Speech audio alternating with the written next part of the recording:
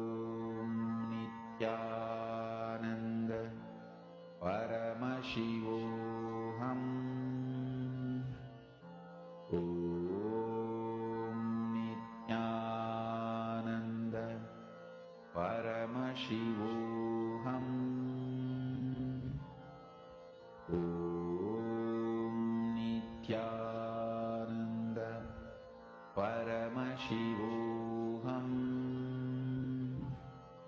Om Nithyananda Paramashivoham. Om Nithyananda Paramashivoham. Om Nithyananda Paramashivoham. Om Nithyananda Paramashivoham. Om Nithyananda Paramashivoham. Om Nithyananda Paramashivoham. Om Nithyananda Paramashivoham. Om Nithyananda Paramashivoham. Om Nithyananda Paramashivoham. Om Nithyananda Paramashivoham. Om Nithyananda Paramashivoham. Om Nithyananda Paramashivoham. Om Nithyananda Paramashivoham.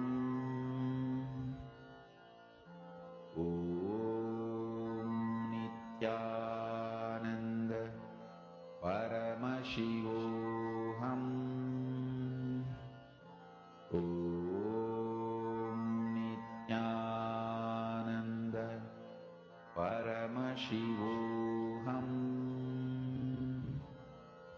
Om Nithyananda Paramashivoham.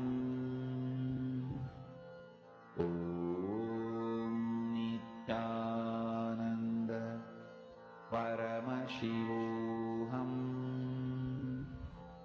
Om Nithyananda Paramashivoham. Om Nithyananda Written down. Paramashivoham. Now, can I request every one of you to post in the chat what exactly did you see? So what you're going to do now is, I request each of you to describe all the 5 things. You're going to be telling how it feels to touch it. Like you can say, is it rough? Is it very smooth? Is it very coarse? Or is it very, like, what is the feeling you get when you touch it? And what is the smell of it like? Is it sweet? Is it a bad smell? Is it something like a particular smell? What exactly do you smell? Right? And how do you see it? Okay, like right now you're all seeing it, but even the whole object, what it is. And then you're going to also tell the sound of it. Like if you knock on it, what sound does it come? What sound does it give?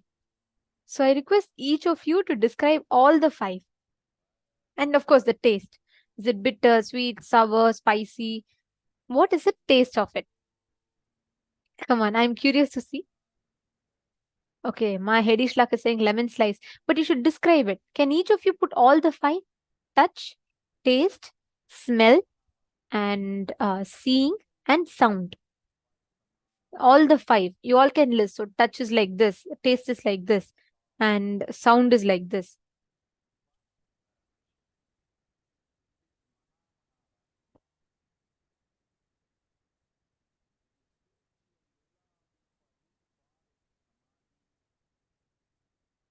Can I request each of you to post? Come on. I request all the participants to go ahead and describe. Touch has texture and little moist taste, sour and juicy smell, fresh.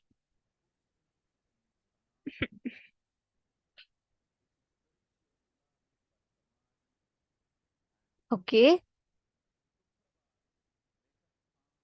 Balmiist. Okay. Come on, all the others. Mahedi Shlak, Makiti Punekar. Come on.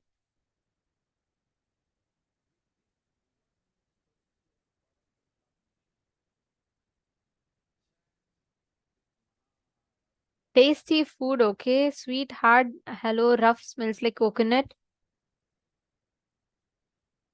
Okay, very, very interesting. Okay, now I'm going to show you all the answer. You all will be surprised to see the answer. Ma Nithyananda Jnana Yogini. You are absolutely right. It is a pineapple. That was what is projected, and you found out precisely. And Guru Prasadini, you said the taste is sweet and sour. That's right. You have manifested. And so many of you have correctly described. And not really smooth, but a little crunchy and sweet and a sour taste. That's right. Fragrant and feel very tender and crispy. Ma Xiangxing, exactly. Very right. Ma Jenitran, you manifested the smell correctly. And Ma Vinuta Nagaraj, you also started manifesting. Wow. Many of you have told. Ma Virupaksha, right? Wow. See, understand? Each time you manifest this power, you are literally experiencing the space of oneness and the space of the manifestation. When you're experiencing it, right, instantly you experience the space of being beyond, in the unclutched space where you're not limited to perceiving reality only through one sense or two. We perceive reality simultaneously through the same sense. Many times, first we hear the sound, then the other senses get integrated. But with this, simultaneously, spontaneously, through all the five senses, you'll be able to perceive. Your awareness increases multifold. You're all understanding? So that is why this power is very, very special. With this power, you literally awaken your own ability to experience reality, the nature of reality. Very, very powerful way. Now, we are going to be entering into the next session. It's very important one, where we will be learning about 25 states of consciousness. We learned about 14 lokas. We will now be learning about 25 states of consciousness. Each of it is very, very important. So I request all of you to provide your complete listening to this. See, normally we all know dream state, okay, waking state, but there are 25 states that your consciousness exists in. And in this session now, we are going to be learning. Today, you're all going to be learning a lot. Of course, because we have to prepare for the very special session with Swamiji that we have. So this is a very special session, and it's a very important one. It's a very, it gives us the basic understanding for what we're going to be learning today. So please listen to this session where we learn about the 25 states of consciousness.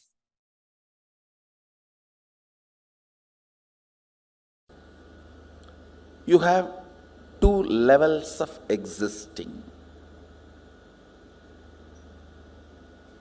Listen carefully. Two levels of existing. One with the thought currents, without the thought currents. With the thought currents means active inner image, constantly spitting thoughts.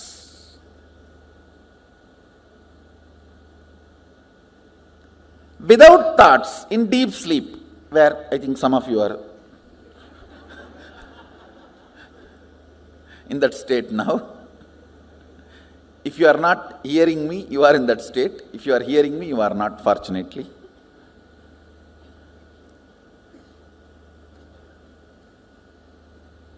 I'll repeat, listen. With thoughts, without thoughts. With thoughts, all of you know, constantly picking fight with everyone, everything. Actually, with thoughts is nothing but constantly picking fight with everything. When you stop picking fight with everything, there will be no thought.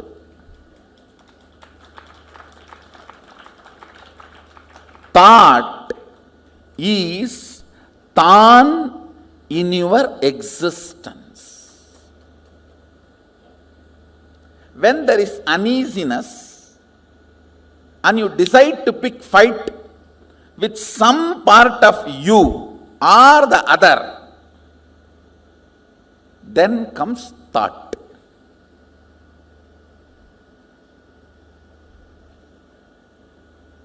Without thought, deep sleep in the night time or sometimes in the daytime. Whenever you are in the deep sleep, no thought. So these two, same way, listen. With thought, without thought. Same way, with your existence, remembrance of your existence, without the remembrance of your existence.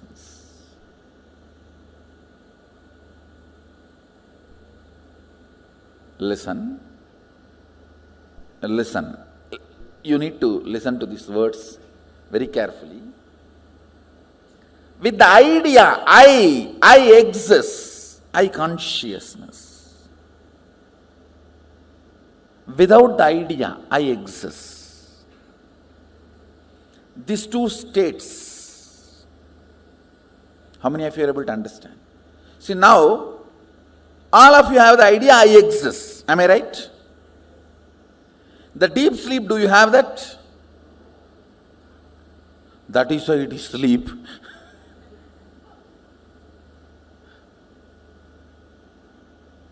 So, there are two ways and two states. Two ways is with thought, without thought. Two states is with the idea I exist and without the idea I exist. How many of you understand that? Project there. Listen.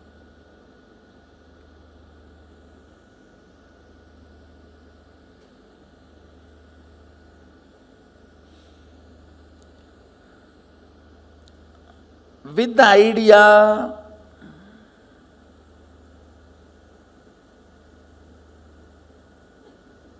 I exist, and with thoughts, listen carefully, because you need to understand this unit. This is the fundamental unit. How the states of consciousness is formed in you. Why you go through what you go through in your life. Understand, ignorance is not cute. Ignorance of traffic rules is not going to save you from the traffic ticket.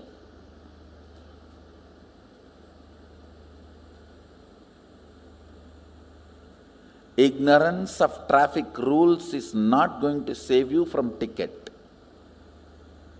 Ignorance cannot be a reason for not following. Same way in the cosmos, ignorance is not cute. Yes, you can be victim, singing song, oh, I am ignorant, innocent devotee. Who is going to care? No. A devotee cannot be ignorant. Jnana varishta bhakti, devotion established on knowledge and understanding. That is devotion.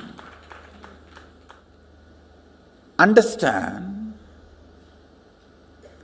I am talking about the fundamental units of life. So let me go to the next word. I'm introducing these 4 words.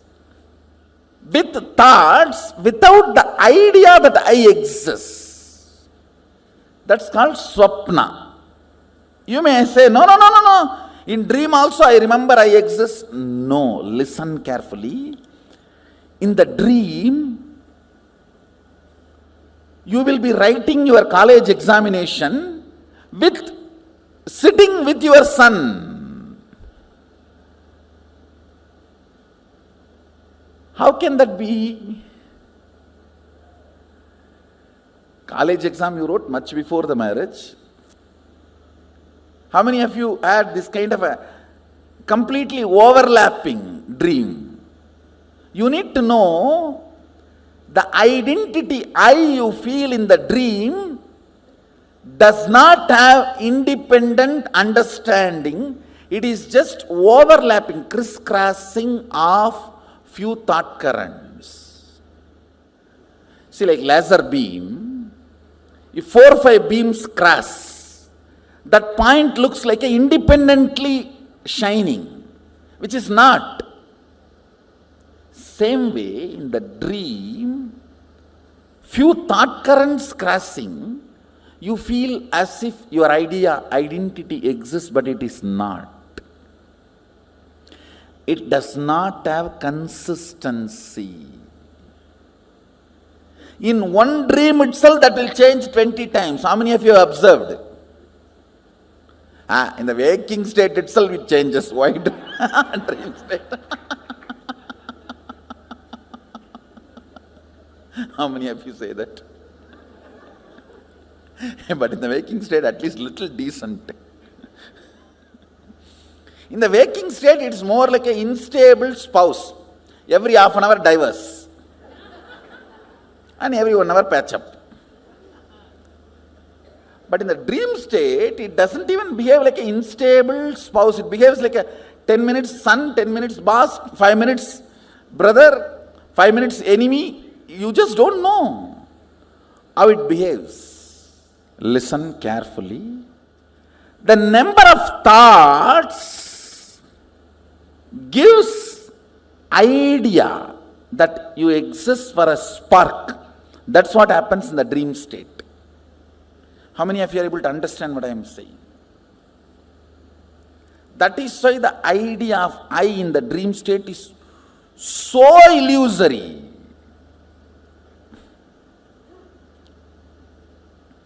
Many times you don't even remember you when you come back from dream. What was your idea about you?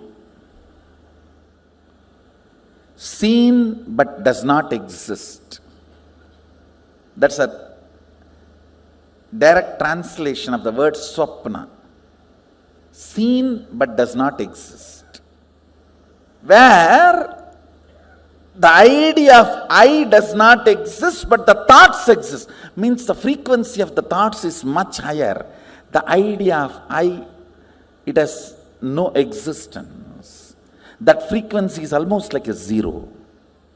Then third word I am introducing, listen, where neither the idea I exists nor the idea thoughts exist. That is what is called deep sleep, sushupti. These 3 all of us experience in our day-to-day life. The fourth word I am going to introduce, it has no word. That is why it is called turiya. Turiya means fourth in Sanskrit. In Sanskrit, the word turiya means fourth. That's all. Because there is no word for it. Where the idea that I exist is there. I am there, but there is no thoughts. That is called the fourth state, turiya. With the idea I exist, but without thoughts, is turiya. With I plus with thoughts is waking state. Without I but thoughts is dream state. Neither I nor thoughts is deep sleep state. Only I no thoughts, is Turiya. Now I want you to remember these 4 words. Let me repeat. Jakrat means waking state. Swapna means dream state. Sushupti means deep sleep state. Turiya means 4th state, awakened state. There is a 5th word Mahadeva introduces in Agama called Turyatita, means not only you are awake, you are alive, you can move anything you want. See, if you have manifested the powers of moving a matter, how many of you are successfully able to move a matter? You have seen the glimpse of Turyatita. Turyatita is the state where awakening becomes power manifestation.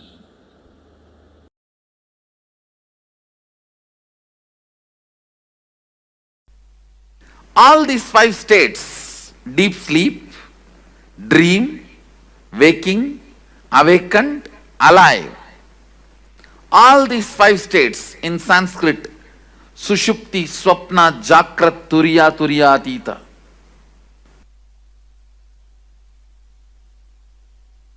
All these 5 states cross each other. You may ask, how? Because you are no more a single integrated being. All the time, one part of you is planning, strategizing about your future and possibilities. The other part of you is just interested in denying you, which is strategizing. The part which goes on strategizing about you and your future is called mind, head, intellect, logic. The part which goes on denying you does not want the direction. Not because it is right or wrong, just it does not want. It's like a tantrum throwing child, what you call as heart emotion. Please understand, you have been given a very wrong idea, your heart and emotion is always right. No. Both are corrupt. Understand, both are corrupt. Both carry deep incompletions. Heart wants something just because it does not want that. Heart denies something just because head wants it. It's not that always heart is right. No. If you feel heart is right, no. You are wrong. Head is wrong. That does not mean heart is right. Head is wrong does not mean heart is right.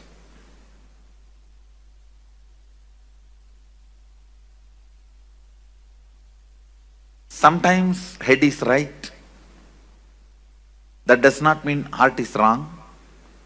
Sometimes head is wrong. That does not mean heart is right. Both have their incompletions, both have their problems. Because you are no more a single being. See, invariably when the whole humanity has started experiencing this dual being, two part, that is when our masters declare the Kali started. So two parts of you experiences two different states at a time always. Please understand. If your head, which is strategizing about your future, is now awake, your heart is in dream state. sitting somewhere and doing something else. If you have to put your head and heart together, keep yourself in the waking state, you feel stressed, tensed. Oh, I can't be like that for a long time. Maybe few minutes, okay. Not more than that. How many of you understand what I am saying? How many of you experientially feel, yes, I go through this? Understand, the line, vertical line is a heart projector. Vertical line is heart's line. Horizontal line is logic's line. Head's line. So listen, when your head is in Sushupti, heart is also in Sushupti. It is called Sushupta Sushupti. Deep sleep, deep sleep. Very rarely you experience this. Even in your deep sleep, if you are lying on your bed for 8 hours, maximum you may experience this deep sleep for 20 to 30 minutes. Not more than that. Please understand. Head, heart, both parts of you experiencing Sushupti and Sushupti, deep sleep and deep sleep.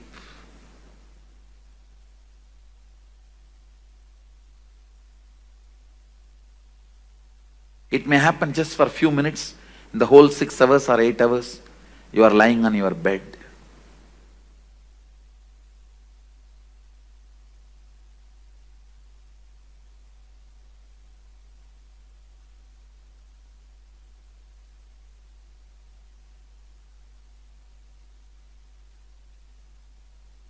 When your head experiencing dream state and your heart experiencing deep sleep, you can perceive this experience.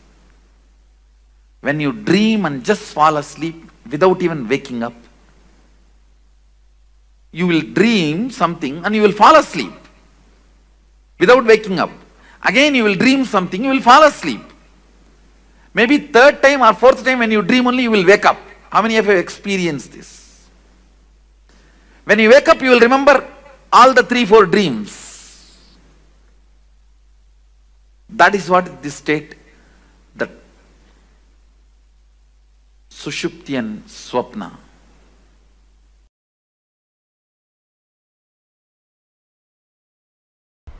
How many of you are understanding? State is not bad. Understand, all these 25 states of consciousness is 25 dimensions of you. You are 25 faces. You are 25 dimensions. In the waking state, how you are able to control larger part of you. You can control your hands, you can control your legs. Many things you can control in your waking state. When you want, you can get up and go and pick up a cup of tea. When you want, you can go and use the restroom. In the dream state, if you find a restroom, don't use, it's a trap.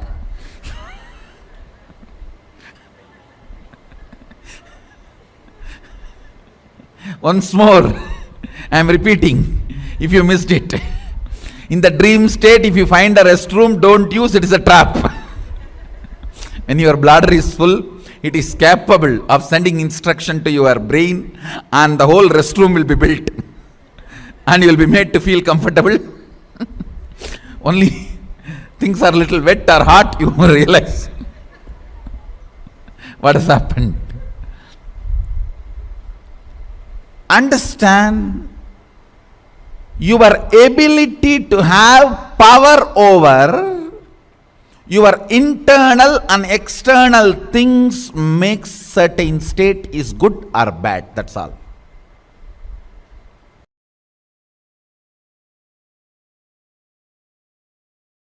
if you are in delusion, don't be afraid. It is actually delusion kicks you to the next level of liberation. See, 3 seconds of nightmare not only gets you out of nightmare, it pushes you to the next level of state of consciousness called waking state. From dream, you are just kicked to the waking state. High. From dream, moving to waking state is like an enlightenment in dream state. So, if you had a very sweet dream, normal dream in your dream state, you would have just gone again back to dream state or deep sleep state. But if you had a nightmare, you can neither go back to dream state or deep sleep state. You have to be kicked to waking state. So, delusion in the delusion in the dream state is nightmare. But ultimately that nightmare does a great good thing that you are enlightened, pushed out of the dream state to the waking state. From waking state, if you are pushed to the Turiya, that is enlightenment. Same way, from dream, if you are pushed to waking, that is enlightenment in this level. Understand? Enlightenment means getting pushed to the next higher state of consciousness. From deep sleep, if you are pushed to the dream state, that's one level enlightenment. From dream state, if you are pushed to the waking state, that is one level of enlightenment. From waking state, if you are pushed to the Turiya, that is next level of enlightenment. From Turiya, if you are pushed to Turiyatita, that's the next level of enlightenment. So understand, the nightmare in your dream state is not as bad as you always think, because just the 3-second nightmare, and you need to know, no nightmare can be longer than 3 seconds. It's a law of life. In the dream, it may look like a long time, but actually, in chronological waking state time, it is only 3 seconds. So,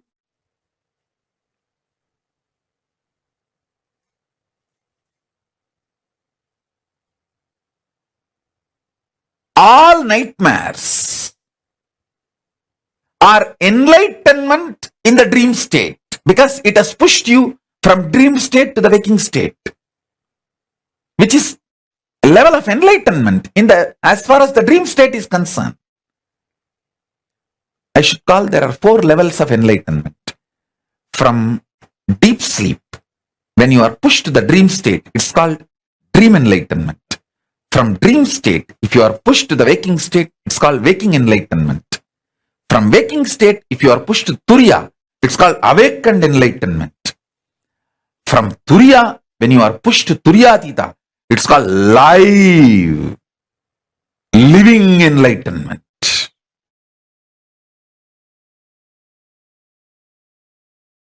The body which is fueled only by Sushupti, Jakrat Swapna means deep sleep, dreaming and little waking state once in a while because of cup of coffee. The body which was being dragged, functioning only with these states, if even little Turiyatita is mixed, it is like a wow.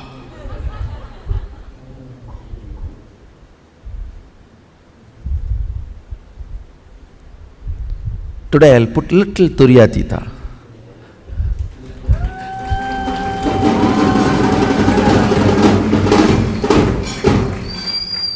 You will see the kind of a alchemy change in the system.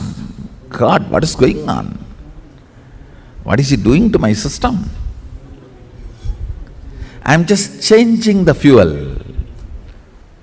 Multiple multiple things will happen. One, a thorough healing of the body. All the repaired parts get healed. All the friction disappears. Ability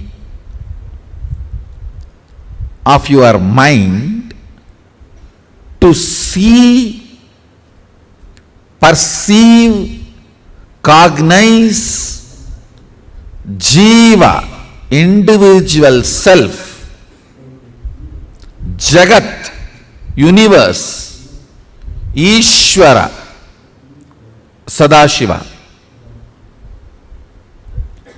Ability to cognize Jiva, Ishvara, Jagat. Ability to connect with the Jiva, Ishvara and Jagat becomes high when you are fueled with the Turyatita space and state.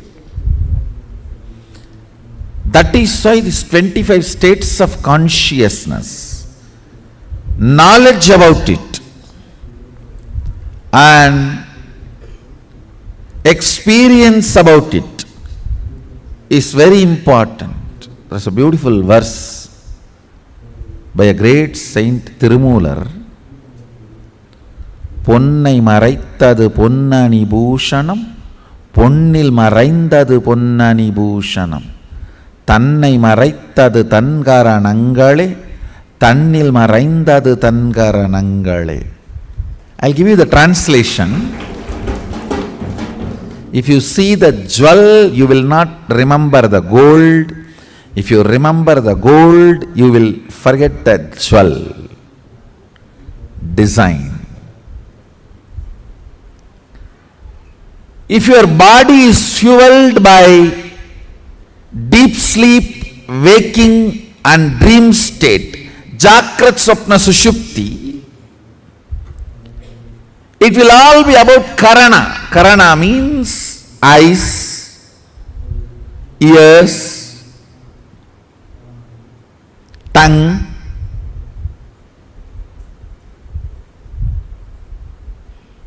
the action-based organs projecting the universe.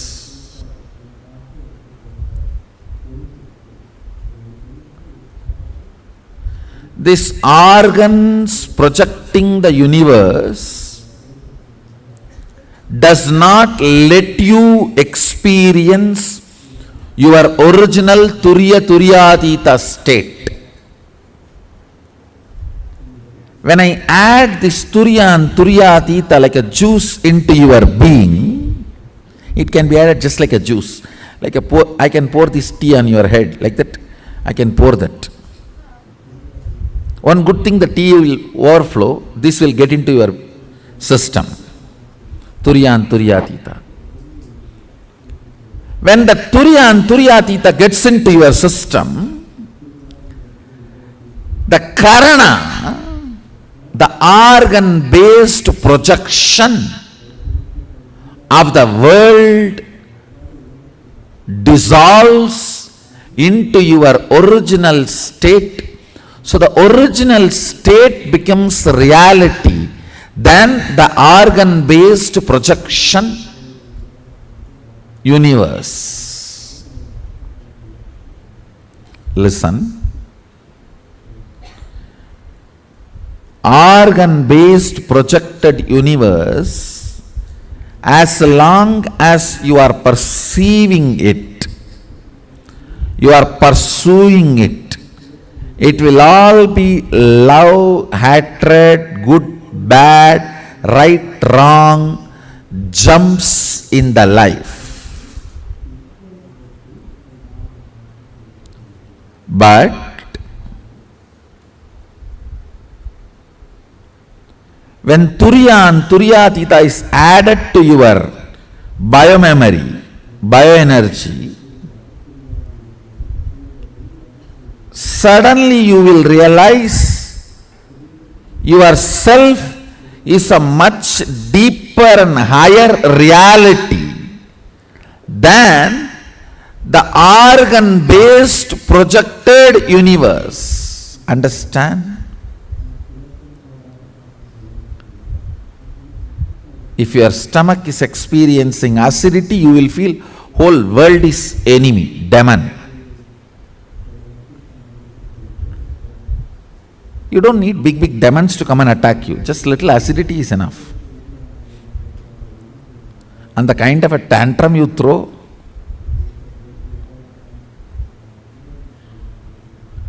a simple hunger and food is not immediately available. How many go crazy? Raise your hand. True. It's true.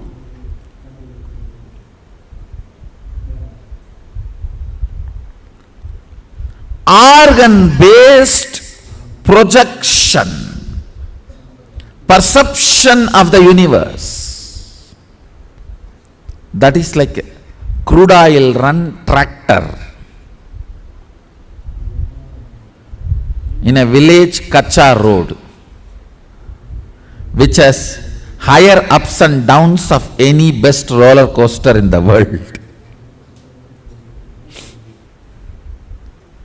If Turiya and Turiyatita is added into your system, suddenly you will feel like you are flying.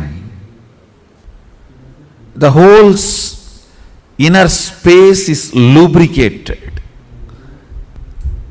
Turiya and Turiyatita is the important fuel with which your body need to be filled if you are interested in experiencing Kailasa.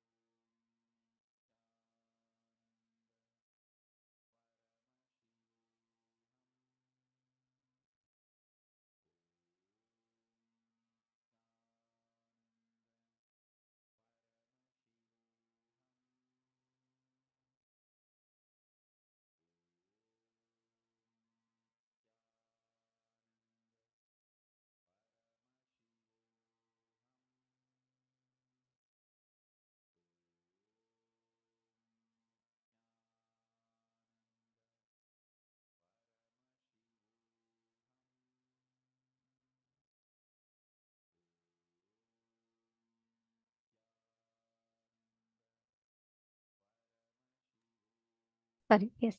Swamiji revealed about the 25 states of consciousness, right? The Sushupti, Swapna, Jagrat, Turiya, Turiyatita. These are the 5 main states of consciousness. Now, our body and mind goes through these 5 states of consciousness in different phases. Now, the permutation combination of these 5 states of consciousness forms the 25 states of consciousness. You may be wondering, why is this relevant? Like, what exactly is this 25 states of consciousness about? This is literally like a map that helps you determine which state you are in and which state you would like to head towards. Nithyananda ma Sanghavasini Ananda ma. Okay, there's also there's someone called Freedom Heart. You could please put your name, full name. Yes. I encourage all of you to ask your doubts, your questions, and we will be taking it and we will be answering them as well. So you all can ask any questions, doubts that you have. Yes.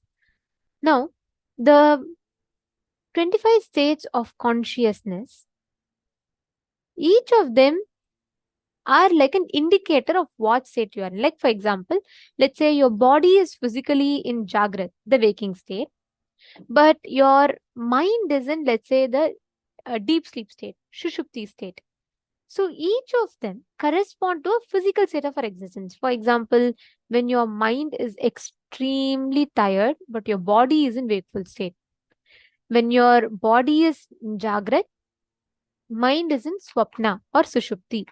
That is what is called as sleepwalking. Because in sleepwalking, the eye consciousness in you is very less. You don't have the awareness, but your body is active. You can walk, you can do your things that automatically your body is trained to do. So sleepwalking is when your body is physically in the state of Jagrat, active, but your mind is in the state of rest. Right? Your mind is in the state of deep sleep. Now the same thing, let's say when your body is in the space of deep sleep, like completely tired, when your body is not awake, but your mind is extremely awake and active, the eye consciousness exists, you're in coma, which is where you can feel everything. You can feel hunger, but you can't eat it because your body refuses to move. Your body falls into a Shushupti state. So the whole life is a permutation, combination of the different states we experience in our life through our activities. You all can see here, this is the exact chart that Swamiji was showing us. So when you have eye consciousness and you have thoughts, you are in Jagrat state. Like right now, you all have the eye consciousness and you all have your thoughts. That's Jagrat.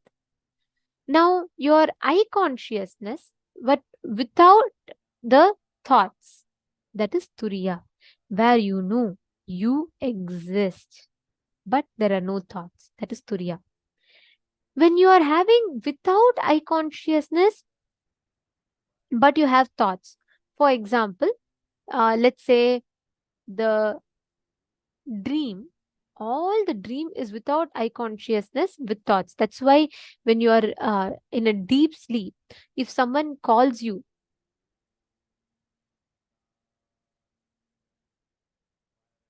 when you're in deep sleep, when someone calls you, you will not know. When you're in deep sleep, if people around you are talking to you, if they scold you, you will not know anything because you do not have the eye consciousness, but you have thoughts. The dreams happen in you. Understanding? So without eye consciousness, with thoughts, it's in Swapna.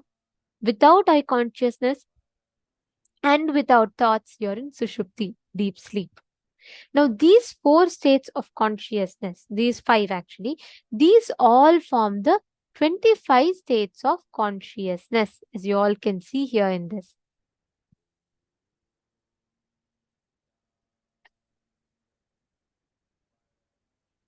So the 5 states, actually what you all see in the vertical line is the 5 states. What you all see in the horizontal line, 5 states. The vertical line is mind, the horizontal line is body. So the crisscrossing of these 5 states and of consciousness with each other forms the 25 states of consciousness. The horizontal line is a state of mind, logical. The vertical line is a state of the heart, emotional. That throws a tantrum whenever on what mind decides or desires. Now listen very carefully. Some of the most important truths that Swamiji revealed in this session. Why it is important for us to understand this is because these 25 states of consciousness is like it's like a map, it's like a chart. based on which you will know in which state you are existing on. What is the state of consciousness that you're existing on? You will know what will determine your further future course of actions. It will help a lot in understanding this. Okay. Anyways, so what Swamji was saying is, see, what you desire by your logic mind, what you believe is the tantrum throwing child, which is the heart. You will never get what you desire. You will only get what you believe. You will never get what you desire. You will never go by the logic. Your logic desires, oh, I should venture into this, I should get $1 million. But what your heart believes is what you will get.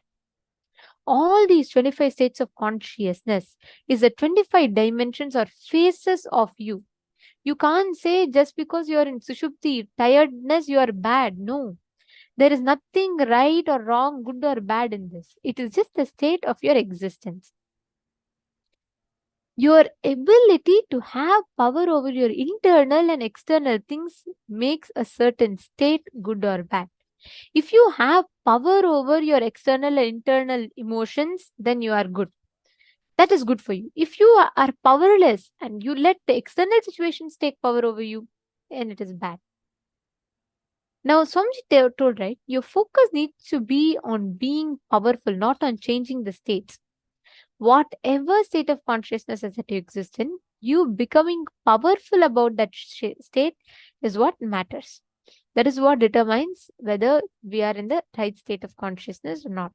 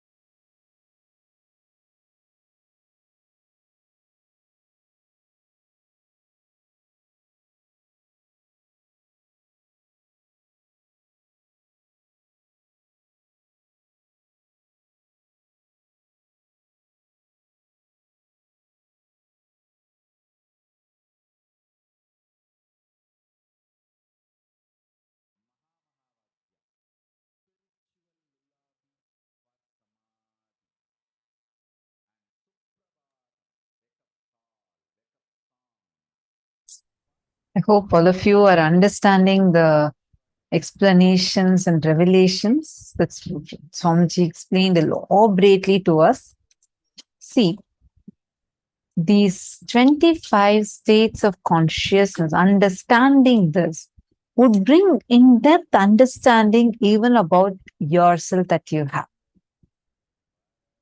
There are 4 levels of enlightenment. From deep sleep, when you are pushed into dream state, it's called dream enlightenment.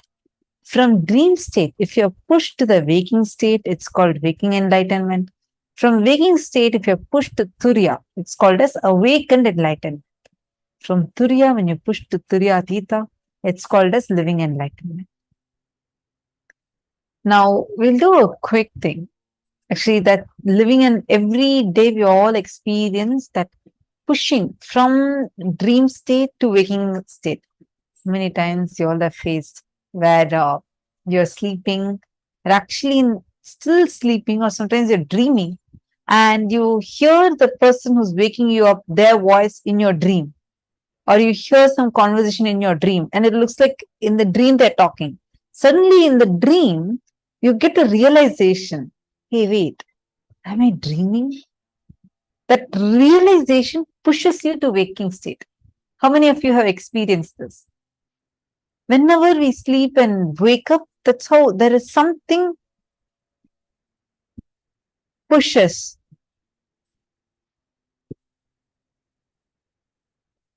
Sorry, I'm seeing in the mail Zoom. Are all of you able to hear us?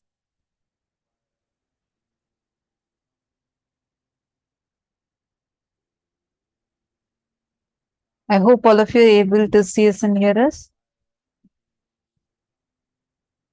Yes.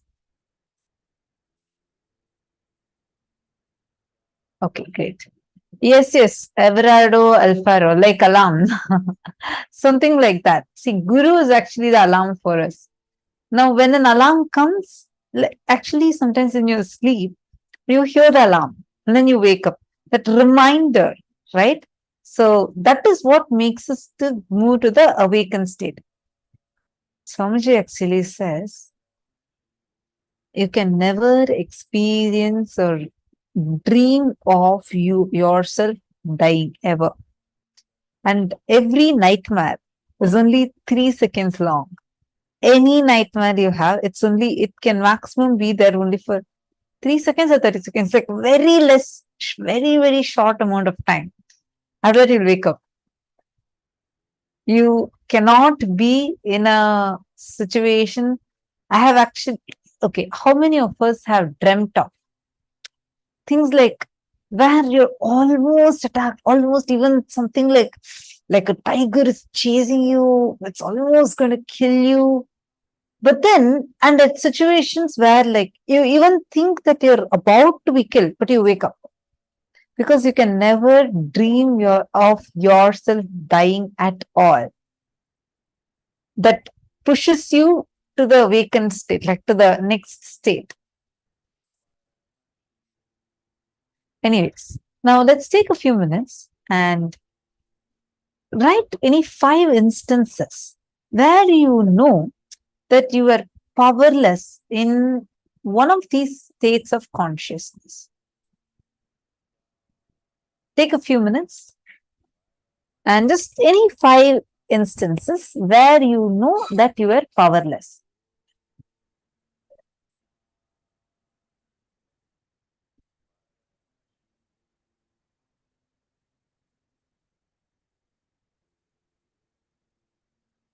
And if any of you have any questions also, you all can feel free to ask.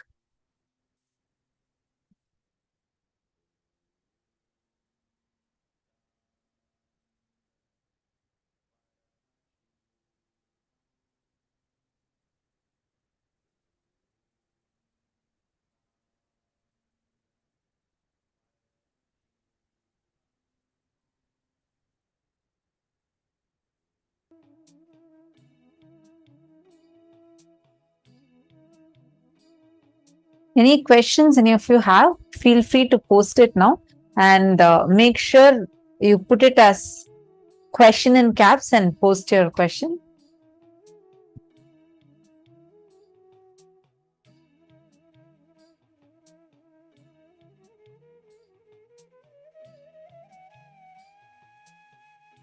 Ma Vinudha Nagaraj has posted. I'm not sure if this question is already answered. They're asking if we are not manifesting correctly, does it mean the third eye is not completely open or do we need more practice? It's neither of these. It's just that you need more practice. Tune yourself to the space of oneness. The more and more you do the power manifestation, more and more you're tuned into the space of oneness. So there's no practice required to manifest the power because there's no trick involved in it. You don't have a logic behind it. You can learn again, practice again and again if to strengthen a particular skill, but this is not a skill. This is your own power that's manifesting. You're only doing it multiple times to strengthen the oneness frequency from which you can manifest this power.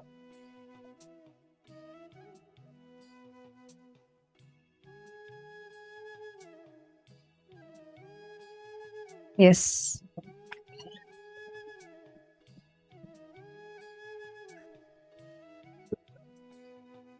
And why is Swamiji chanting Mahavakya? Is Mahavakya about Swamiji?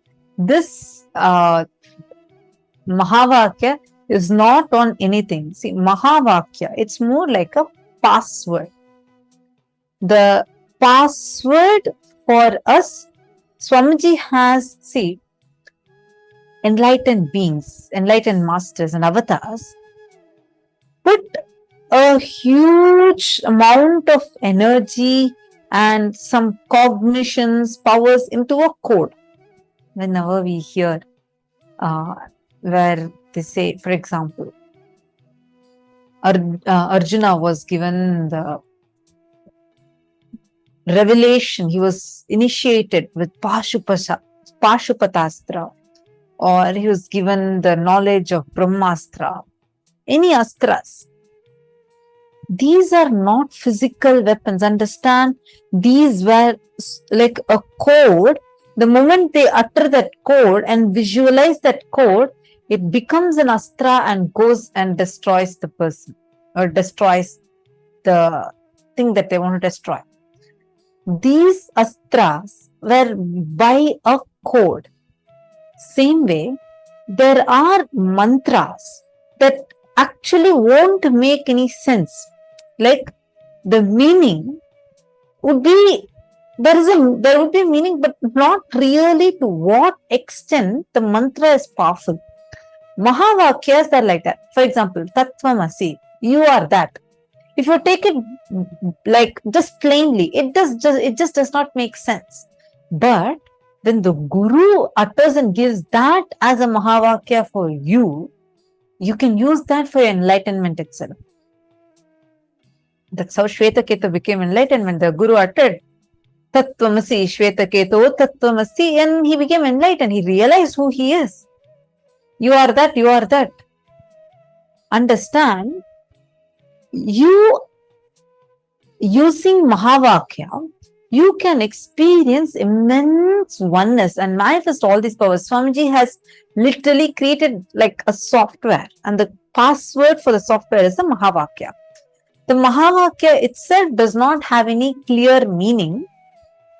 The Mahavakya, the sounds are designed in such a way where you, just by chanting that continuously, the higher frequency initiations will also start manifesting through you.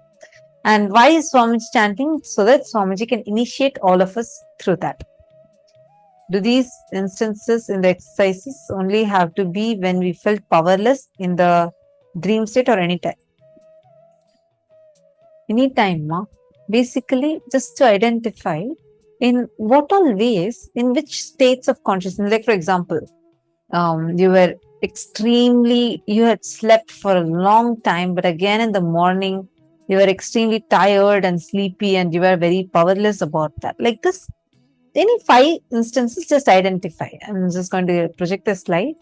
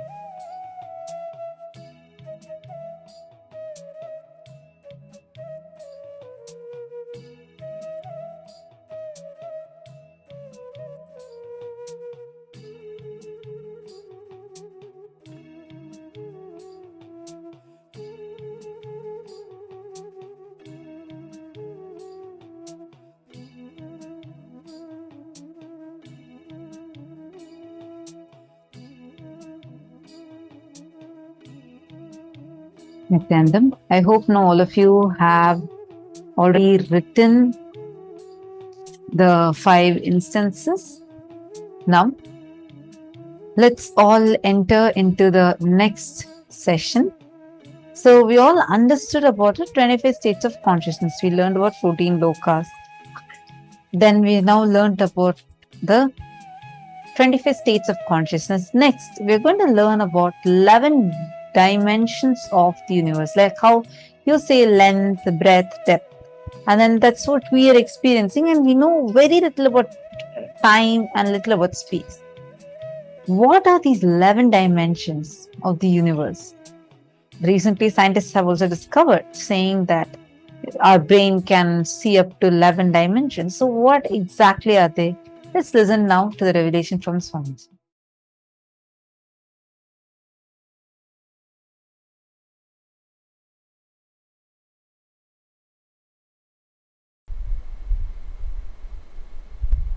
I'll introduce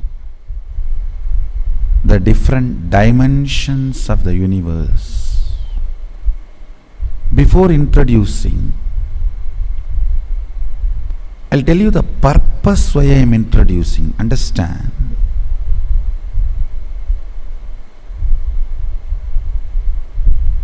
You need to logically, rationally, intellectually know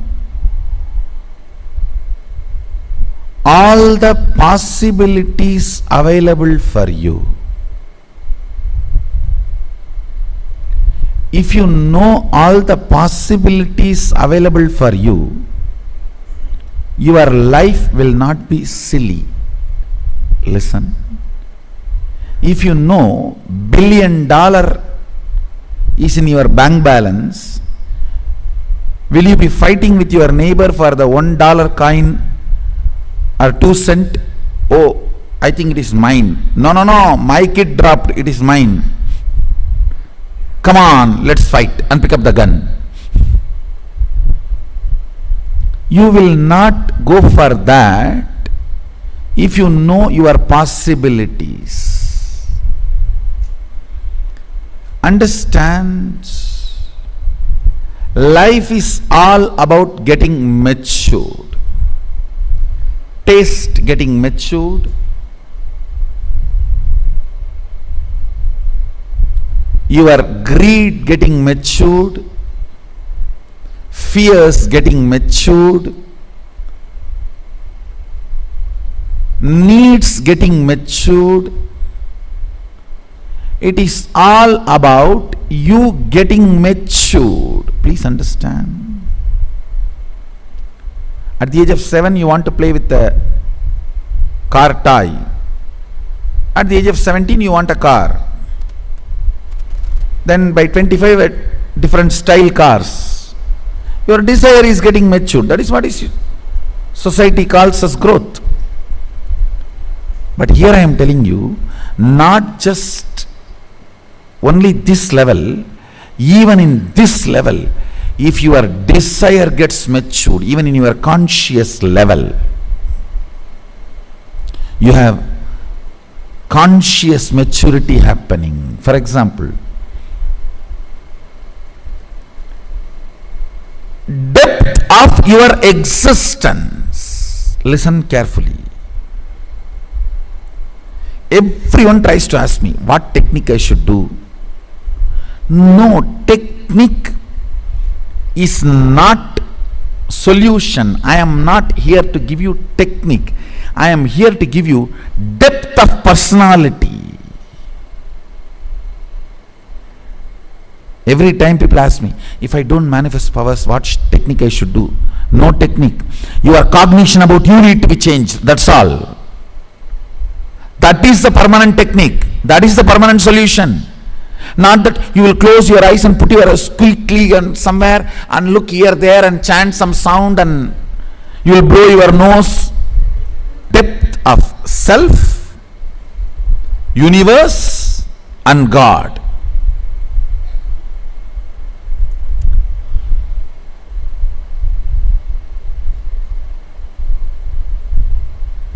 Your identity you are carrying is too silly. It may be, oh, I'm a successful businessman. How can Swamiji say I'm silly? I'm a successful social leader. I'm a successful political leader. I'm a successful educationist. Understand, in that the I you carry is amazing, but not the titles you carry after that.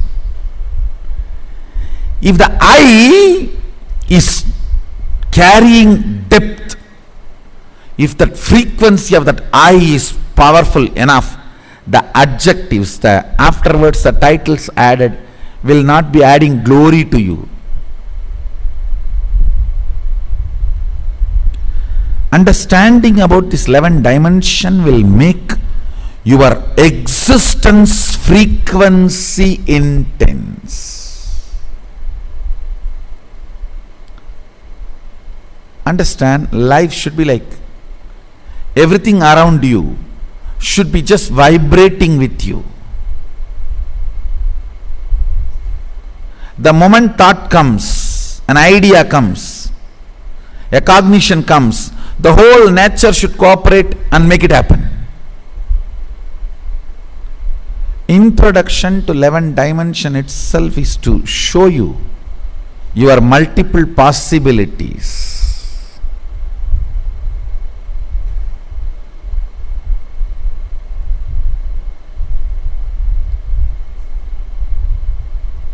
Actually, I am interested in you, not your identities.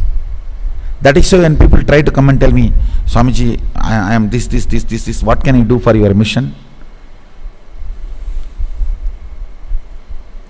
I tell them, first, your consciousness, let you make it to the higher frequency. Taste what I am teaching, what I am standing for. Substantially, even you will not be able to doubt you to that level. Experience the depth of your consciousness. You should feel you have become too big. Wow, existence is really nice. The way I exist now feels great. Depth of personality is joy. Depth of personality is bliss. That consciousness you are carrying, that chit you are carrying, should be constantly manifesting powerful cognitions and power. That is the biggest help you can do to me. Because I am interested only in that. I am not interested in political revolution. I am not interested in social revolution. I am not interested in anything. I am interested in few people sitting around me, sipping cup of coffee and manifesting powers. That's the only way I visualize me. Whenever I find time, still even now, that's what I do. I'll catch few of these devotees. Whenever I have time for myself, I'll catch them and make them sit. All right, I have a cup of coffee and I'll do some aushadha, like this old lady is cooking in the home. I'll tell her, get this ginger, get this pepper, get this salt. I'll be playing with it and do some process and take this aushadha and now manifest power.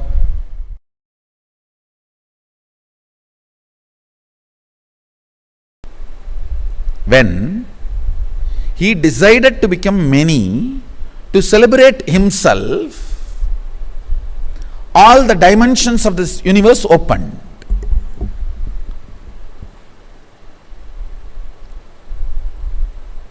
Understand, your whole life is nothing but you deciding.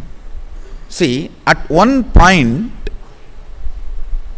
in your mother's womb, you decide, Ekoham Bahushyamaha. Only then you open the womb where you were residing for 10 months and come out.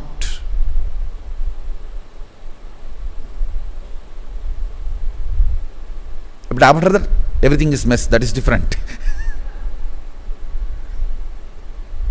Listen, Many times you will hear me saying, whenever you have a problem, always see how your ideal, your guru will handle this. I used this as a technique when I was young. I always used to connect. Whenever I have a problem, Annamalai Swamigal was ideal for me. Ramana Maharshi's disciple. First thing I will say, how Annamalai Swamigal will handle this? Of course, after Arunagiri Yogeshwara happened, he became the ideal. Then I will always look how Arunagiri Yogeshwara would have handled this. Have this one understanding how Sadashiva will handle this. The moment the one became many, all the problems you have, we also started having. Don't think he does not have a problem. Yes, all the organizational problems you have, relationship problems you have, everything you have, yes.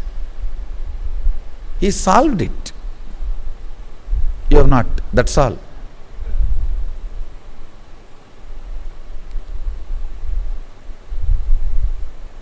If you understand this one principle,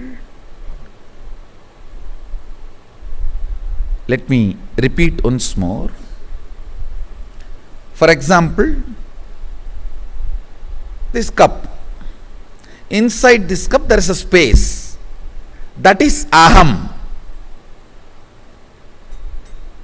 The space inside the cup is connected to this cup.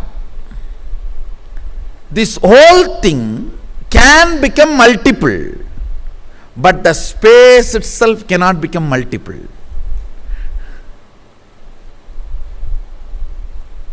Anything which has become multiple, as the source of oneness inside them. Listen carefully.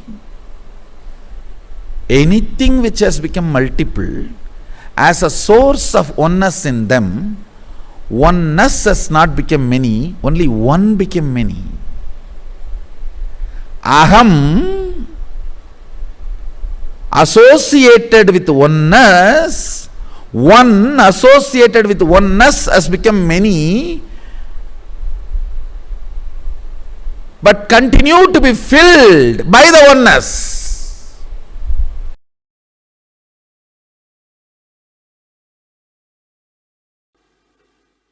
I'll introduce the whole 11 dimensions completely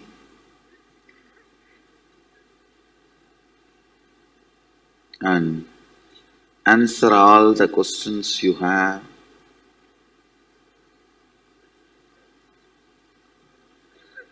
About the 11 dimensions. Please listen. The normally what you perceive in your day-to-day life, the length, breadth, depth, that is one dimension. Then only breadth and depth exists in one dimension. Listen carefully.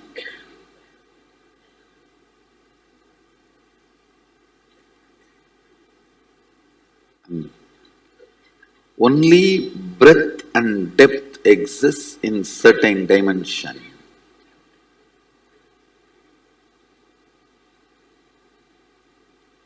If you want me to give an example, there will only be visualization and cognition, no verbalization. Some dreams, sometimes in the dream you will be seeing. Only visualization, only cognition, no verbalization. How many of you have experienced that kind of dream? And even this object, its breadth and the depth can be left and length can be moved out. Then what will happen, you know? Really, length can be moved out, then If you put your hand like this, you will see object. If you put your hand like this, you will not feel the object.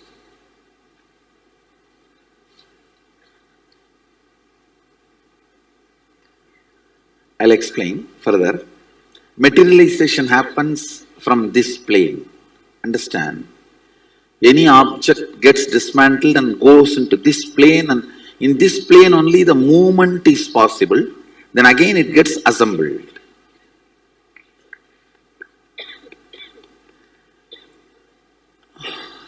I think this will give you a much better example.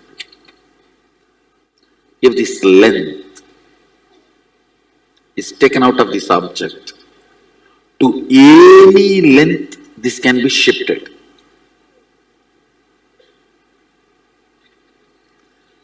If your ego is taken out of you, you can just become Sadashiva. Ganga is flowing, one bamboo is floating on it. Because that bamboo is floating, you call this side Ganga, that side Ganga. If you lift the bamboo, it's Ganga. Same way, this length makes this object not to be moved in length. Defined length differentiates this object from the space of length. Your defined degree makes you dumb to all other subjects.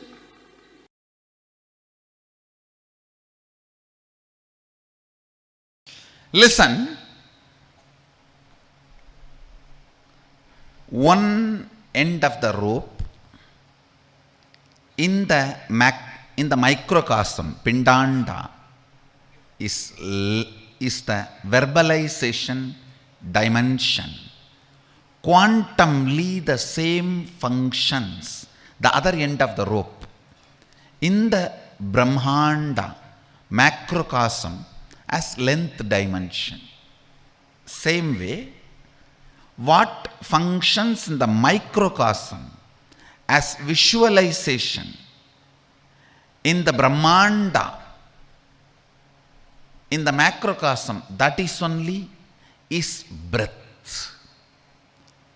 Listen, now third statement is very important. What functions in you as cognition, how you cognize yourself, individual inner image in Pindanda, microcosm. How you feel about you, that same only, that cognition, inner image, vibrates as the dimension of depth in the macrocosm. That is why your inner image matters for your life. What you attract, what you manifest, how you live matters, I tell you. Never allow lower inner image in you. There is nobody has a right to judge you. Even your guru has only right to help you, not judge you. Listen. Even your guru only has a right to help you, not to judge you. Even guru does not have a right to judge you, then who else?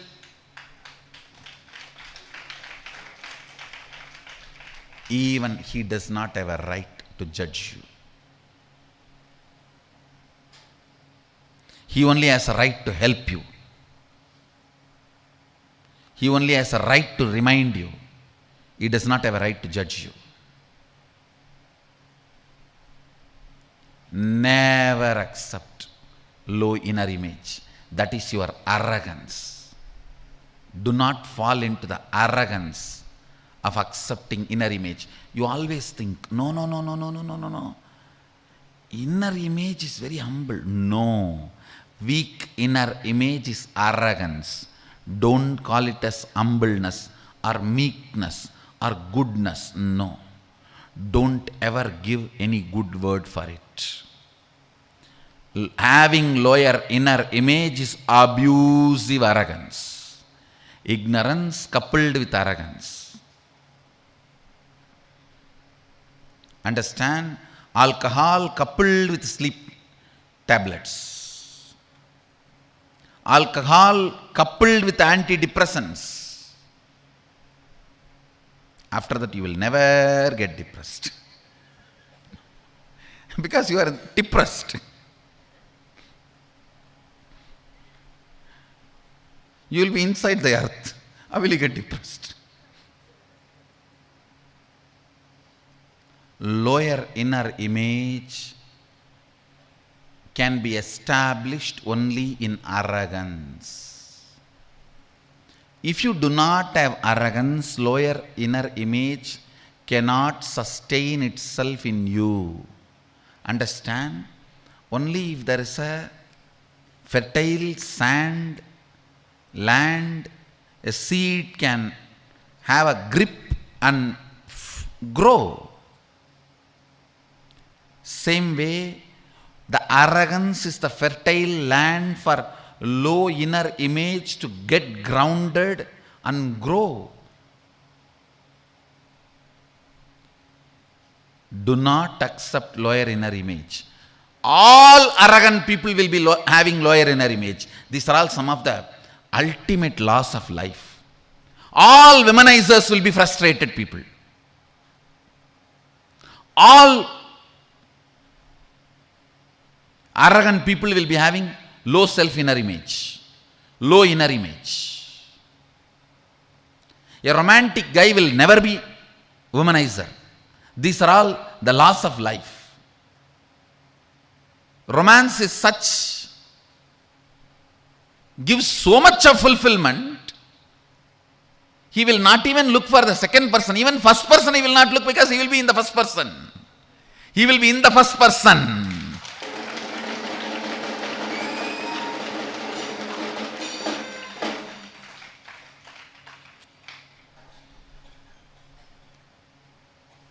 A womanizer will be most frustrated fellow. These are all some of the ultimate laws which can never be changed at any time. Low self inner image means quantumly you are sending the signal to the macrocosm to keep you in the lower depth of the cosmic dimensions. Understand? The kind of a frequency you send from here, the way you are dealing the rope in one end, are you pulling or pushing or burning? One end of the rope is in your hand, the other end of the rope is with the cosmos. Listen, one end of the rope is in your hand, the other end of the rope is in the cosmos. The macrocosm quantumly operates into microcosm. Your verbalization directly affects the length dimension of the cosmos. Your visualization directly affects the breadth dimension of the cosmos. Your cognition about you directly affects the depth dimension of the cosmos. You quantumly function with the macrocosm. You quantumly function with the macrocosm. Whether you want to function, you don't want to function.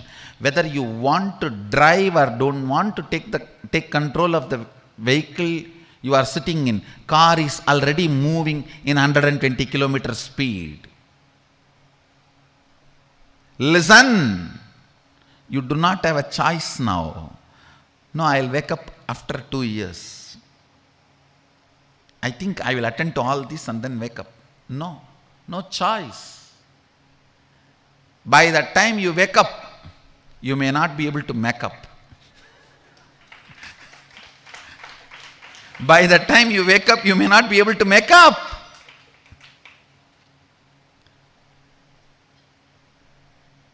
You are already in the car and the car is going in the 120 kilometer speed and unfortunately you are in the driving seat.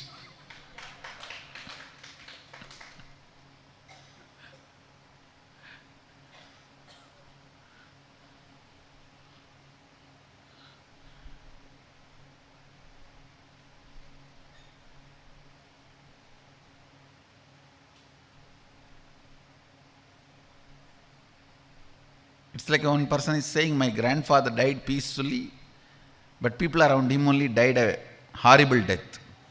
He asked why? Because he was on the wheel and sleeping.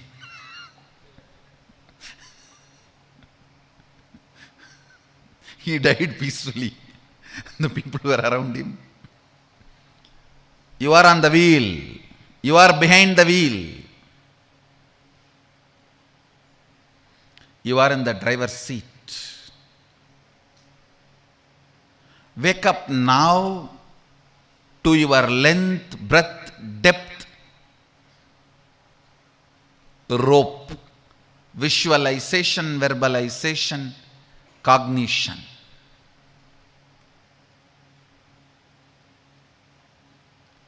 Even if you don't wake up, the earlier signals you sent is doing its job automatically. Understand? If you don't wake up now, don't think the car is going to stop. The earlier automated gear system in which you have put, it's going to be running in that. How long?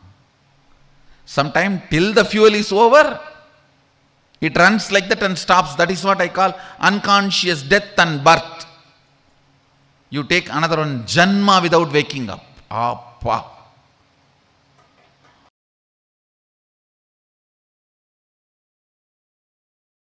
The Sanatana Hindu Dharma elaborately describes the 11 dimensions and the beings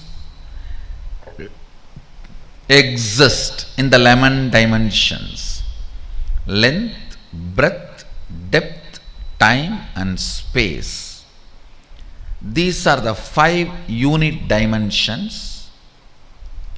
And the permutation combination of that 5, length, breadth with the time space, breadth, depth with the time space, length, depth with the time space, the various permutation combinations of these 5 basic dimensions forms 11 dimensions of the universe.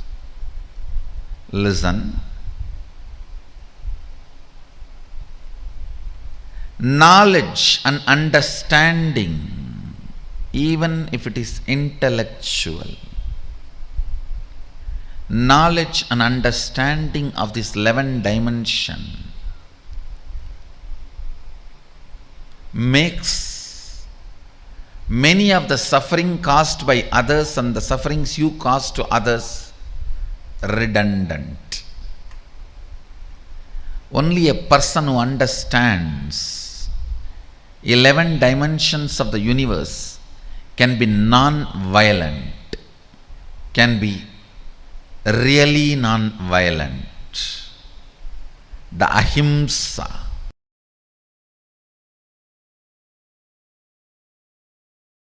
"25 states of the consciousness is what you perceive, you go through. 11 dimensions of universe is what universe perceives it is going through."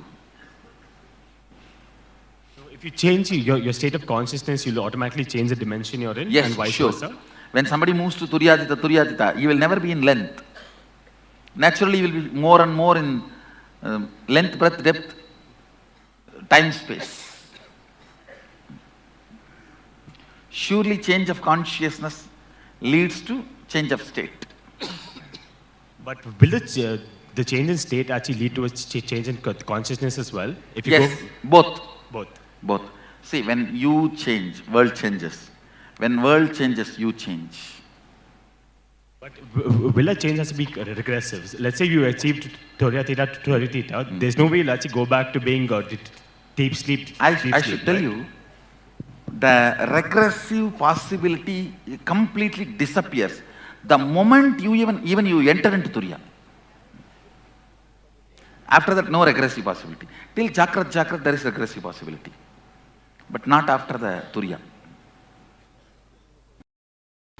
When I am in a relationship or I am having a meaningful conversation with somebody, is it just the state in which I am there that will define the quality of relationship or conversation I am having? Or is it that in that state, what is the extent of length, breadth and depth I have? That will decide. No. Actually, the state in which you exist, that decides. Length, breadth, depth is always liquid. It just gets altered the moment you shift that state. Just a simple remembrance of the Guru. The intimate touch, that experience, remembrance, your whole energy will be shifted. The length, breadth, depth will be different. That is why we have in Sanskrit, Smaranat Mukti, just by remembrance liberation. So, you don't have to bother about length, breadth, depth of that dimension, that space. The space you are in matters. So, the 5 components of these 11 dimensions, are they anyway related to the Panchabhutas? Because they seem No. 5 elements are, all 5 elements are within the, see that space is different, this space is different. The space in Panchabhuta is Vyoma. The space in this 11 dimensions is Akasha. Okay. Vyoma is different, Akasha is different.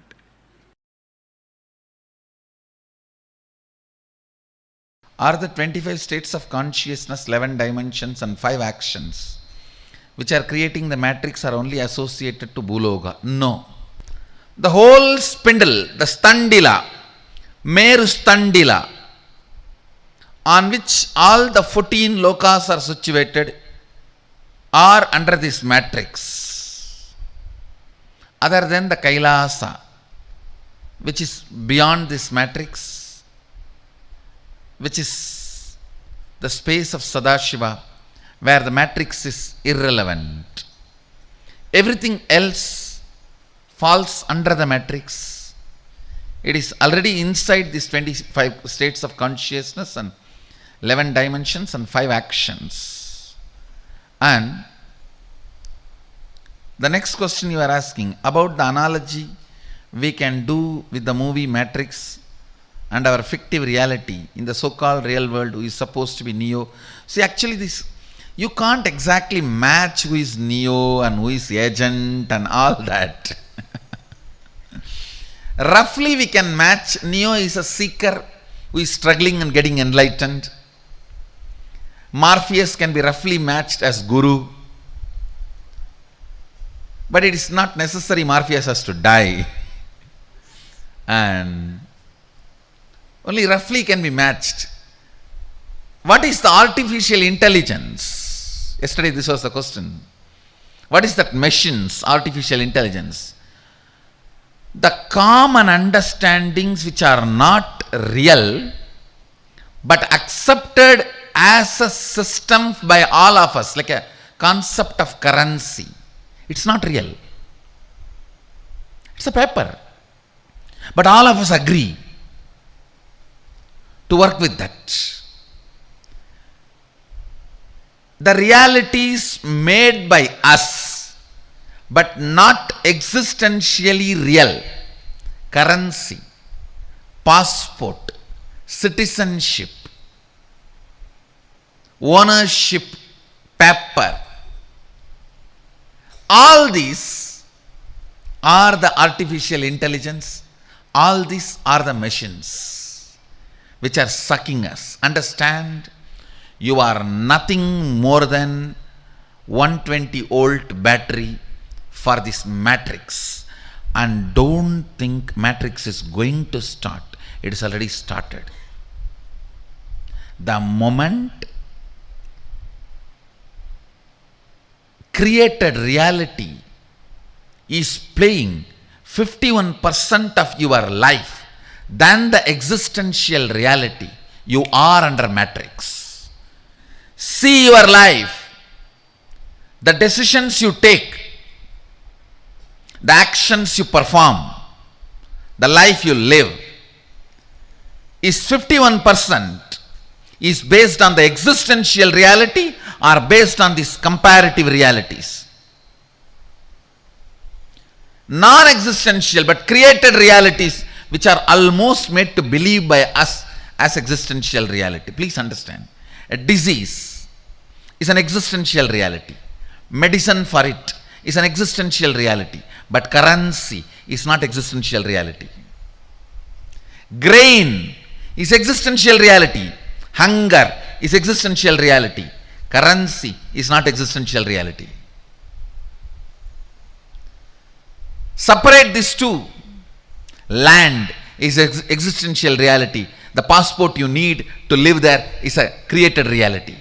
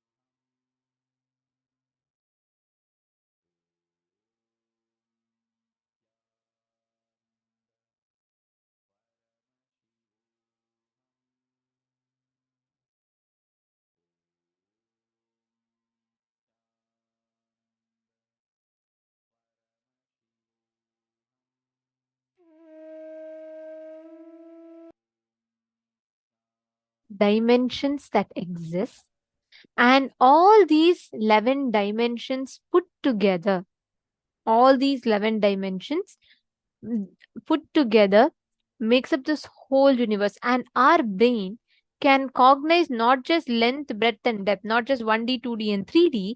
We can cognize up to 11Ds. We can cognize up to 11 dimensions. And it's entirely like the whole universe, everything that we see: length, breadth, depth, time, space. Length, breadth, depth, time, space. The permutation combination of all these 5 put together forms the 11 dimensions of the universe. And every one of us that are here are experiencing this exact 11 dimensions, all 11 dimensions being awakened in us today through the initiation. And once again, to remind all the participants that are here today, we have a very, very special initiation where you can meet your ancestors. Yes, you can meet the deceased people. Let's say some of your near and dear ones have passed away and you want to see them, you want to convey something to them. Today, initiation, Swamiji is going to be taking all of you directly to the Pitraloka, the parallel universe, where you can meet your ancestors. So please share this with your friends, invite all of them, whoever wants to join for today's session. Please don't forget, you can welcome all of them. Yes, now let us enter into understanding this in detail. Length is the logic dimension of the cosmos, all the logic dimension. Breadth is emotion dimension, where when the length, the logic is added with emotions, that is breadth. Depth is cognitions, your beliefs about life, how it becomes reality. All of that is cognitions.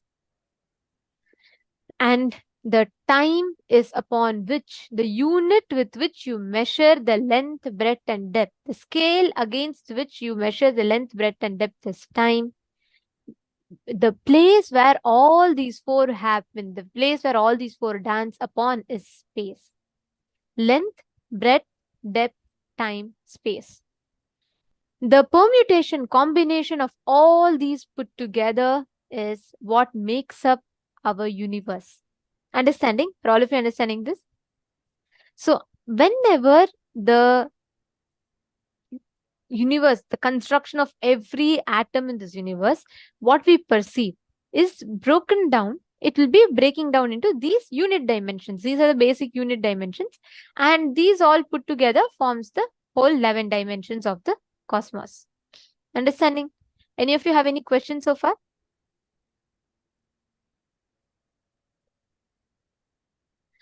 Yes, if you all have any questions, please feel free to ask.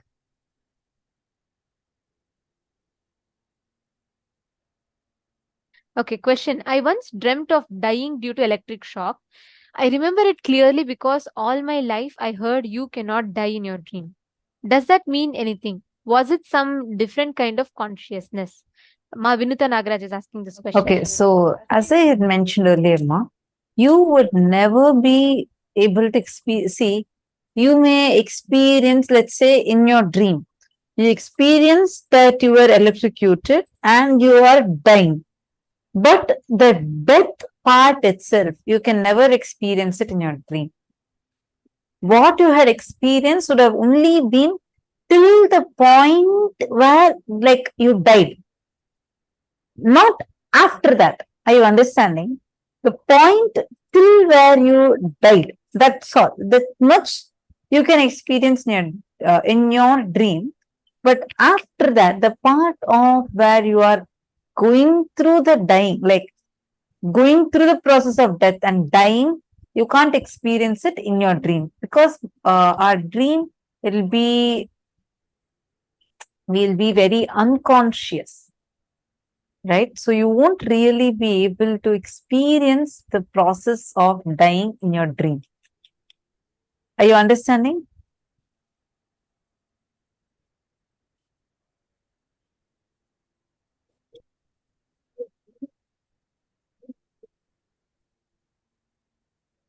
Okay. Any other questions any of you have? See, the death is not just, it's not like a button, switch on and off. Actually, whenever anyone goes through death, it is not a second, like how they show in movies. Oh, a person is dying, they go to the hospital, they're admitted, and then, like, in one instant, just they're dead. No, you actually go through death in it's like there is a period of time, because slowly, part by part, your body goes through the death. That's why we did the death process, remember? Where the step by step, the process of dying happens, and then you face all the best experiences you've had in this body. You will face all the worst experiences you've had. You will literally do a full review of your entire life. Your whole life will play like a movie in front of you. And then after that, you remember the karmas that you have not yet exhausted, which you wanted to exhaust. But you would remember the karmas that you wanted to exhaust, but you were not able to exhaust, and go through deep pain. And that's how layer by layer, Swamiji has actually elaborately described this, how there are panchakoshas, the 5 layers in your body, how, like, step by step, the death happens. So that's why you can never die. What you can remember in your dream is only the process of the death, like you're about to die. That much only you can do. And after that, you won't be able to cognize. And actually, the moment all the nightmares, the worst nightmares, Swamiji says, can only be 3 seconds. No nightmare can be more than 3 seconds. Every nightmare can only be 3 seconds, because beyond that, you cannot process. Your brain can't process death. So you will wake up. Always you will wake up with the nightmare. Like whenever there's a nightmare. Okay, Mark Xianging Zhao is asking, is there a written version of the 5 dimensions, 25 forms, 25 states of consciousness, 11 dimensions of the consciousness? I heard from the teacher that I couldn't organize it all at once. There is a text version that you can read and understand slowly. Actually, Ma, I suggest there is a like a table, but I suggest that as opposed to the table, you listen to it from Swamiji. There are a lot of videos on YouTube where Swamiji speaks on this 25 states of consciousness elaborately. If you could please listen to that, Ma, that will really give you an in-depth understanding. Actually, Ma Vimala, you're asking this question, Ma, when we die, do we die in all the worlds? As our breath is same everywhere. Actually, honestly, I'm curious of this. This one question even I'm also having, because Swamiji says breath is the same across all the 14 lokas. So this one part even I also have as a question. You can ask Swamiji today during the darshan. You can post this on Twitter and on YouTube, so that when Swamiji is revealing, and you can get an answer directly from Swamiji. And also there's one more question.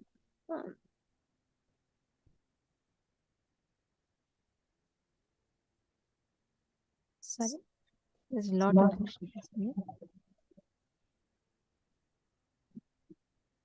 Okay, see, one thing, please understand. These 25 states of consciousness, 11 dimensions, all of these are the unit or different scales, or I should say different building blocks out of which the whole universe is constructed. The way you cognize the occurrence of the 25 states of consciousness, and the way each of the universe is built up, the whole world, it's all the building blocks is this 25 states of consciousness. Okay, there's a question from Preetham A. He's asking, I got a dream of meeting my deceased father 2 days ago. Does that mean we can travel to Pitruloka in our dream, or our ancestors can travel to our Bhuloka for whatever loka where our consciousness goes in our dream? Yes.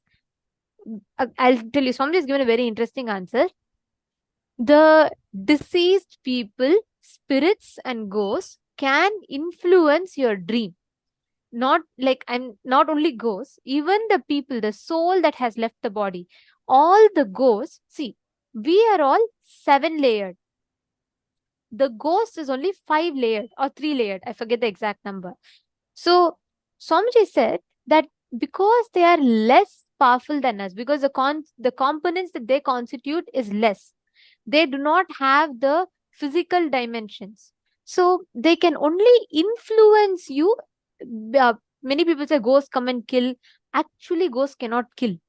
Ghosts cannot kill you, as in they can't pick up something and kill you, but they can influence your thinking, they can influence your actions, they can agitate you, trigger fear in you, etc. So that ghosts can do.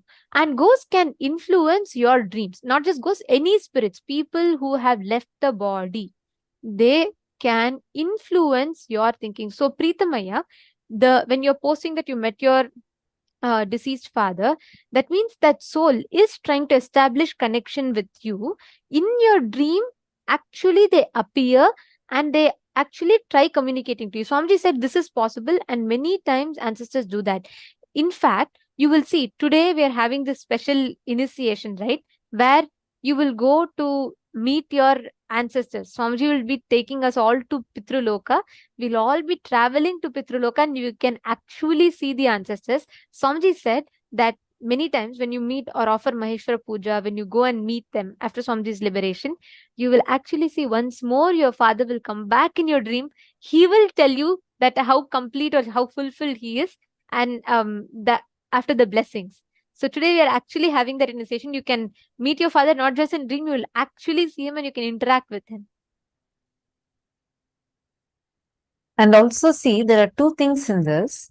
One, there is the ancestors coming to meet you via your dream, establish a connection to you via your dream is possible. The second thing is, it might be our own incompletions projecting also. Both of these are possible because both of these can happen. Now, if you want to experience the complete completion with this, and you don't want to feel powerless in your dream, see, you meeting someone is not powerlessness, but if that is creating a deep incompletion in you, in your dream, if you feel powerless, then that powerlessness in your dream state should be completed. And the initiation today can really help you with that. Get your father's picture today and be sure to be in the darshan. And you can also invite any of your family members, if you have any siblings or people who are connected to your father deeply, and you can get them also, let them all sit with you during the darshan. Get the picture. If they can attend the sessions, that would be great. At least get them to sit and they will all also experience completion. So definitely get them. And I also saw one other question. Akashaya had posted, Akash Geronimus had posted saying, sometimes I dream that I'm awake, but that my body is frozen. Usually this happens in a scary dream.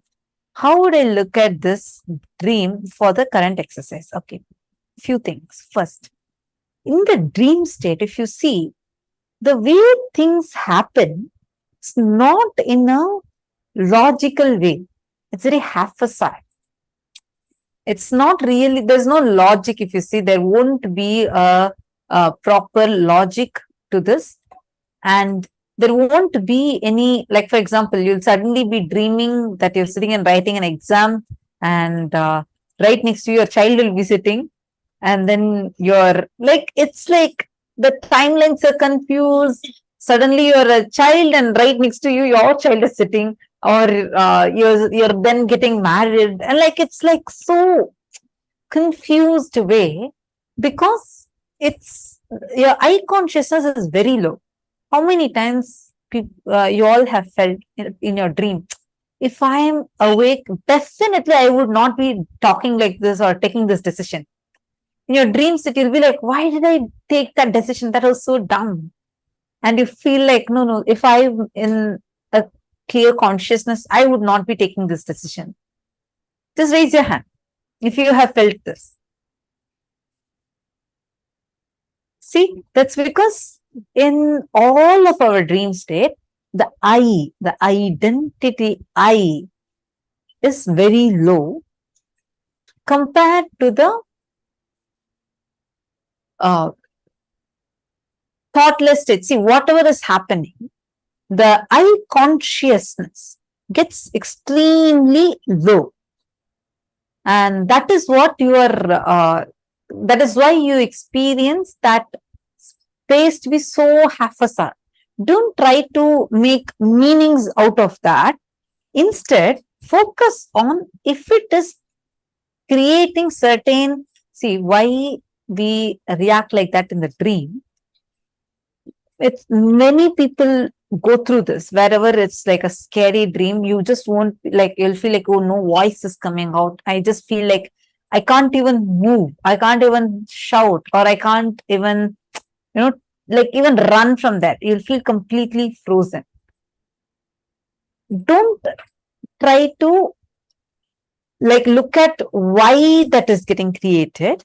Instead, you question why dream at all and go to the source of the incompletions that are causing the dream. Swamiji says, if you are in complete completion, there will not be any dreams. Dreams will not even happen. I hope I answered your question. All right.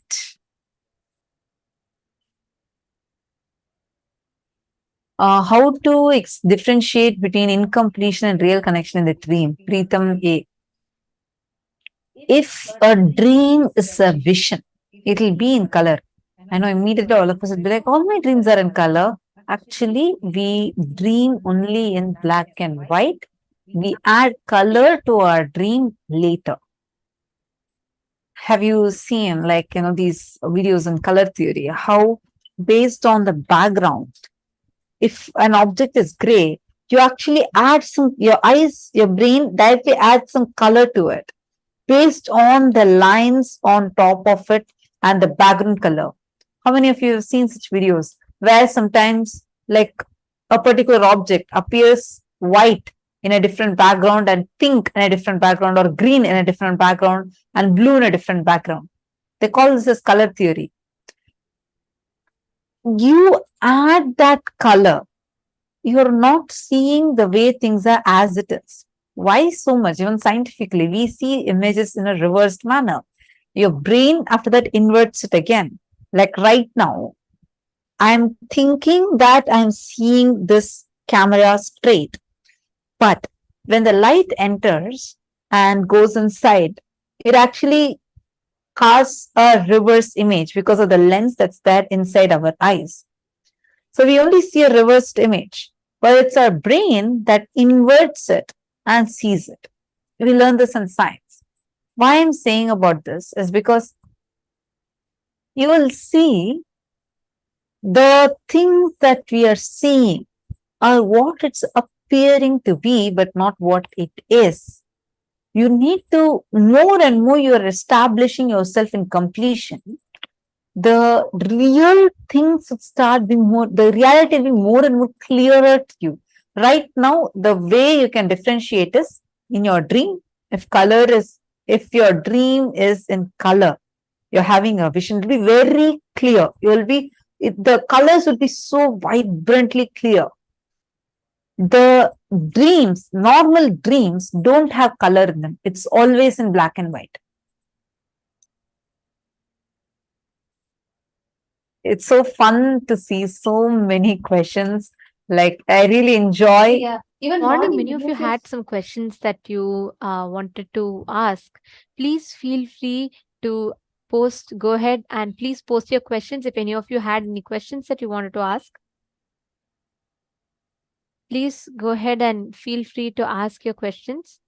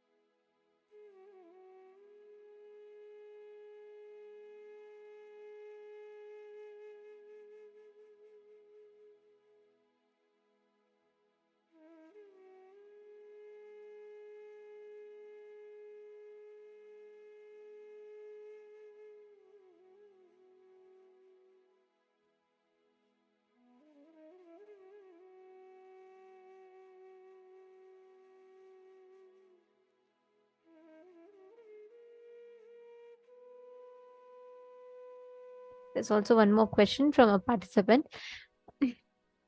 If dream is in color, what does it mean? If is in color, it means it's a vision. See, if you had Swamiji in your dream, or if dream is color, it's in vision. All dreams always happen in black and white. We add colors to it later. All of our dream always happens in black and white. If it's in color, it's a vision.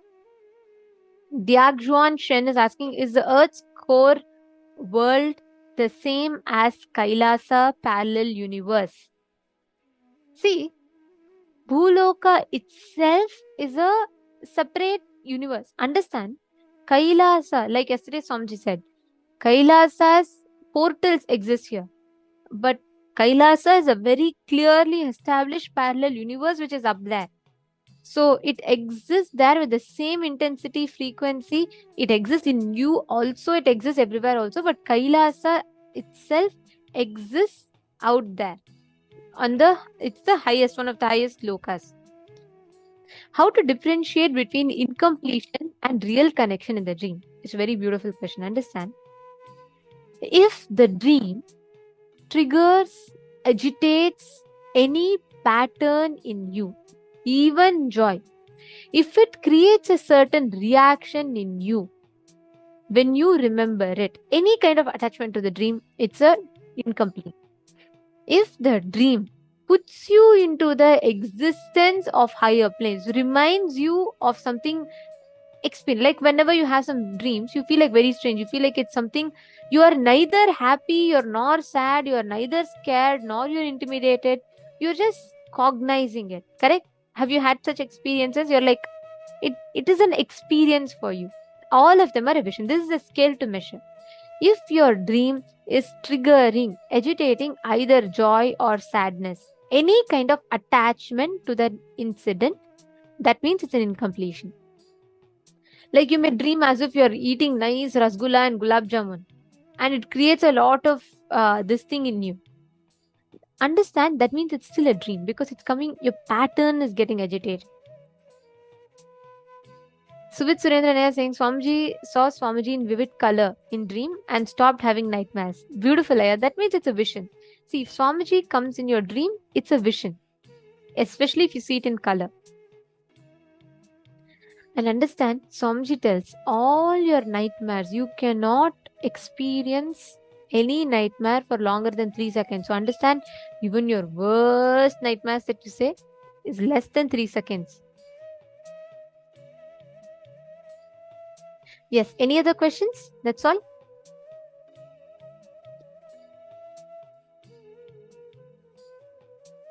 If any of you have any other questions, please ask. Morning, many of you had asked, so if any of you want to top up your questions also, you can do. Oh, sorry, in the female side, there's quite a bit of questions.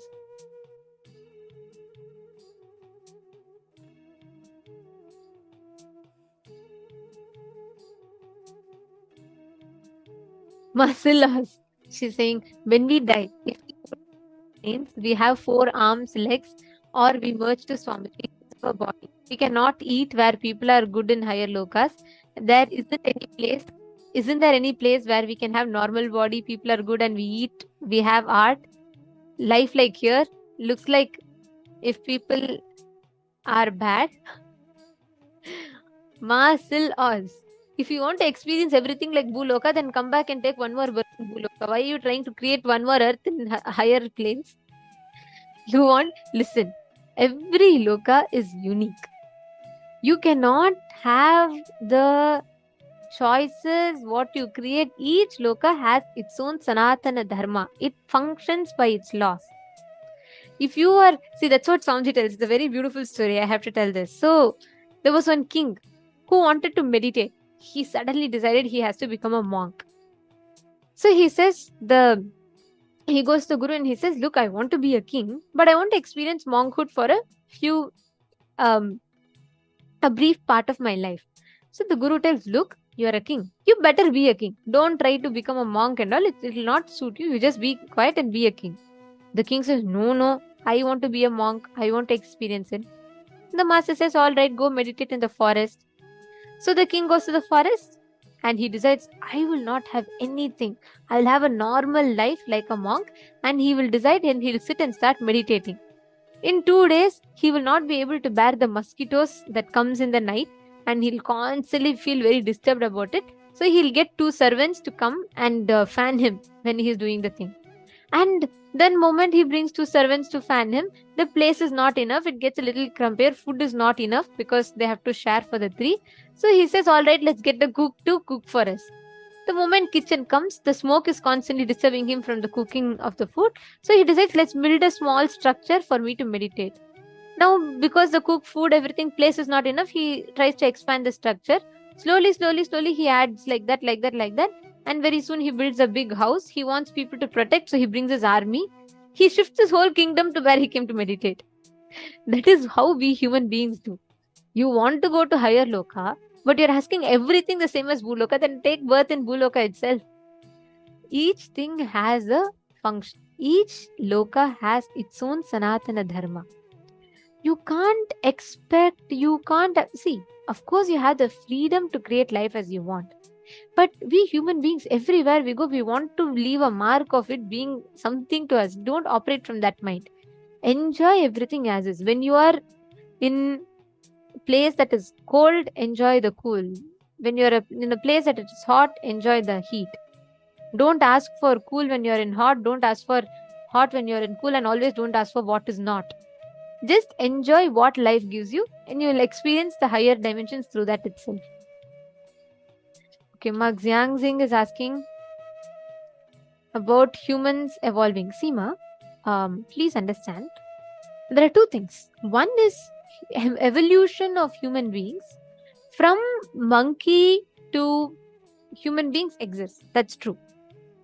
There's also called a conscious descent. That conscious descent is happening where from the higher planes the consciousness is descending.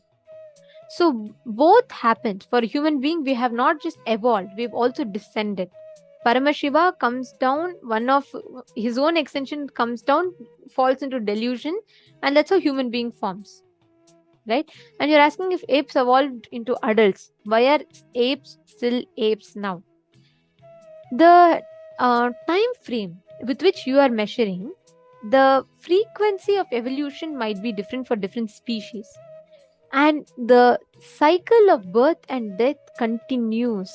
So each consciousness, based on where its stage of evolution is, based on that the births happen. It is not like once and for all apes should be redundant. Each birth, for example, if a person is living, if there's a consciousness which is extremely low consciousness, likes to always only eat and sleep, that consciousness automatically gets attracted to the body of a buffalo. If there is a consciousness that only likes to kill like a lot of rajasic, that automatically gets attracted to the tiger body, lion body and lives. So based on what consciousness is, based on that we assume the body. So the monkeys, apes consciousness is designed for the body that chooses that kind of a type of the consciousness that chooses that body is there in that. So from there the evolution happens. You're understanding? So it's not that just because million years ago we evolved, it's not that there should be no apes in planet Earth now. Make sense?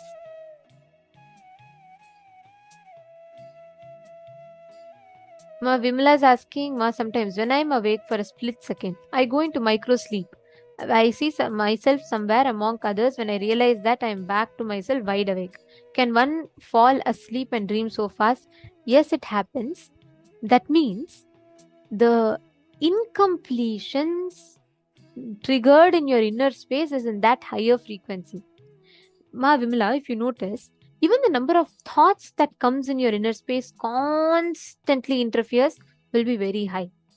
What you're saying is not a spiritual experience. Actually, it is there is non-engagement or this thing with life. So I'm just giving you an honest answer, Ma.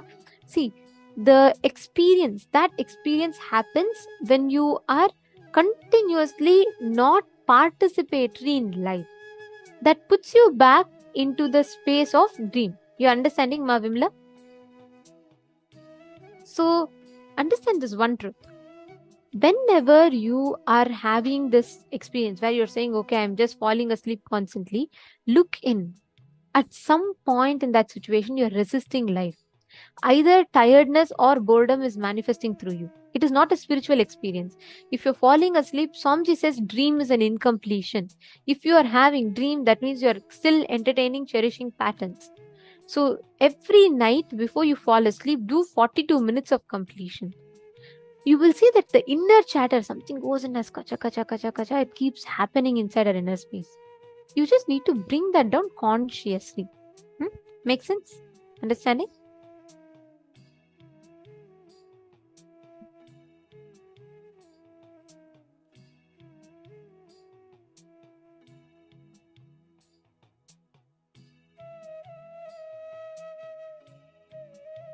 Yes. Thank you, Ma. Thank you, Ma Vimla. I'm happy that you decided to completion. Ma Kirti Puneka, the same answer applies. See, it is not always, see, you don't try to find out meanings for your dreams. Because dreams are itself, see, when you know it is a dustbin, you don't need to analyze what's in the dustbin. It's just garbage. You need to throw it out. So there's no point, because I'll tell you why. When you try to analyze dreams, you're only trying to understand or analyze your incompletions. It is not of any value add to you. Instead, focus on when you're living the life, how best you can live it. You're understanding, ma? Dream states do happen, but it is the different incidents. Your desire, what you want to fulfill, versus unfulfilled desires, right? Versus your fear. All these put together becomes your dream. But dreams do have meanings. I'm not saying no. Sometimes dreams do have significance. Like, for example, in Hinduism, if you see a snake in your dream, there's a significance. If you see something like a vision in your dream, some god in your dream, there's a significance. Like something might show a future event. That's all true.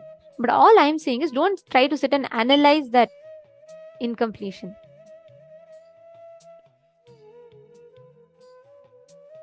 Yes, Ma Virupaksha, I'll speak slow. Alright, now let's all enter into the exercise. We will now be understanding further of what Swamiji revealed.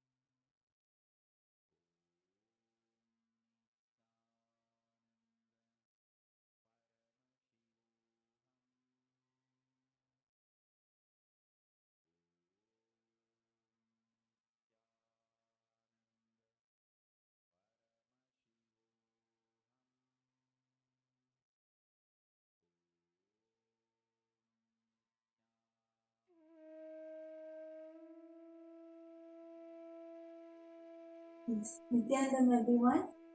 Nithyananda. It is very nice to be here with all of you today.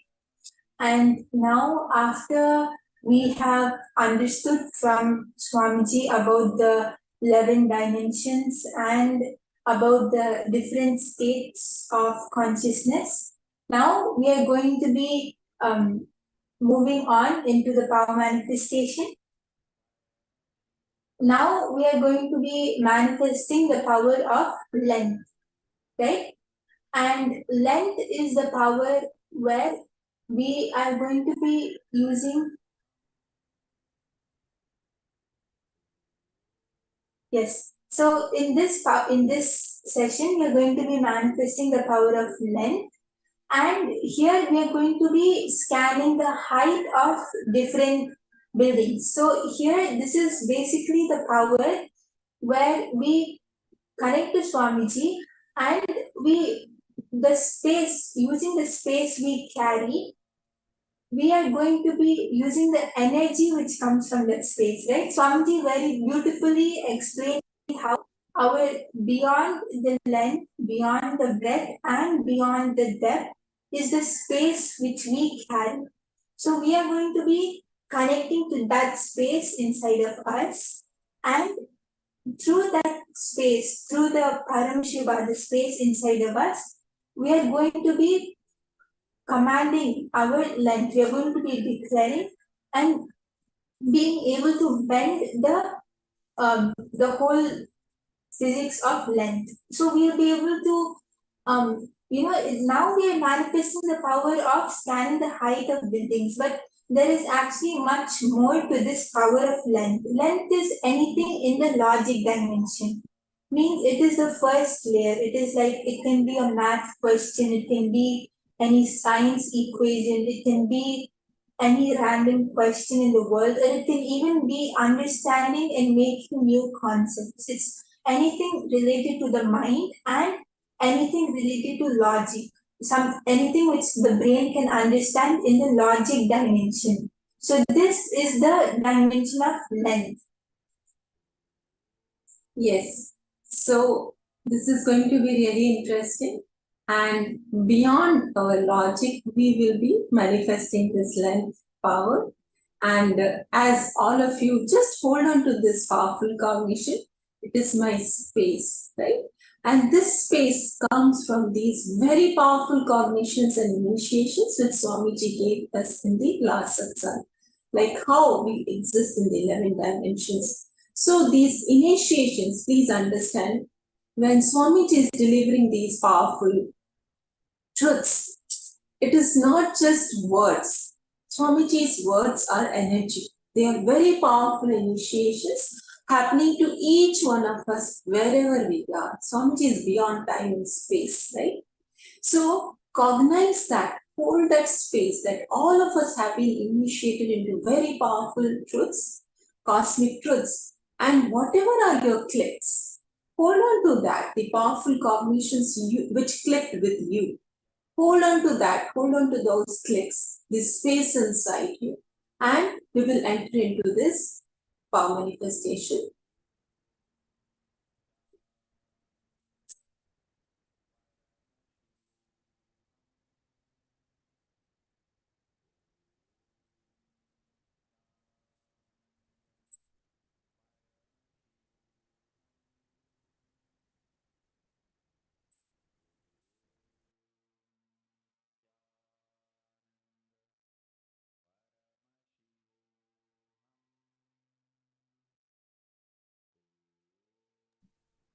Yes, so I request all the participants to get your pen and paper so that as Swamiji reveals the answer to you, you can write it down. This is the power of length. So now we are manifesting the power of scanning the height, but any other thing which Swamiji reveals also you can scan. Like Swamiji might show how many stairs are there in the building, or Swamiji might show how the building is, when it was constructed, what is this building, the name of it, the significance of it, right? When we scan through our third eye, we get much more detail than what our normal mind, our normal brain would give us. And just holding this, yes, I request all the participants to get their pens and papers. And just holding this cognition that the space you carry, that the smell of that, the flavor of that is what comes out of you as energy, right? The length, breadth, and depth inside you is not who you really are. The space is who you really are. And that the whole space outside you means Paramashiva, me, you, all of us are in the space of oneness. So all of us are in that one space. So just connecting to that space inside you, you just have to connect to Swamiji and you'll see that you get the answer to this question very easily. So I request everyone, if you're ready, you can put yes in the chat and we can start the power manifestation. The question is already projected. As all the participants can see, we have to scan the height of the building which is projected. So I request everyone to sit straight and connect to Swamiji.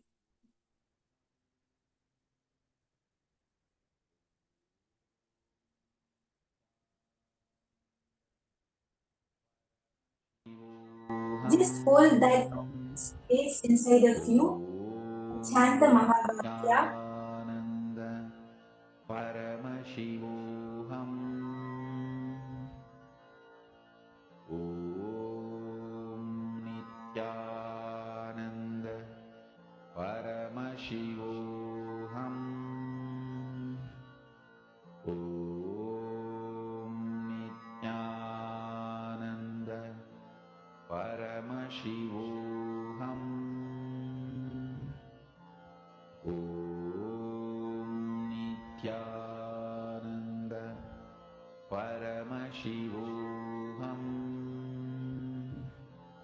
Om Nithyananda Paramashivoham Om Nithyananda Paramashivoham Om Nithyananda Paramashivoham Om Nithyananda Paramashivoham Om Nithyananda Paramashivoham Om Nithyananda Paramashivoham Om Nithyananda Paramashivoham Om Nithyananda Paramashivoham Om Nithyananda Paramashivoham Om Nithyananda Paramashivoham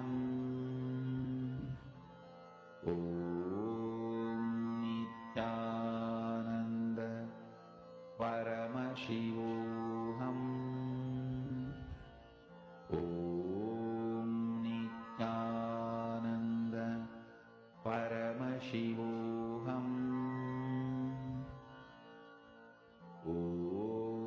Om Nithyananda Paramashivoham Om Nithyananda Paramashivoham Om Nithyananda Paramashivoham Om Nithyananda Paramashivoham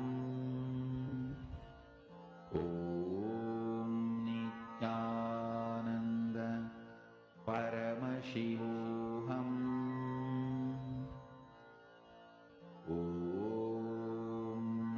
Nithyananda Paramashivoham. Om Nithyananda Paramashivoham. Om Nithyananda Paramashivoham. Om Nithyananda Paramashivoham. As Swamiji is showing the answer, all of you can start telling it down.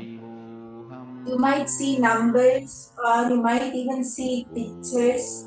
Whatever Swamiji shows, you can start writing it down. And I also request all the participants not to miss a single detail which Swamiji shows, because everything which comes through your third eye is the answer. And whatever you're able to see first, just write that down. The moment you are seeing an answer, the moment you see the number or the color picture, whatever Swamiji shows, write that down, because that is what is the answer from your third eye. Because after that, that is when your logic will start coming in, that is when your mind will start coming in. So the first answer which comes in your third eye, in your inner space, is only the correct answer. So as Swamiji is showing the answer to you, you can even start putting it in the chat. Nithyananda Paramashivoham. Om Nithyananda Paramashivoham. Om Nithyananda Paramashivoham. Om Nithyananda Paramashivoham. Om Nithyananda Paramashivoham. Om Nithyananda Paramashivoham. Om Nithyananda Paramashivoham. Om Nithyananda Paramashivoham. Om Nithyananda Paramashivoham. Om Nithyananda Paramashivoham. Om Nithyananda Paramashivoham. Om Nithyananda Paramashivoham. Om Nithyananda Paramashivoham. Om Nithyananda Paramashivoham.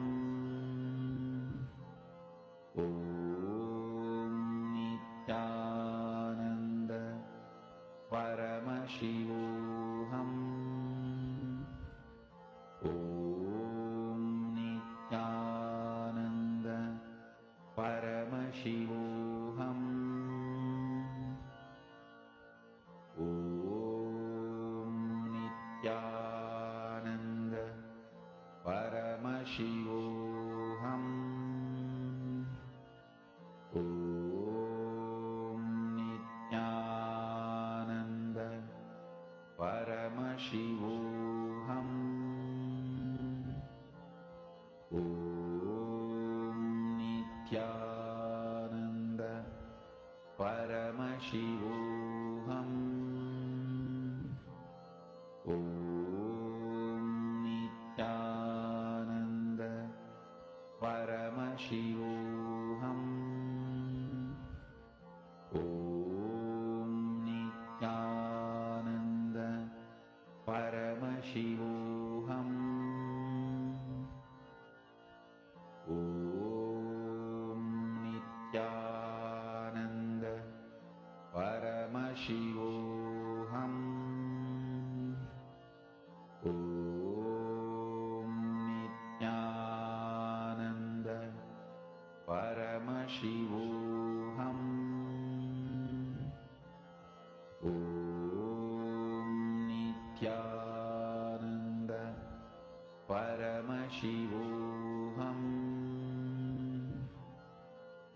Om Nithyananda Paramashivoham.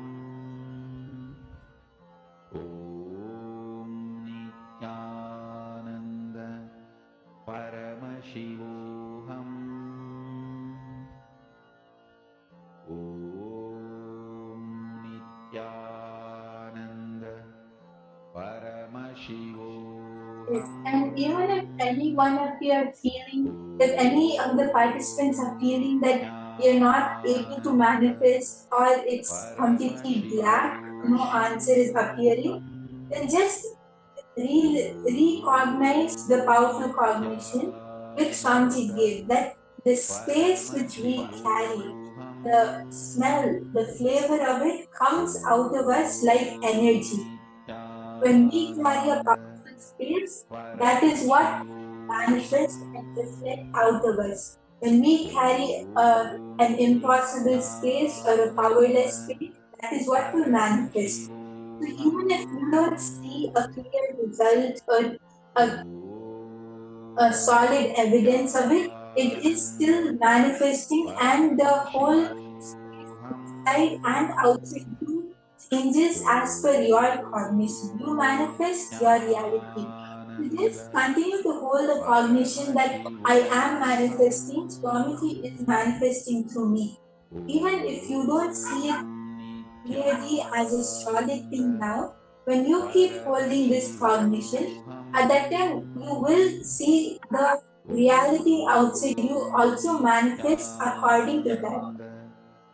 So just recognize that you should hold this powerful space and chant the Mahabharata. You'll see that the answer will appear very clearly, because the answer which Swamiji shows is always clear.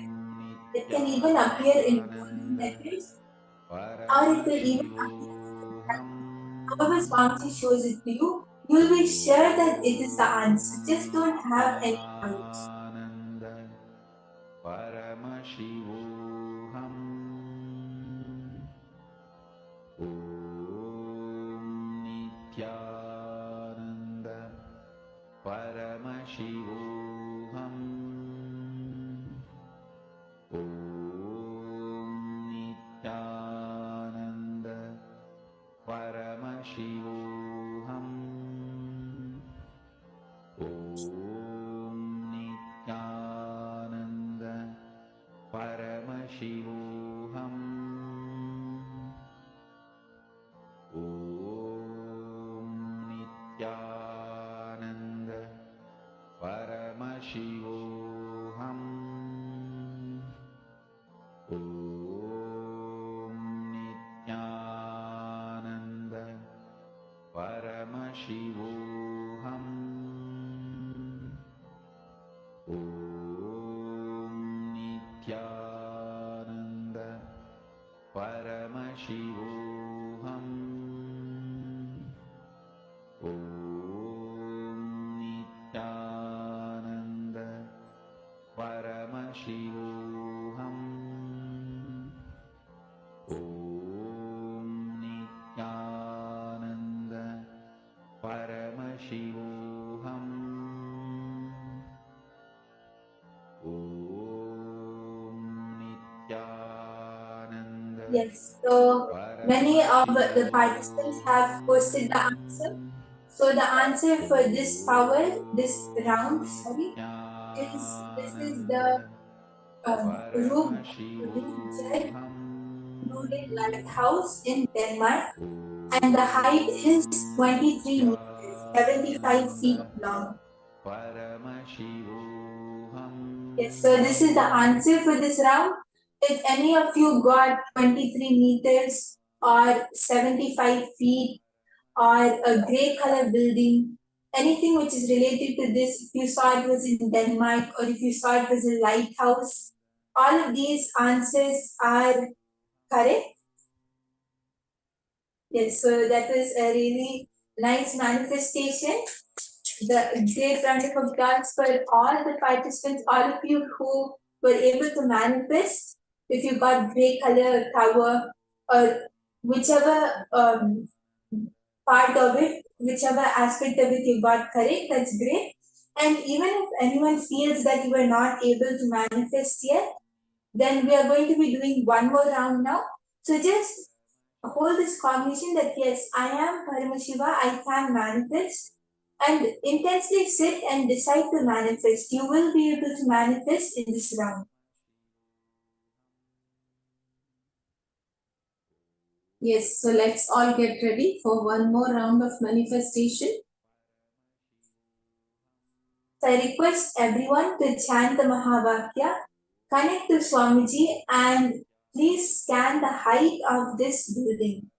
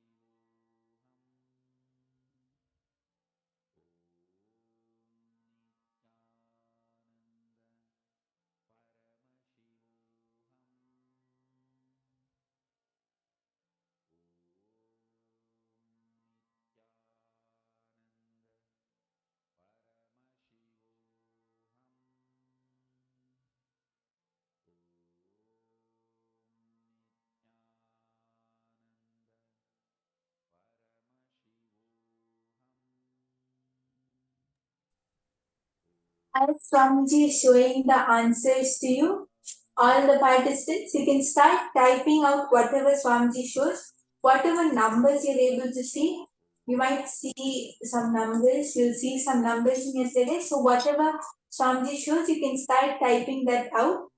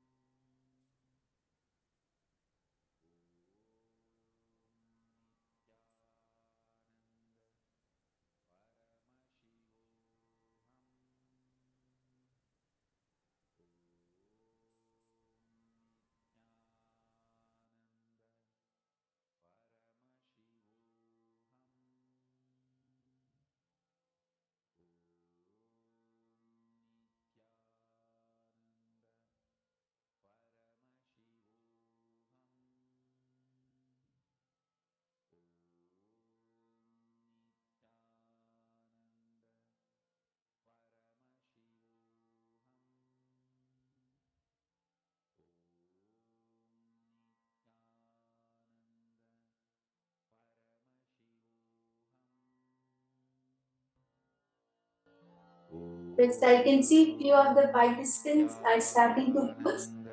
I request everyone to post whatever Swamiji shows you. It can be a number, or it can even be a color. You might see it as an image, or you might see it as an image, or however Swamiji shows it to you. You can type it down in the chat, and make sure to type down every single detail, because whatever Swamiji reveals is correct, and you will see that the answer will be correct when you type down every single thing which Swamiji told you. Nithyananda Paramashivoham Om Nithyananda Paramashivoham Om Nithyananda Paramashivoham Om Nithyananda Paramashivoham Om Nithyananda. So now we are going to be projecting the answer. So if anyone else has to quickly put their answers on the chat, you can do that, because after this, whatever answers which anyone posts won't be counted. Yes, so we can see the answer now. Paramashivoham Om Nithyananda Paramashivoham Om Nithyananda. Yes, so this is the Chindia Tower in Romania. The height of it is 27 meters and 89 feet. So whoever got Chindia Tower, whoever got Romania, whoever got 27 meters or 89 feet long, you have gotten the answer correct. So a big round of applause to all of you.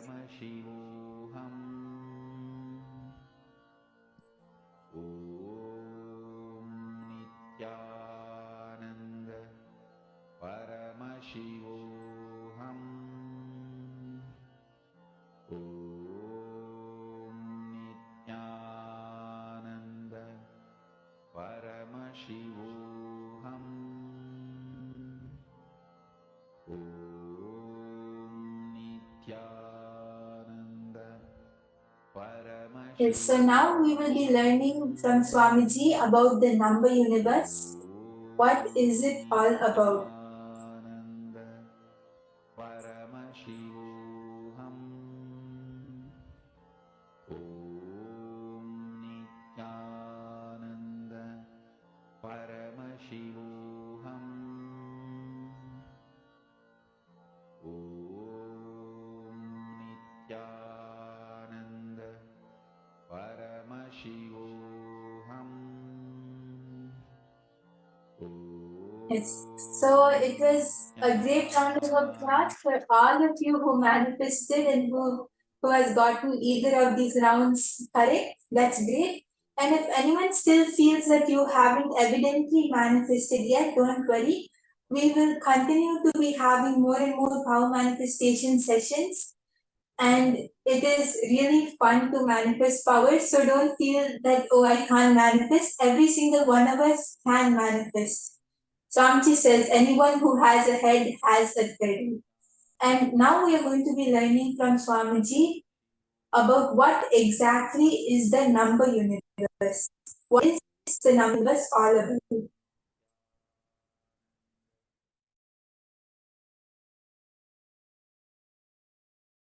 I'll try to explain step by step.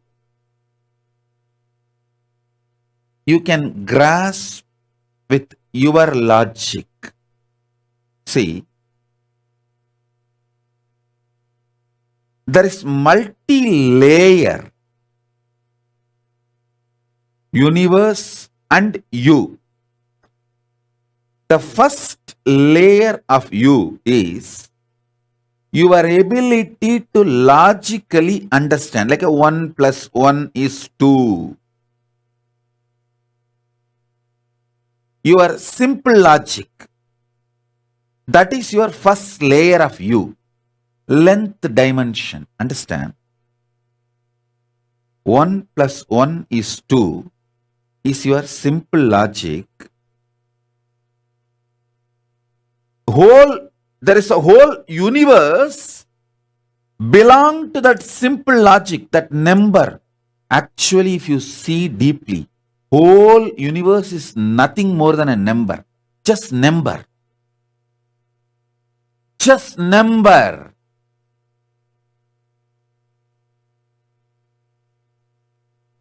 See, everything around you can be reduced to a number.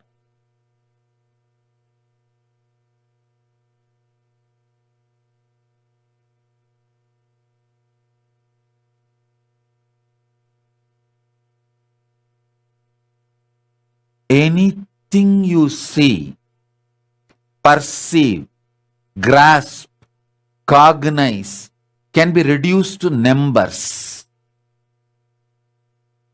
Whether great strategic decisions you make, it all boils down to number. It is just statistics, numbers. Everything from your life, death, everything can be just reduced to numbers. How many of you understand the whole universe can be just reduced to numbers?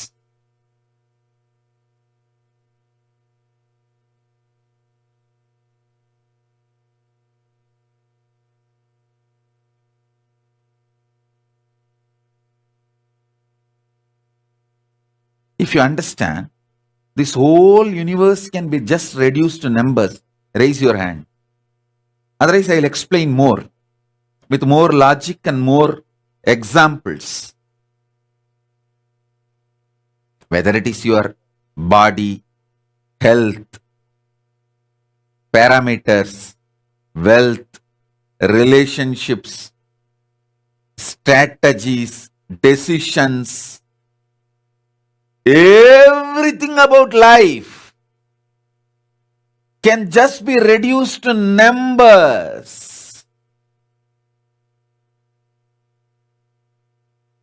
Your basic logic, number, can be expanded to the whole universe level. Just like your basic logic is one dimension of you, one aspect of you, whole universe as number as one part of itself.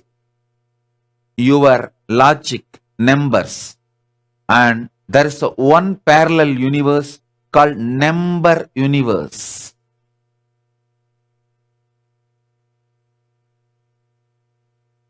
Number universe. Number based identity of you. Number centric universe. How many of you are able to grasp?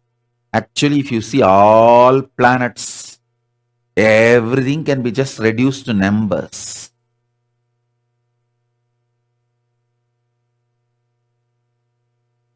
If you see the olden day mandalas and yantras in Agama, it will all be only number. About for Surya, there will be one number. For Chandra, there is one number. For Buddha, there is one number. For each planet, there is only one number. How many of you have seen that? That number is nothing but the multiplication or subtraction of the Surya proportion. The sun is the center, and based on the sun, that proportion that is what is the number given to all the other planets. That's all. whole universe, whether it's a DNA strand or this whole Milky Way, everything can be just reduced to numbers. How many of you are able to understand?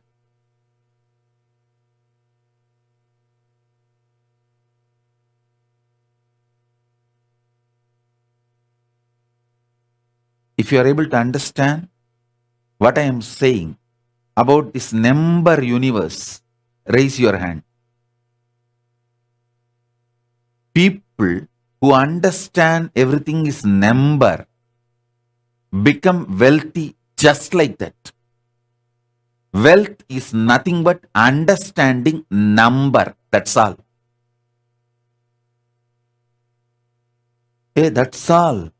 I am telling you. If your brain is able to be friendly with the number, I challenge you will become wealthy.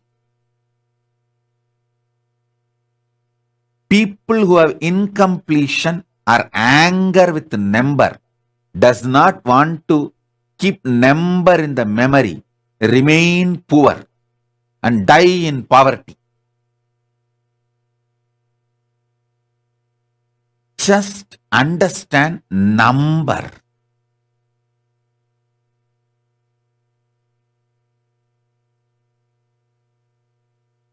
In our Gurukul tradition, you are supposed to memorize the number rhythm. We call it Vaipadu. I don't know the English word for it. That number rhythm. It will go up to 100 into 100. You have to memorize. Nowadays, the kids feel, oh, it's all just waste of time and energy. After all, we have a calculator in our watch itself. Our cell phone has a calculator. Your cell phone being comfortable with the number will make the cell phone company fellow rich, not you. It's like one fellow was going on the horse, going around the Arunachala hill. The horse got mukti, not he. Only if you walk around the Arunachala hill, you will get the mukti. If you are going on a horse will get the mukti, not you. If you are using your cell phone for mastering the number, for handling the number, the cell phone company fellow will become rich, not you.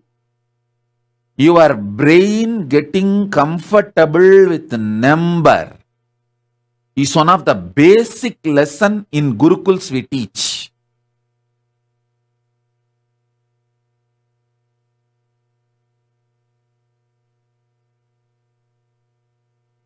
Understand?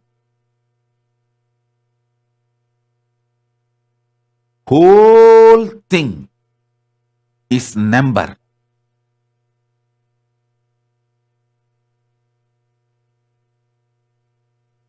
Brain, which can quickly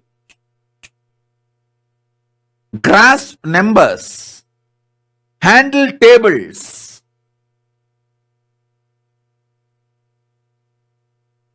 will always lead to wealth.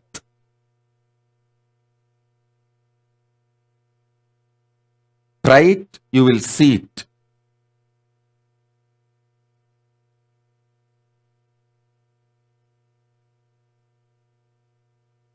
The whole universe of numbers, whether DNA strand or the Milky Way, both have their numbers. Whether your DNA strand, your gene, your one cell, or this whole universe, everything as a number, it can be just reduced to a number. Everything you see is just number. Ramanujam, the mathematician, great mathematician Ramanujam, he mastered this number universe. Number universe Lord is Lakshmi. That is why he says, Namagiri Lakshmi reveals all the mathematics and the number secrets to him.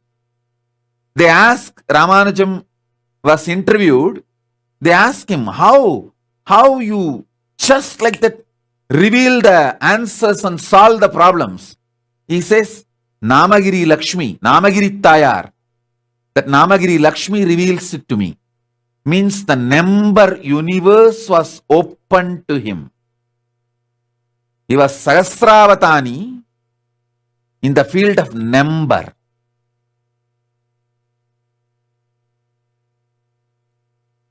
Your aspect of number, understand, it's actually your own aspect. Listen clearly, listen carefully. Your ability to breathe deeply is the aspect of these huge storms. If you can breathe deeply, you can create a storm in the universe. If you can increase your blood pressure, you can create tsunami in the ocean. You are universe. If you think you are connected to universe, you are Advaiti. If you think you can become one with the universe, you are Visishtadvaiti. If you know you are one with universe, you are Advaiti. If you know universe is one with you, you are Paramadvaiti. I finished the whole philosophy, the philosophical problems of Hinduism in this one statement. If you think you can connect with universe, you are Advaiti. If you think you can manifest as universe, you are Visishtadvaiti. If you think you are one with universe, you are Advaiti. If you know universe is one with you, you are Paramadvaiti. That's all. This four is the whole philosophical problems of Hinduism.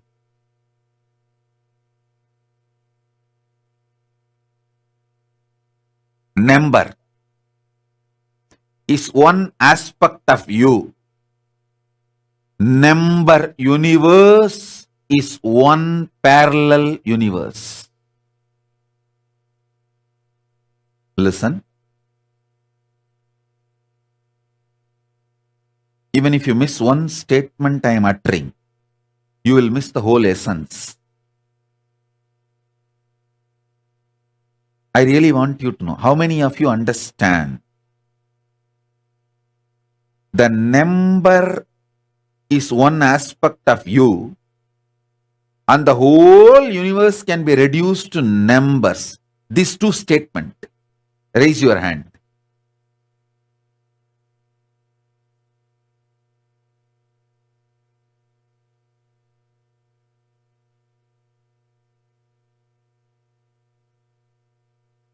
Whether it's your genetical code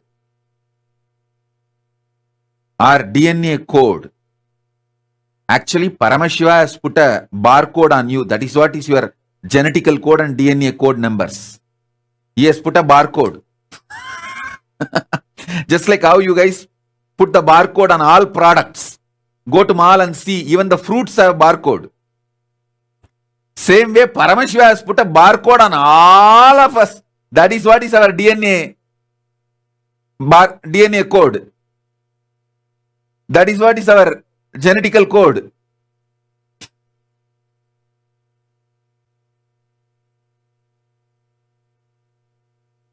For this whole universe, there are codes, numbers.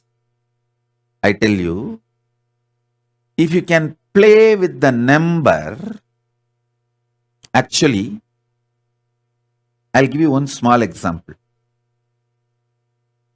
I can just alter the number in my mind and raise my pressure, blood pressure, or lower it. If I just meditate on 11 once, blood pressure becomes normal.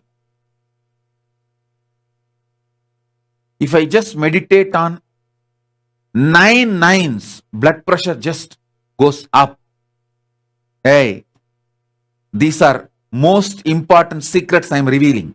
Any of you have a blood pressure related problem, just meditate on 11, means 11 times. That 11. Try to utter that in your own mother tongue. How many crore, how many lakh, how many million, how many, what is the number of 11? Your blood pressure will become normal. Too simple. Just decide the 11 be my brain code for now. Simply your whole pressure will be normal. When you want to handle something very stressful, like you need high adrenaline, you are going to handle a very stressful meeting where you are going to face many cunning people, strategic people who are there out just to cheat you. You are going to handle that kind of a difficult people. Just meditate on 9. 9 nines. You will be fresh with a high adrenaline for a high adrenaline meeting. Listen.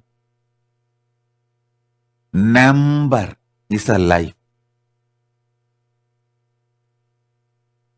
Just number is a life. Number is the first parallel universe. Number universe is the first parallel universe.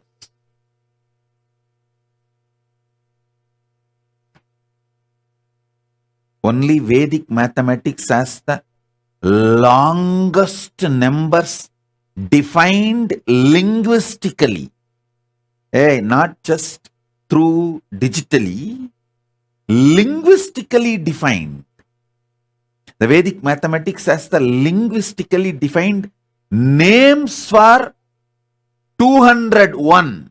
200 times if you put 1, Koti Antara Koti is the number. 200 times you can put 1. There's a linguistic description for that in Vedic mathematics. Because the brain of the Vedic rishis, capturing the number and converting them into the linguistic, means the language, processing and expanding or subtracting or playing with it, convert the longest digits into language through the linguistic understanding, names, and convert them back to the number. It passes 4 plus 4 is 8, and the 8 again becomes the number called 8. This flow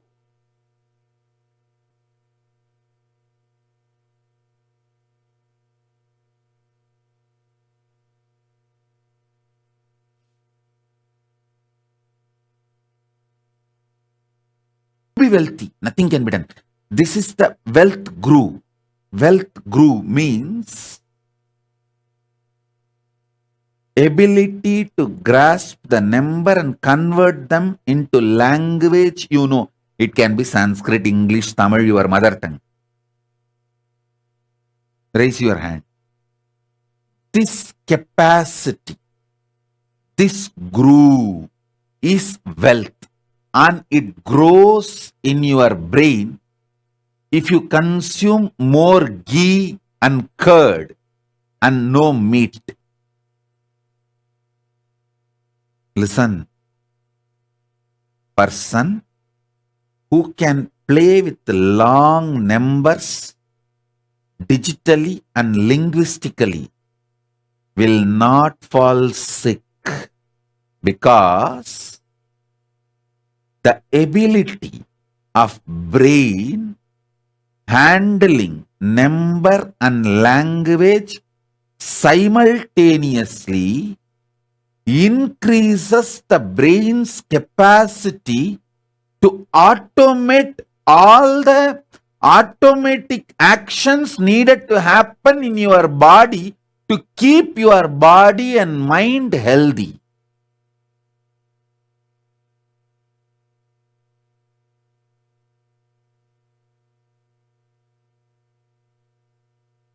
One of the conclusions I am giving you is, our grandparents who knows the table by heart, 100 into 100, they will tell simply in 1 second, live long, healthy, because your brain, when it develops the capacity to convert the number to language and process it in language, and result gets converted again back to number, this capacity, the brain simultaneously develops the capacity to give command to your liver, kidney, intestine, everything to work synergetically. Synergy of your brain to work with the number, work with the internal organ is one and the same. Your health and your ability to process the number is directly connected.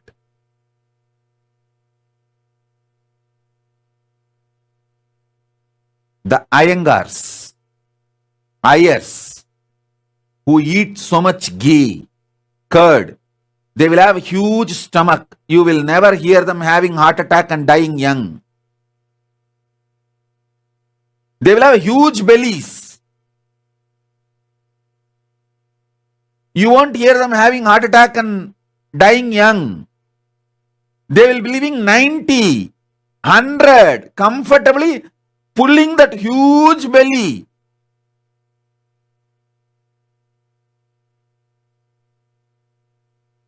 They will defy all your medical science, because their brain knows how to synergetically command all organs. Hey, listen.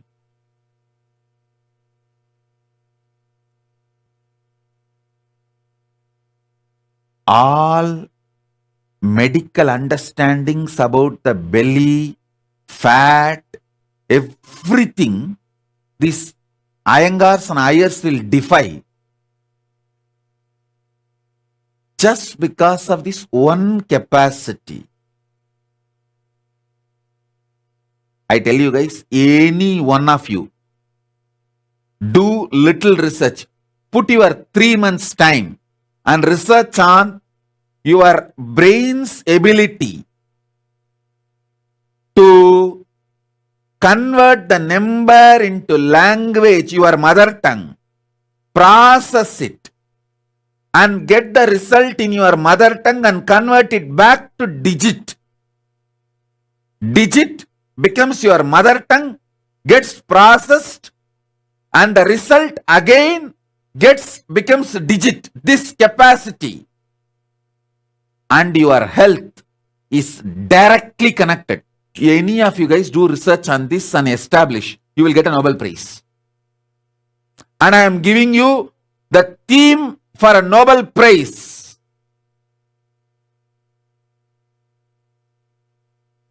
Nobody ever looked into this. Listen.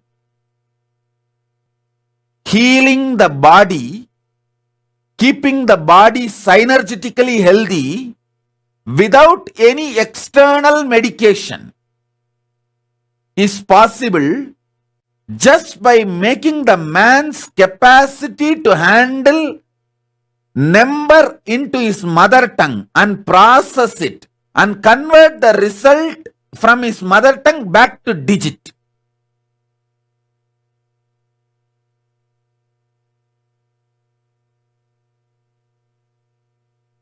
Understand?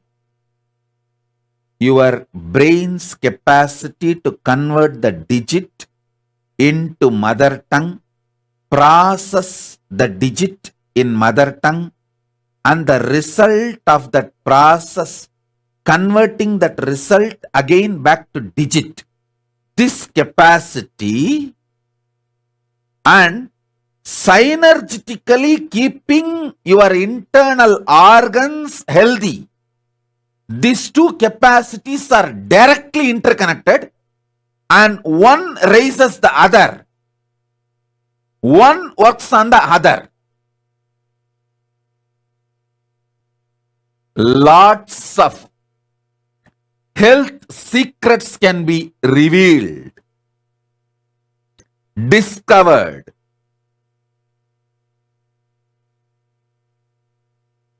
Lots of modern day pharmaceutical mafia's myths will be destroyed. How many of you understand this Iyengars and Ayers having such big double-sized pot belly live for 100 years, defying all the myths of the modern day science? How many of you have seen it? Raise your hand. Not just one or two.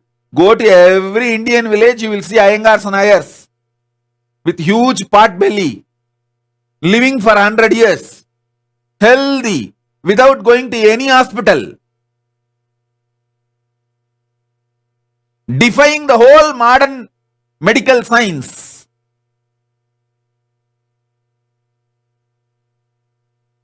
Listen, what I am saying is one revelation from parallel universe.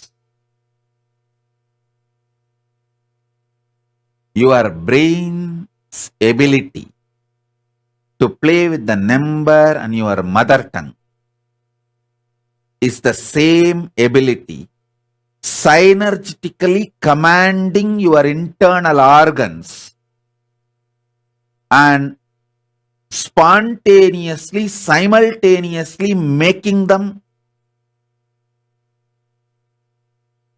alive, aligning each other. Your ability to convert the digit into mother tongue straight makes your liver active intensely. Your liver is responsible for 500 various actions in your body. This capacity, pitta, it's called pitta. Pitta means ability to play between digital and verbal, digit and words. This capacity to play is called pitta. In Sanskrit, you will be surprised. The liver fluid is called pitta neer. In Ayurveda, see, in Veda, there are 6 Ubaveda. Jyotisha, which is number, and Ayurveda, health. These two are from same unit. Because our guys know number and health, ability to play with the number and ability to be healthy is one and the same. Both are from same root.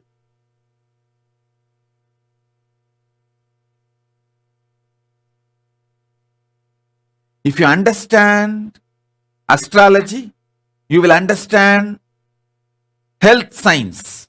If you understand health science, you will understand astrology.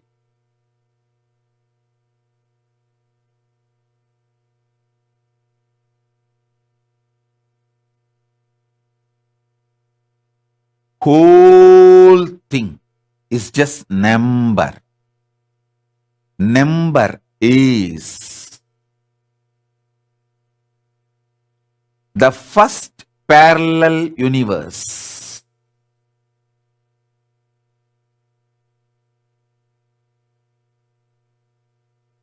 Jyotisha Ayurveda interconnection itself is just number.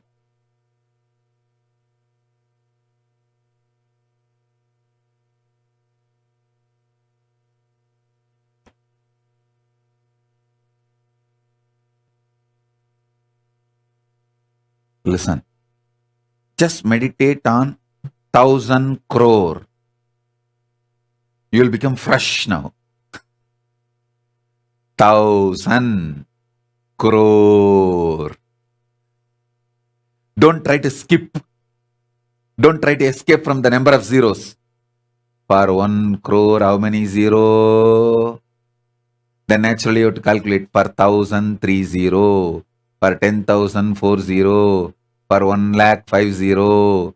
For 100 lakh, 7 zero.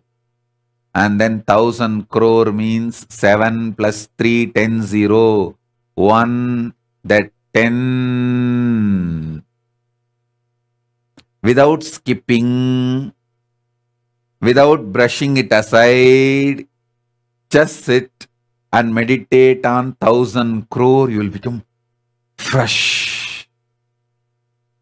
Because the number, digit, becoming mother tongue, thinking through in your mother tongue, again becoming digit, makes your liver fresh. Liver, L-I-V-E-R, your liver, is responsible for simultaneous, spontaneous, synergetic trigger of all the internal organs and keeping you fresh and alive.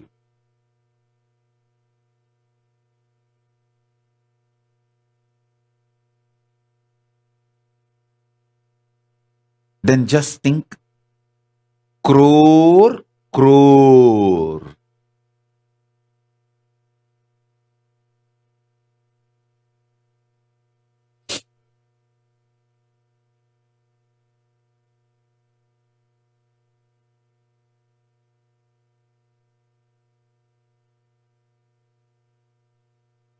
Don't try to skip. Don't think, what am I going to do? Thinking of crore and crore. Whenever I need to calculate, I will pick up calculator or a cell phone or Apple Watch I have. If you are thinking your Apple Watch is enough for you to calculate numbers, the Apple Watch company fellow will become rich. If you depend on your brain, not only you will become rich, I tell you, listen. If you can handle larger numbers in your head, you will be beautiful.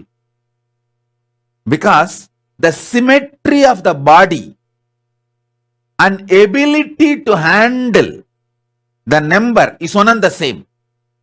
Hey, listen. Beauty is not related to shape of the body. It is related to symmetry of the body. Symmetry means how it flows in the eyes of the other. How it flows in the eyes of the other. That is the symmetry.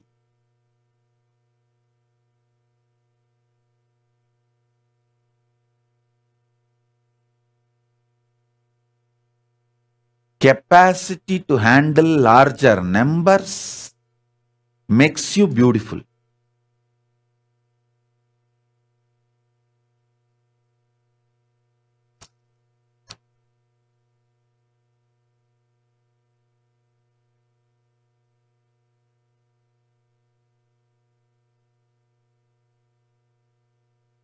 There is so much in the number. I tell you, number universe is the first parallel universe. The statements I am making,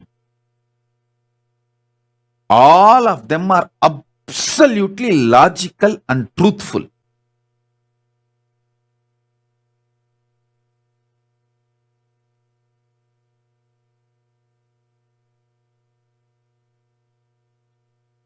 If you want to be beautiful,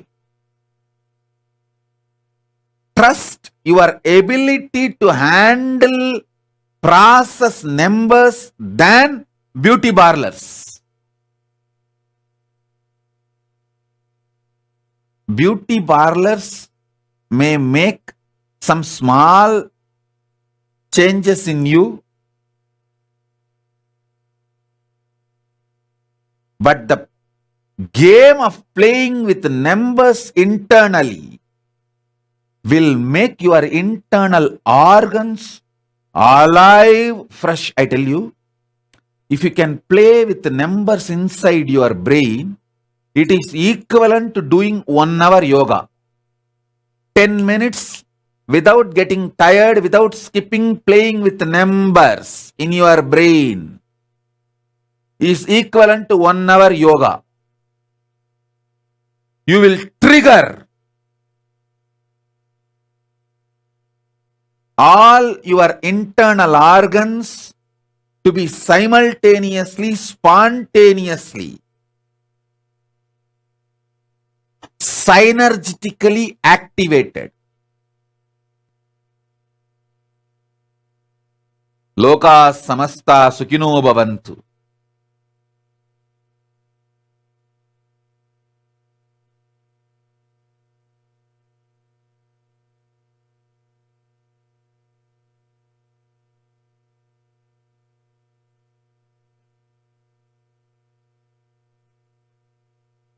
If you trigger your brain, listen, brain is number, throat is mother tongue. If you sync both and trigger them, that will straight trigger the liver and make the liver work synergetically, spontaneously, simultaneously, and balance your whole internal organs, body, make you best, healthy and beautiful. Alison Asami is asking, are there any books you recommend on the topic? There are no books available. It's all my revelations directly from Vedas and Upavedas.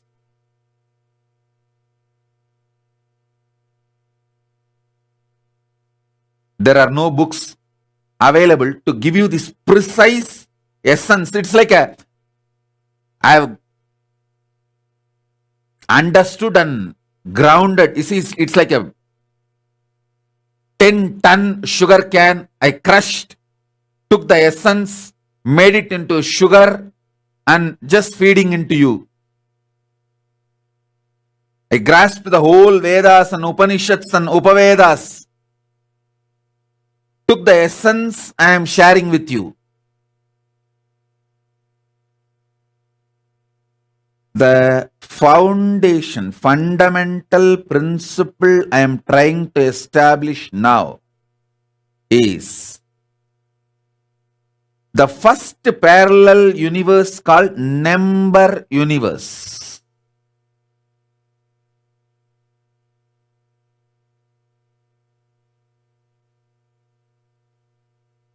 Number universe. By meditating on larger numbers, you can alter your genetical code and DNA code. Listen. Listen. I want you to know, this is not for pride I am telling you the truth. See, the mitochondria cell energy. All of you know that mitochondria cell energy, which can be studied and clearly understood. Number. The medical science can tell you the mitochondria cell energy of each one of you. If you just do some blood test, it will reveal. We did a lot of researches. People had 600 times their mitochondria cell energy go up after my initiation during the inner awakening. We have studied and we have the papers, double blind study. We can share it with you all.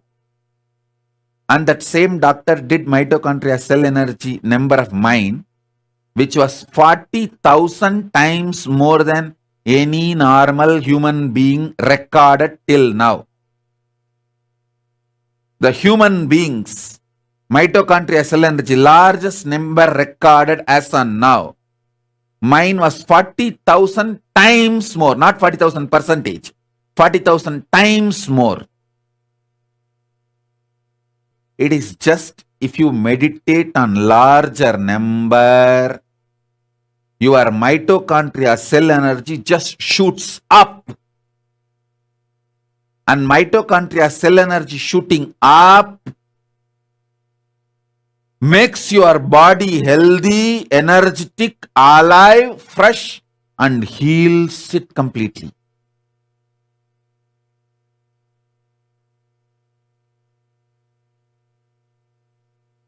Somebody is putting the message.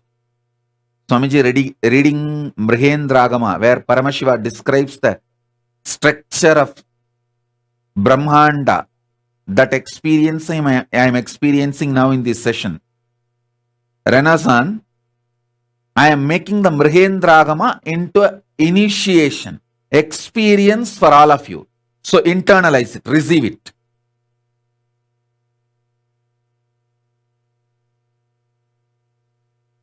You may think, how? If my brain thinks about number, my mitochondria cell energy will go up. It will. It will. And next, listen to this next. Not only if you think about larger numbers and internalize them, your mitochondria cell energy will go up. Even if you are touched by somebody who thinks large numbers in his brain, his mitochondria cell energy will be transmitted to you and your energy will go up.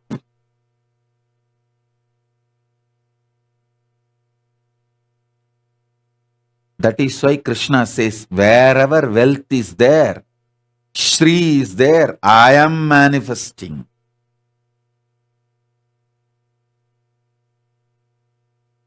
Wherever wealth is there, I am manifesting.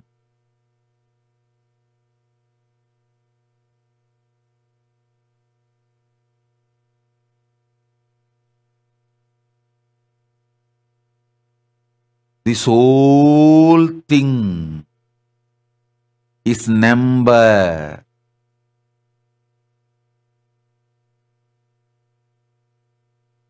Brain grasping the digit, converting it into your mother tongue, a natural flow. Mother tongue is natural flow. In Ayurveda, thyroid gland and mother tongue have a same word. If you know Sanskrit, a little bit of Ayurveda, you will understand. Thyroid gland and mother tongue, for both in Ayurveda we have a same word. Your brain able to convert the digit into your mother tongue, process it in your mother tongue, and convert that result from your mother tongue back to digit. That capacity, when it is expanded, it triggers your health. Spontaneously, simultaneously, synergistically. I am giving you simple revelations. You can process high complicated numbers and send that energy to somebody, that person will become healthy.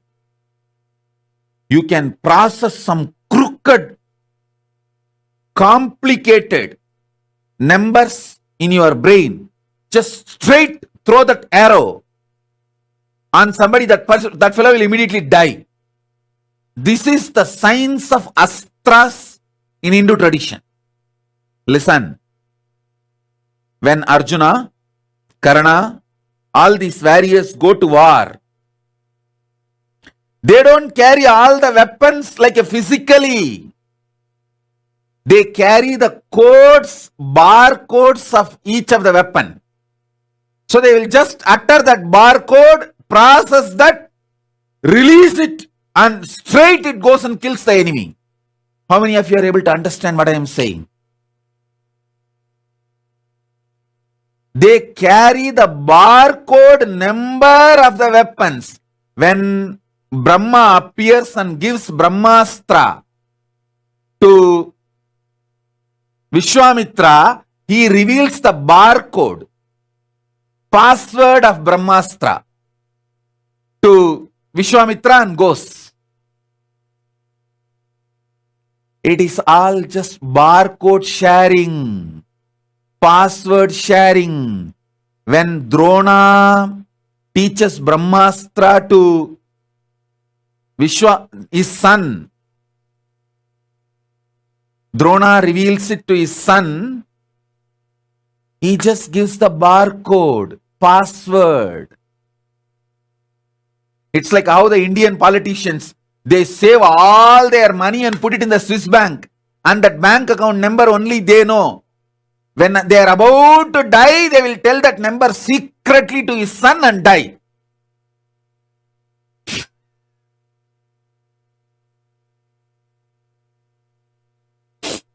Or they will tell, hey, in the puja room, my grandfather's photo is there. Behind that photo frame, I have put that bank account number. Go and open the frame and see that is the bank account number. Take all the money and enjoy, and they'll die. That's exactly what Drona does to Ashwatthama. Barcode number, cosmic barcode number. For each of these astra, passcode is revealed. That's all. First, Ashwatthama will be prepared for his brain to have this ability to process large numbers for good or bad.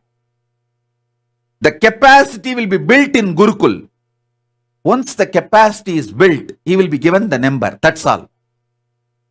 To process the barcode. If you understand this, you will understand how the Ramayana Yuddha, Mahabharata Yuddha, all that happened.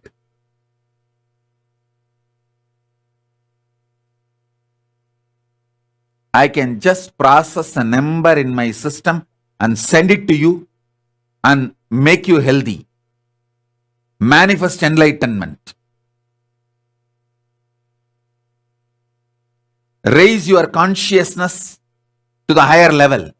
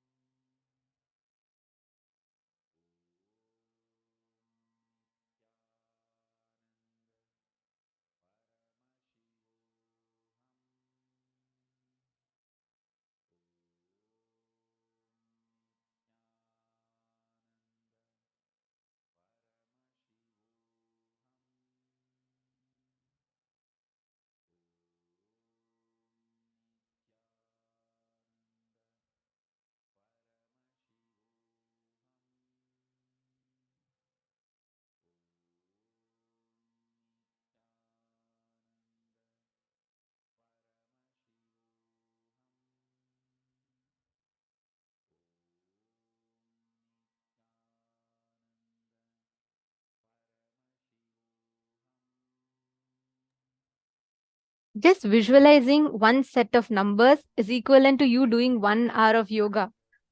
How cool is that? Swamiji literally can give us even the most profound sciences, like the best analogy that Swamiji gave. It's like Swamiji took 10-ton sugar cane and condensed it, and gave it to us as just one sugar candy. That is exactly how Swamiji reveals to us. It's just profound, isn't it? The whole experience, the whole experience that Swamiji has transmitted to us. What did you all click with in this number universe? Can I request each of you to share with us? What about number universe did you click with? What did you learn? And let me start with a quick question, okay? What is the exact set of numbers you're supposed to remember to reduce your blood pressure? What is the exact set of numbers you're supposed to remember to increase your blood pressure? Let's see. Come on. Can I request each of you to post it in the chat?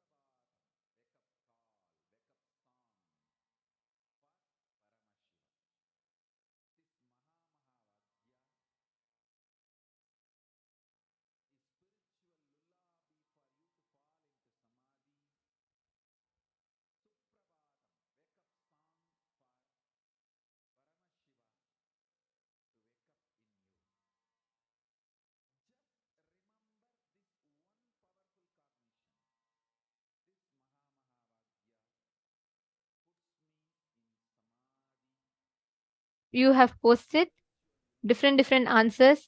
Correct. Many of you have posted the right answers. 11, 11. Okay, I'm going to tell 9 times 9. Okay, means not 9 times 9, not that 9. Like the number 9, you have to visualize it 9 times. So the 9 nines, if you visualize, then you get the whole blood pressure high. Your whole dopamine energy will go high. If you visualize 11 11s, you will immediately reduce your BP. So if you visualize this is the exact permutation combination that Swamiji gave. The whole universe belongs to simple logic, nothing more than a number. Like Swamiji said, right from a fruit in a grocery store till the human DNA, everything is coded with numbers, like a barcode. In supermarkets, we'll have whether shampoo bottle, toothbrush, or if it is some big food items, or if it's a big sofa, any furniture you want to buy from a mall or a supermarket, all of it is having a barcode in it. It has a number in it. And everything is coded with a number. This whole universe, everything can be reduced to a number. And you all should know an interesting fact. All the numbers are not just like just a digit. They are represented by an energy being or devata, deity. Every number is represented by a deity.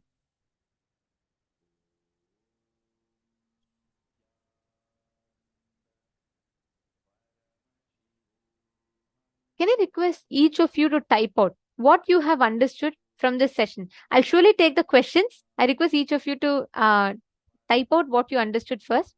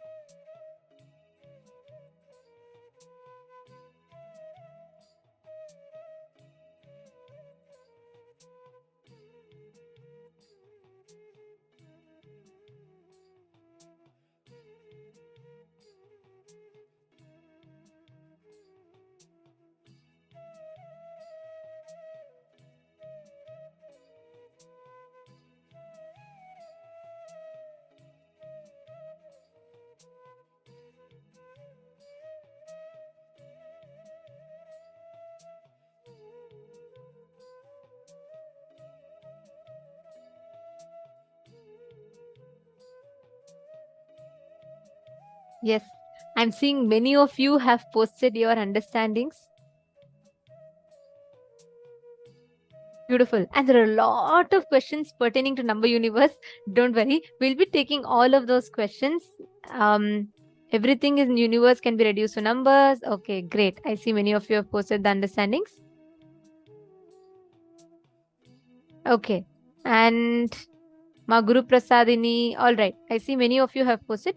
I have a request. All the participants, as much as possible, be actively participative in this. Understand, the more and more you share in the 100% of the learning or experience that happens in us, 25% of your learning happens through listening. The next 25% of the learning happens through internalizing it.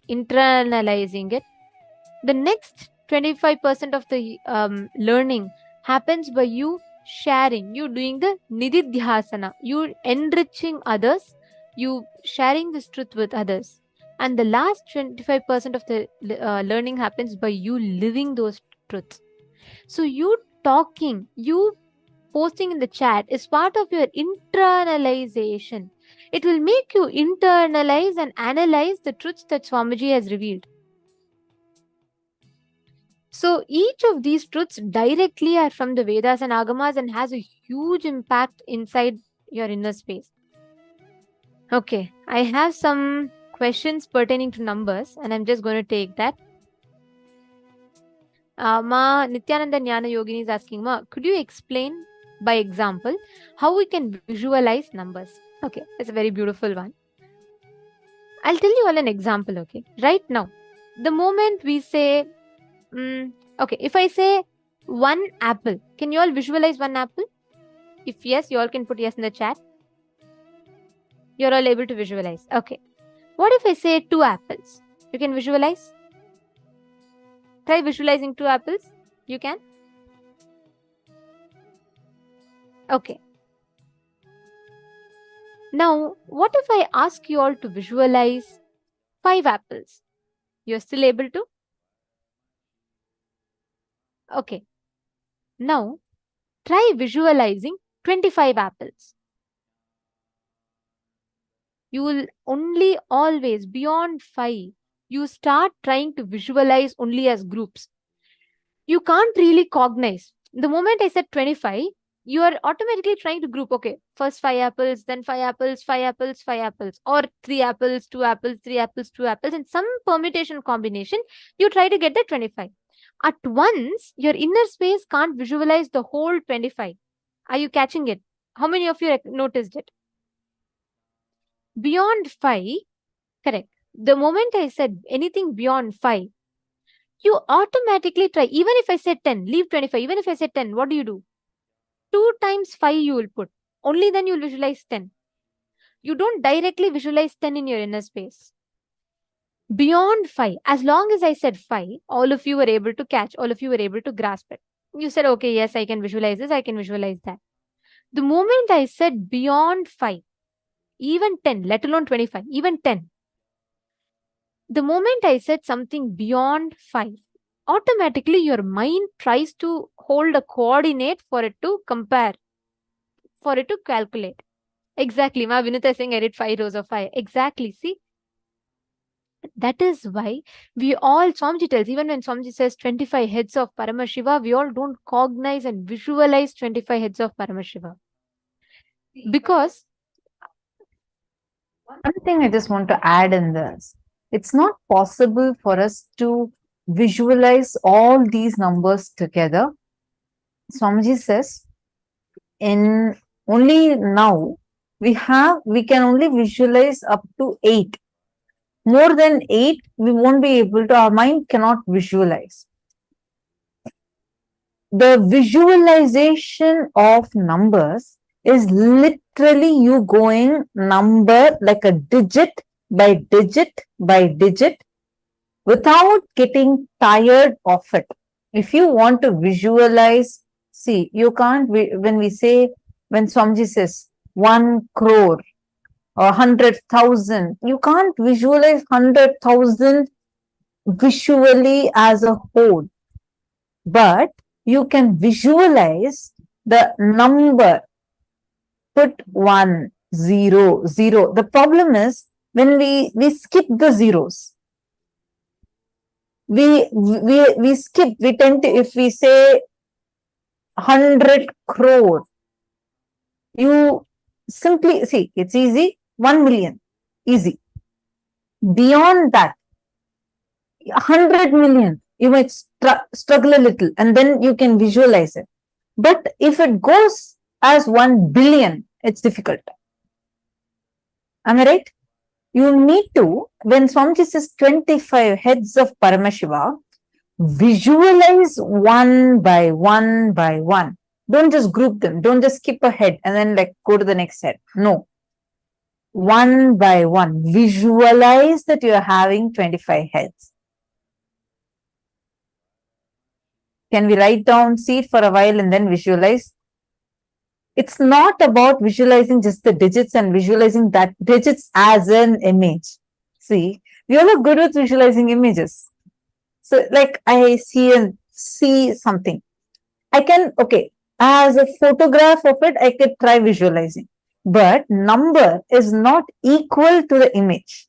Are you understanding? So what you need to be doing now is, you need to visualize one by one by one. Visualize your 25 heads, your one head, and then visualize one more head, 9 heads in the first row, 7 heads in the second row, 5 heads in the third row, 3 heads in the fourth row, and 1 head in the fifth row. Visualize this. This is the 25 heads of Paramashiva. Actually, the first time I learned this when Swamiji explained this during the Number Universe session. Like in a flow of conversation, like Swamiji is revealing, in that flow, like so coolly Swamiji is saying 9 heads, 7 heads. I was like, oh my God, Swamiji calculates like that. He just calculates it so fast, visually. Swamiji is so good with numbers. We all take time to count things, right? Swamiji will just remember, like he will remember it visually in a photographic level. And I should share this incident that happened. So one group of sannyasis and program participants were blessed to travel with Swamiji, and they all go to a temple. So it's like a new temple. They all are going. They land, the temple has, I think, about 10 or 12 entrances, where, like 10 or 12 parking lots. They didn't know this at the beginning. So they got a tourist guide and then they have planned. So see, where any time Swamiji goes to temple, that's it, like the whole crowd will rush to Swamiji, right? So they're going and they wanted to do it like fast and quickly come out so that the crowd does not like, it doesn't overcrowd over there. Program participants are all there. Everybody comes and then Swamiji gets down from the bus and comes. So Swamiji is going, the sannyasis are going with Swamiji and they go. Finish the temple, they finish visiting the full temple. Swamiji explains the significance of the deities. Everything is done. So now they want to return back. Tourist guide goes away somewhere. They lose track of him. And now they're stranded in the temple. None of the sannyasis know which is that parking lot. They thought there's one parking lot. They go and ask, where is the parking lot? The people in the temple are asking, which parking lot are you asking about? There are like 12 to 13 parking lots. Everybody freaked out. Swamiji is there. It's getting crowded. People are all rushing to take blessings from Swamiji. And it's getting crowded and crowded. Now they need to leave from there. They're trying, the time is ticking. They're trying, they're going here, going there. Nothing seems to work. They didn't know what to do. And one of the sannyasis try going to like a particular parking lot, and then they come back. Swamiji is asking. So Swamiji is here blessing people. Like people just rush, come to Swamiji, fall at Swamiji's feet, and Swamiji is like, busy blessing each one and attending to each one. And Swamiji needs to, now the whole group needs to go out of the temple. Swamiji sees this thing going on, some restlessness going on, and Swamiji calls the coordinator and asks, what happened? They're freaking out. They're like, sorry, Swamiji, we forgot where is the bus, which parking lot we parked it in, and it's so crowded, and we have no idea where the bus is. And then Swamiji said, that's it, right? And then it's like, okay, go and ask, where is Mahalakshmi parking lot? They just go and ask the people, the temple people, and then they guide the way. All of them come. Everybody is like, right now there's pin drop silence. Nobody has, none of them were even talking. All the sannyasis, like the group that were with Swamiji, who was supposed to be the main coordinators, all of them were completely silent because they've done it's like a mess, right? Like Swamiji was standing there for a long time. And then they find the bus, it was exactly there. There was a parking lot named Mahalakshmi parking lot, and they got it, and they all got the bus, immediately. They all went. Next, for 10 minutes, complete pin drop silence in the bus. Swamiji is also just sitting. Usually, whenever Swamiji goes to temple and comes, Swamiji will be in extreme samadhi, like high samadhi. You can literally see it. Then Swamiji was sitting, gazing through the window. One of them mustered up some courage and went to Swamiji and was like, Swamiji, we are sorry for what mess we did, but how did you just Swamiji was in a rush, because everywhere it's crowd. And as soon as Swamiji got down from the bus, nobody told which parking spot this is, nothing. And directly Swamiji went to the temple. The coordinators were there in the temple much more before Swamiji landed there, and after also, so the entire time they were there. So they're very curious. How did you know that there was this parking lot named Mahalakshmi parking lot, and exactly knew where we had parked, Swamiji? And then Swamiji just smiled and said, I just traveled back in time and then saw, I just remembered, went back in time and looked around for the details, and I just saw that there was a board named Mahalakshmi parking lot. So I told you guys that it's Mahalakshmi parking lot. Everybody were laughing and smiling, because for Swamiji, it was like, oh, I just went back, turned the time back, went there, looked at the board, and came back here and told that. And his visualization, it was like a photograph. Every moment, it's we see in anything, we see only less than 10% of the 100% information. But Swamiji sees the entire 100% of information. Usually we only see 2% to 3% information. That's why in a room you're sitting, and let's say you're having a conversation, very a nice conversation you're having with your close friend. Let's say you're in a restaurant and you're meeting your best friend after a very long time.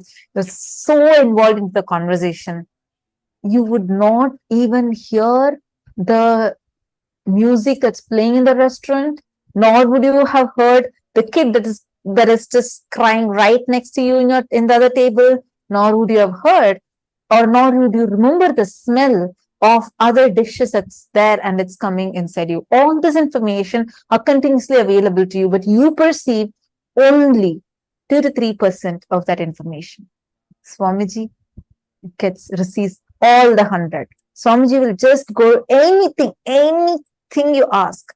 In one program, Swamiji actually did this, where participants are sitting and Swamiji was saying, that I'll remember someone was asking, Swamiji, I have only attended one program. Will you remember me? And Swamiji smiled and said, not just I'll remember you, who has attended one full 21 days program. I remember every devotee that has come and taken darshan. I remember every single one of them. Even one darshan, if you have gone and received from Swamiji, Swamiji will remember every single one, and Swamiji will remember where each one was sitting. Actually, Swamiji did this where participants are all sitting, and Swamiji said that now you guys reshuffle and sit. I'll tell each one of you where exactly you guys are sitting earlier, and actually play it like a game with all the participants. Of course, Swamiji was right. See, understand the way the photographic memory that Swamiji has. It's not just photograph, it's like 100% information is available. And why? Swamiji can grasp large amount of numbers at the same time. Like, let's say if we have 10 sacks in front of us, we can count. But if we have 100 sacks in front of us, we need to count it. Like, just by seeing, we can't tell, right? We need to say, okay, 1, 2, 3, 4. We'll just say 5, or we'll maximum do 10, 20, 30, like that. Correct? Swamiji, just by looking at something, he will be able to say exactly 100 are there. That large inner space that can grasp the information, that can store the information, is like abundant in Swamiji. And if you just constantly visualize, Ma Vinita is asking, can we write it down, see it for a while, and then visualize? You see, when you just grasp your inner space, just close your eyes and continuously visualize that number. Start with that. Like, even if you try, you may keep forgetting it. It may keep like going off, slipping off. Again and again, come back. Don't go to writing. Then you will, like Swamiji said, then the calculator or your notebook will only become enlightened. You should become enlightened.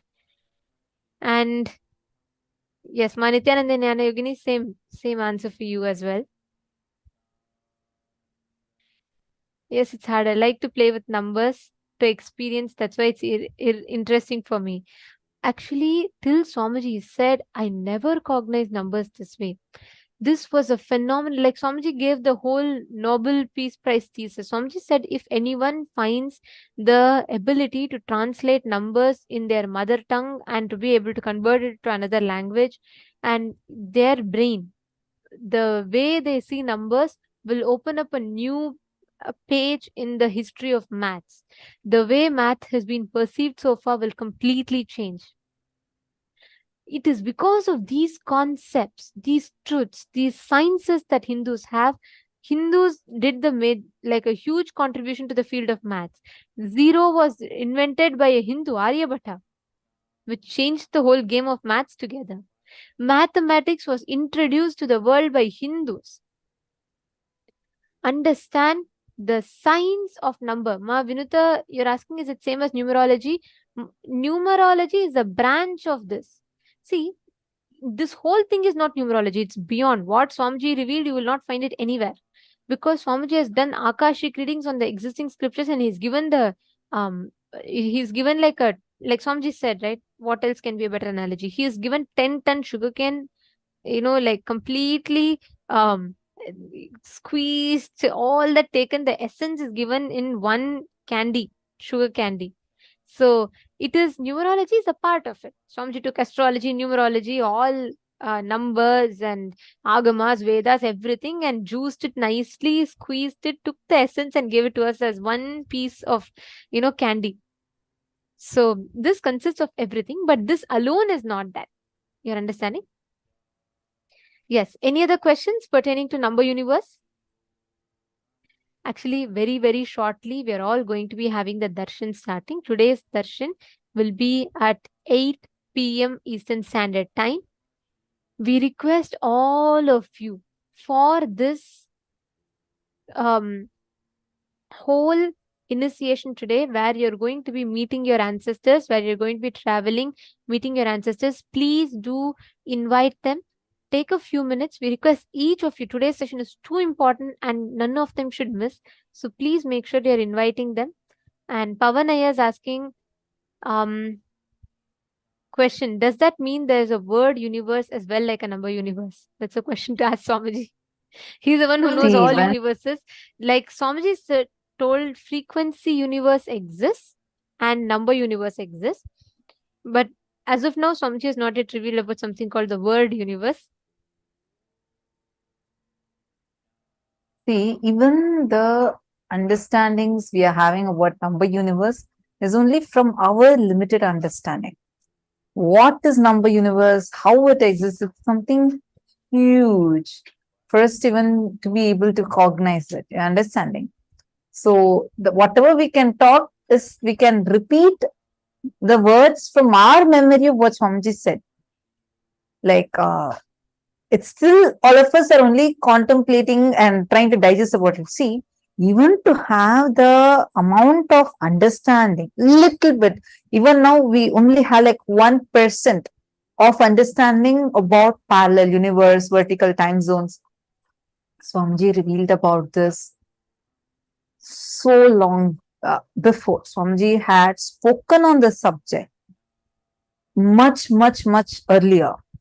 But even this limited level understanding for us to get, it took so many years. Like from 2000, like I was just watching videos. Where in 2016, 2017, I don't ever remember of these words where Swamiji is uttering parallel universe. In 2013, Swamiji had spoken about how Anahata Chakra, the Vaikuntha is the parallel universe of your Anahata Chakra. It's directly connected. And I was like, oh my God, I never ever even registered this term parallel universe till 2022 when Swamiji did an entire webinar on it. But Swamiji had spoken about it multiple number of times. It takes so much preparation. Swamiji prepared us so much, and slowly one by one, Swamiji is giving to us. Even though many of these Swamiji had revealed long back, like even the concept of vertical time zones, 14 lokas, I feel more and more we listen to it. It took us so many times of listening again and again and again to even catch 1 to 2% of what Swamiji is actually revealing about this. Even now, it's for all of us, we are just talking from what we are understanding. There is so much more. Like right now, when I'm rereading any of the Puranic stories, it just feels so different. Like how when I was reading about Vishwamitra creating an entire loka for Trishanku, I felt like, oh my God. So when we say loka, it's not just one like a piece of land that's floating. It's actually universes together. Because even Trishanku's loka, Swargaloka is part of Swargaloka.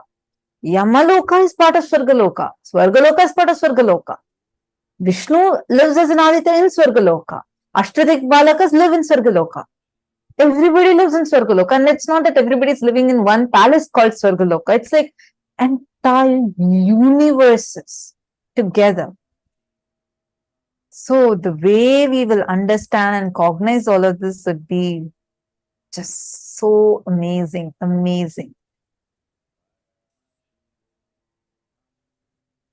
The truth's right, number universe, frequency universe. The way every time I see this, and then I like try to just see how will Swamiji be seeing this world. Pavanaya, you were asking today, right? Even 1 second, if you can get to see the world like Swamiji, I'm like, just imagine the way Swamiji said. Swamiji does not see us as human beings. Like he doesn't remember when Swamiji enters into high samadhi. Swamiji does not see us with hands, legs, eyes, nose, nothing. Swamiji will see us as energy balls, like balls of energy. That's all. Swamiji said it'll be like a light ball. And that's how Swamiji will be seeing us. So each one, it's going to, like each of the revelations that Swamiji is given is just phenomenal in itself.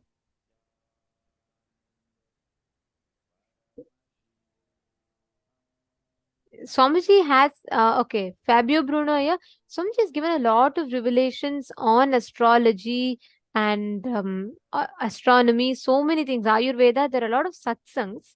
So, and these courses are available in Nithyananda Hindu University as well. So you can sign up to be part of Nithyananda Hindu University and you can access these courses.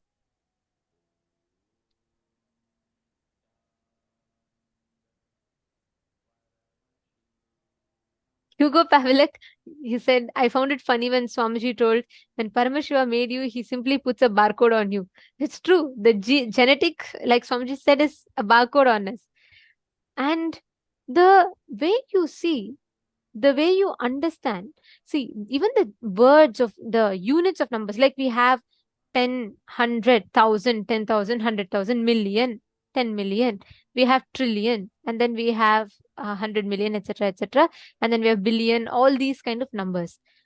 In Hinduism, we have numbers for up to 10 billion, billion. We have different numbers, akshoni, like each one ashtoni, like that. We have different numbers, which is a unit to measure a certain numbers, which we can't even fathom. Like they will say, we had 800 crore. Till that, they have a proper number. They don't say 800 crore. They actually have a proper number for that. The way we cognize is completely different. So humanity is still a lot to catch up with that. Okay. Now, we're all going to be we're all going to be learning about a very beautiful truth now. We all learned about number universe.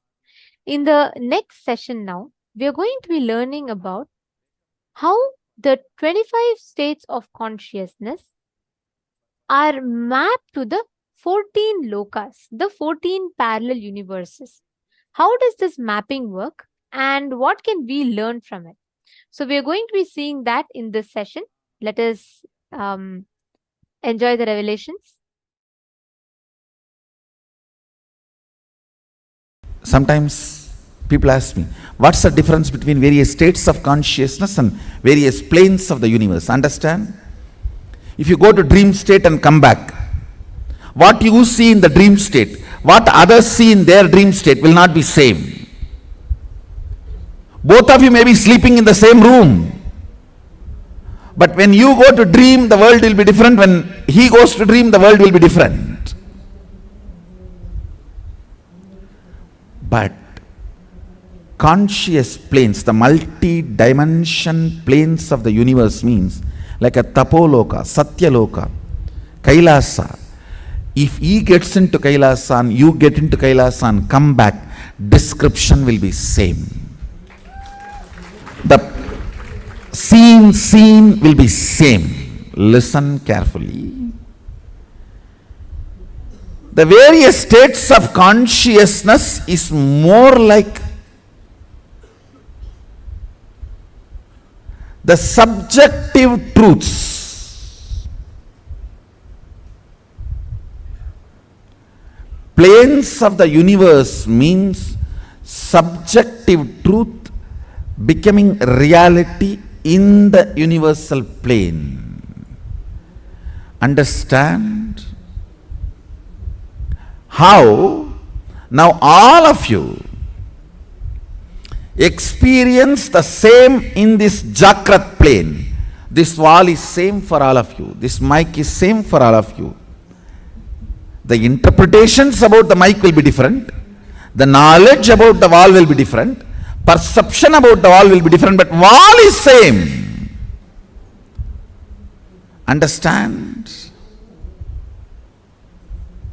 Truth is same. The facts you derive will be different.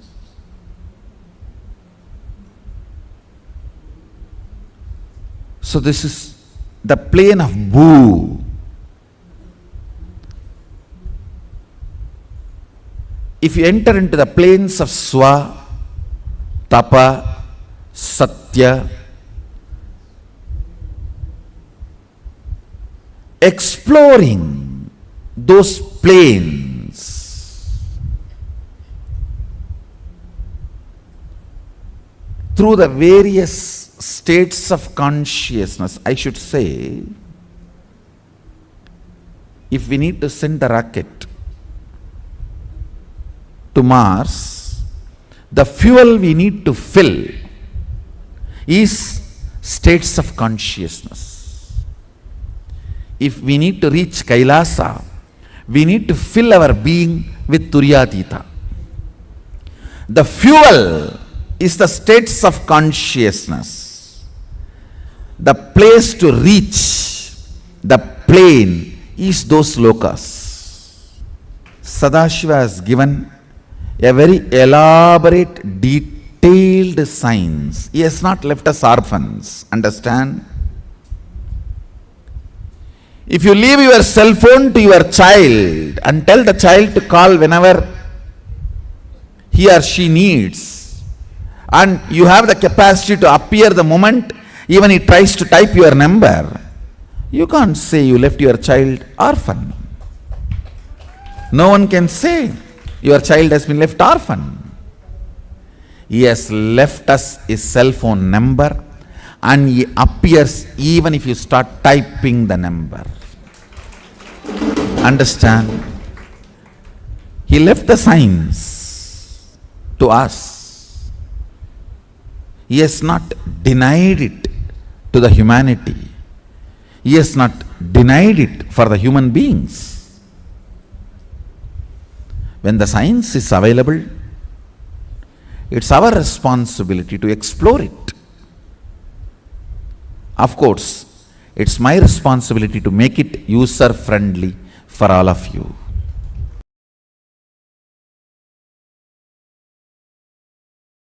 Yoga has religion, that is Hinduism.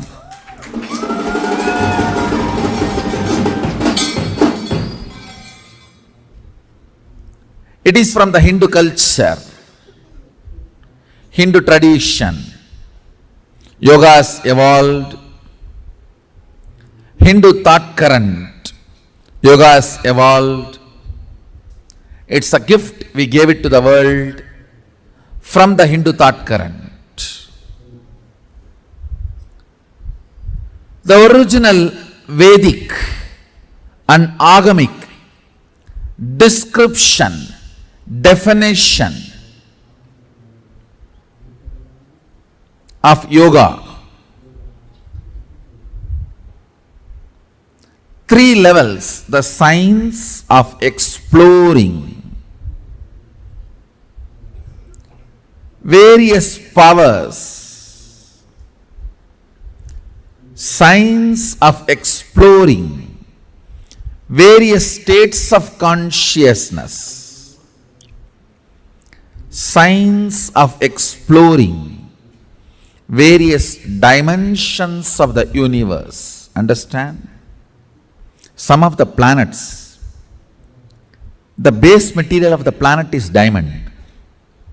You should know some of the planets are 80% diamond material.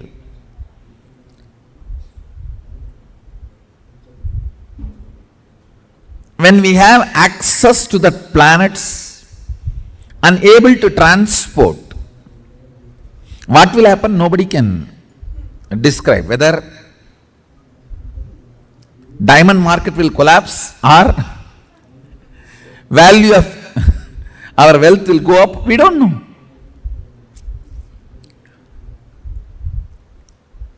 Access, possibility, opens new doors which can't be described. You do not know the result and end result.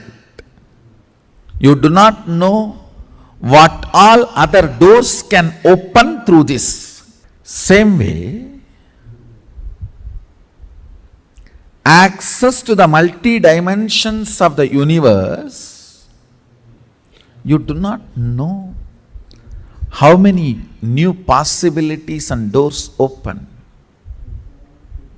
And not only Hindu tradition talks about access to other lokas, other planes of universe, it was a very common practice. In Hindu tradition, human beings having access are those beings contacting human beings. I don't even want to say in the modern day people are not doing it. No. We have enough of people who are doing it even now. The body which is fueled only by Sushupti, Jakrat Swapna means deep sleep, dreaming and little waking state once in a while because of cup of coffee. The body which was being dragged, functioning only with these states, if even little Turyatita is mixed, it is like a wow. Today I'll put little Turyatita. You will see the kind of a alchemy change in the system. God, what is going on? What is he doing to my system? I am just changing the fuel. Multiple things will happen. One, a thorough healing of the body. All the repaired parts get healed. All the friction disappears. Then, ability of your mind to see, perceive, cognize Jiva, individual self, Jagat, universe, Ishvara, Sadashiva. Ability to cognize Jiva, Ishvara, Jagat.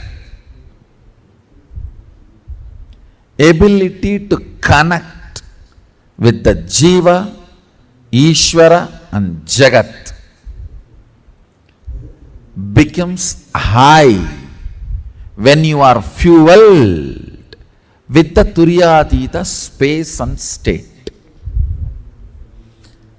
That is why these 25 states of consciousness, knowledge about it and experience about it is very important.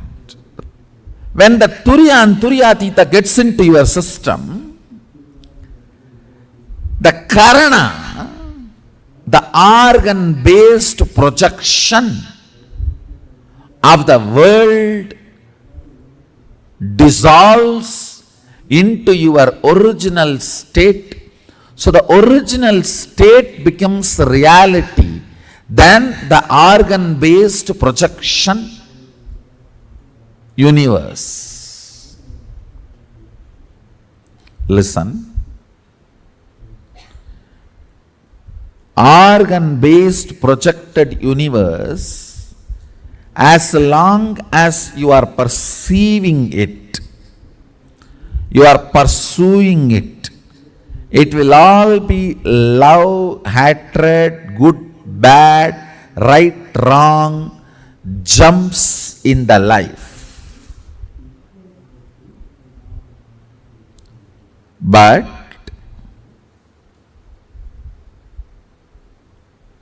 when Turya and Turyatita is added to your biomemory, bioenergy, suddenly you will realize yourself is a much deeper and higher reality than the organ-based projected universe.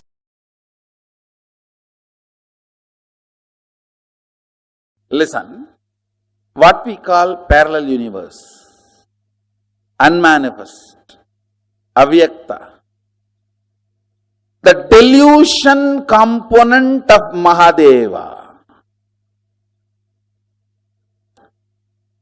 Trobhava, cannot be exactly translated as delusion.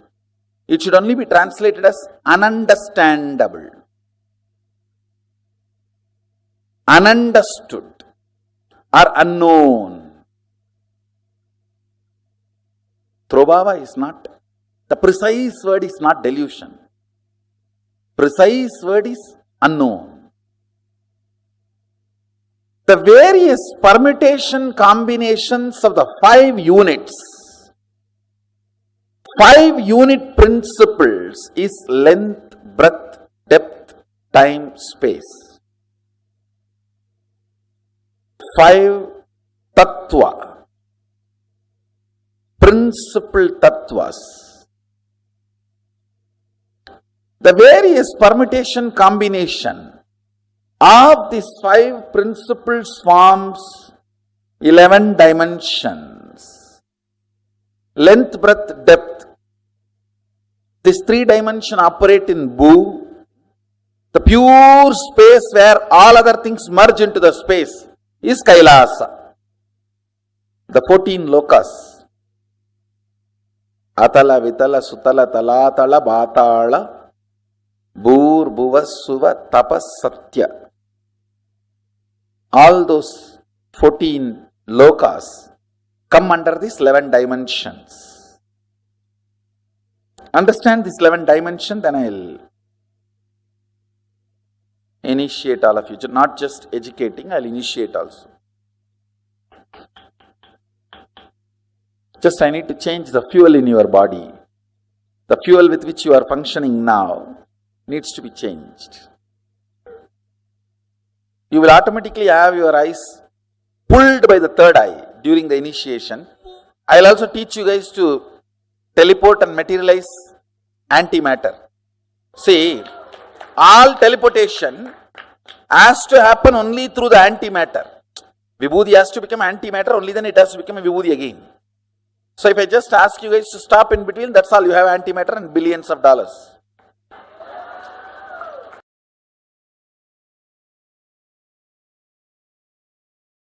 Cosmos cannot just brush you aside, push you aside, saying, okay, you throw tantrum, I will do my job. No. Understand, if you read the Vedic literature, so many references will be there. A rishi is sitting in one forest, corner of the forest, under a tree and meditating. Indra's throne burns. Mahadeva's Kailasa shakes. Vishnu wakes up from his Vaikuntha snake bed, rushes to attend. Have you not read these stories? What it means? Your tantrum cannot be neglected. Be a strong seeker, intense seeker. Never allow the worship of ignorance. Never allow worship of ignorance. I tell you, whatever you lost, wealth, time, energy, youth, I am telling you, everything is useless. Gain 10 times, 100 times more anything you lost, just if you acquire one thing, seeking. If you stop worshipping ignorance, losing the spiritual seeking is the biggest curse. If you have not lost the spiritual seeking, don't worry, nothing is lost. It means you know how to throw tantrum and make the cosmic mother open the treasury. Go down for us. Seeking is nothing but your ability to throw tantrum and get the attention of the cosmic mother. I am telling you, just sit under one tree with a depth and decision of seeking. Simply Kailasa has to shiver. Kailasa will shake. Don't try to be Ravana, trying to shake the Kailasa. You will be caught under. Just be a yogi. Vishnu cannot sleep there. Vaikunta will have a tsunami. He has to come down and attend to you. Because after all, Vaikunta, Kailasa and all is nothing but a parallel universe of you. Your Anagata Chakra. The parallel universe of your Anagata Chakra is Vaikunta. Parallel universe of your Anya is Kailasa. If you shake your Anya, Kailasa has to wake up and Mahadeva has to appear in front of you.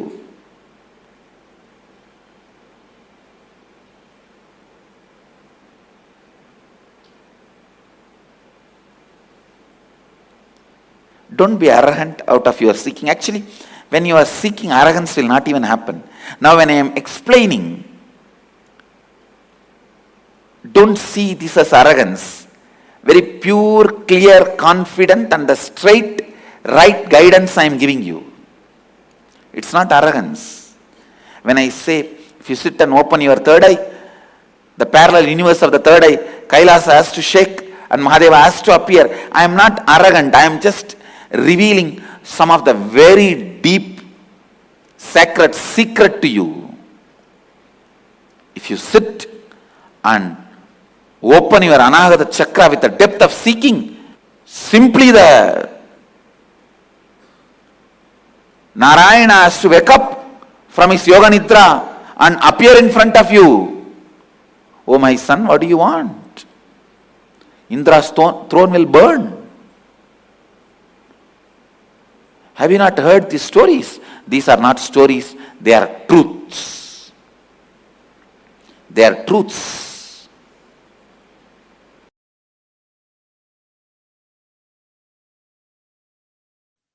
Paramashiva's message directly from Kailasa on this auspicious Nithyanandotsavam, Avatara Brahmotsavam, Avatara Dina Brahmotsavam, second day.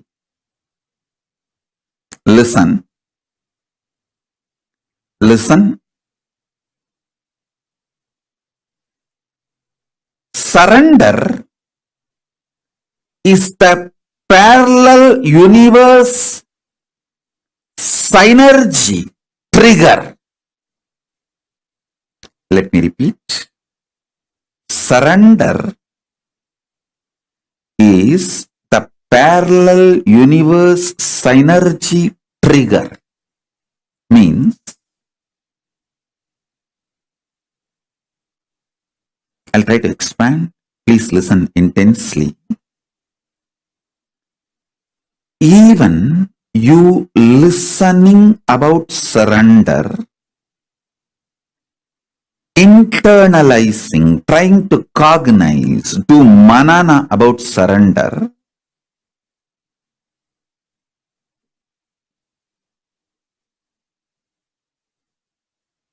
even thinking of doing surrender or planning, strategizing to do surrender, everything is parallel universe synergy trigger. Means Paramashiva has already decided and he has picked you up. You are handpicked, chosen. That is why you can even hear about surrender. Shravana about Saranagati happens only if Paramashiva has decided you are his. You belong to him. It is parallel universe synergy trigger. It has multi-layer meaning. It's not that you surrender and Paramashiva accepts. He decided to accept you, then it triggers the surrender in you, the idea of surrender in you, thought of surrender in you. Kailasa decided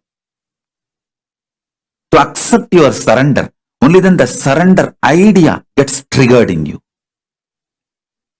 Bhakti, Saranagati, feeling connection, love, all of this towards the divine, Paramashivan Guru, is parallel universe synergy trigger. The sync you and the parallel universe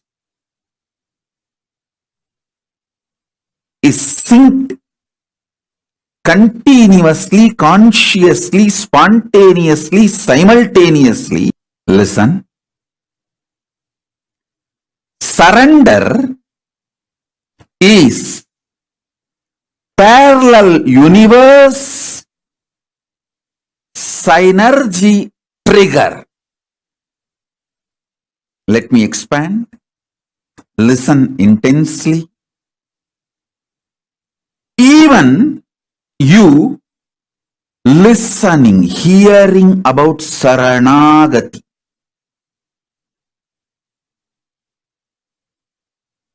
Saranagati to Paramashiva or Guru, the ultimate. Even you are listening or manana, thinking, or nitidhyasana, manifesting. See, whether you try to listen and cognize or contemplate and strategize to manifest or manifest. Shravana, Manana, Nidhityasana. In all three levels, even you hearing about Saranagati, listening about Saranagati is parallel universe synergy trigger. Means only when Paramashiva decides to have you for himself, he triggers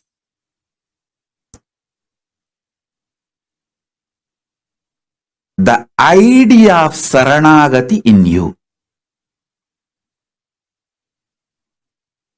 Don't ever think you decide to surrender, then Paramashiva accepts it. No. Understand the principle of time in parallel universe. In parallel universe, there is no past, present, future. It's a synergy. Synced energy manifestation is synergy. He decides, KAILASA decides, Paramashiva decides to have you for himself, then the idea of surrender gets triggered in you. Let me repeat. It is not that you decide to do Saranagati and then he accepts. No.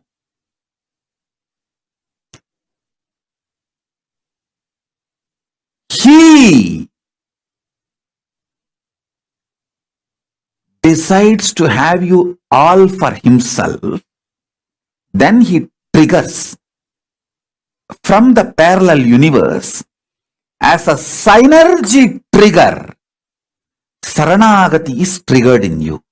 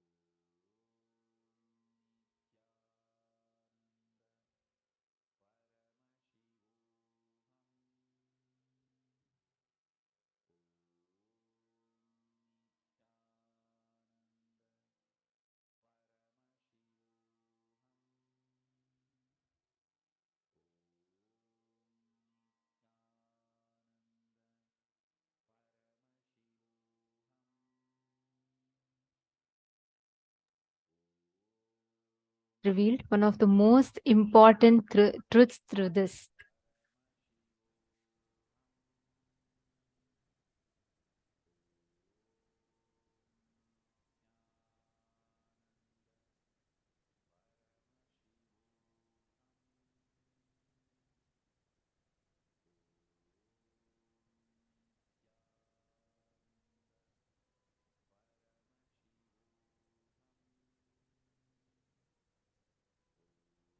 Understanding about the parallel universes and how they are mapped to the 25 states of consciousness. How exactly do we map the existence of the parallel universes? This is a very, very important session in order for the preparation for today's darshan. So we request all of you to please provide your complete listening to this. So let's do a quick recap of the 25 states of consciousness. Basically, the 25 states of consciousness is a permutation combination of these 5 states. The first one is when you are awake, which means you have the eye consciousness, and then you have the thoughts, which means you're in a wakeful state where you're aware and you're thinking, you're aware of yourself. That is called the Jagrat state. Where you do not have thoughts, but you have the eye consciousness, you are in Turiya state. The space of samadhi. For example, whenever you sit in darshan and you experience that absolute oneness, you don't have thoughts, but you have absolute awareness of your existence. That space is Turiya. The next is without eye consciousness, but with thoughts, which means in dream state, you don't really have a proper eye consciousness, but there's continuous thoughts that are happening, which is a dream. So that is why in a dream state, one moment you'll be just writing your exam, you'll be a child, and in the next moment, suddenly you'll see as you're a married man with your child writing the exam. There'll be no time or there'll be no eye consciousness. You will not have any logic to this. It'll just be your thoughts. Without eye consciousness and without thoughts is sushupti, deep sleep, where you're not conscious, you're in unconscious state. Beyond all these 4, there's a state called Turiyatita, the alive state. Turiya itself, Turiyatita itself means beyond the Turiya state. There is actual no definition for the state because the state is beyond any explanation, beyond, you can't even call it the 5th state. You can call it only beyond the 4th state. Turiya is the 4th state. Turiyatita is beyond the 4th state. You can't even call it any further. Because this is a altogether a different experience that your consciousness has, where it becomes one with the whole universe. That experience, that glimpse of that alive state of consciousness happens in Turiyatita. So here we can see the definition of each of these states.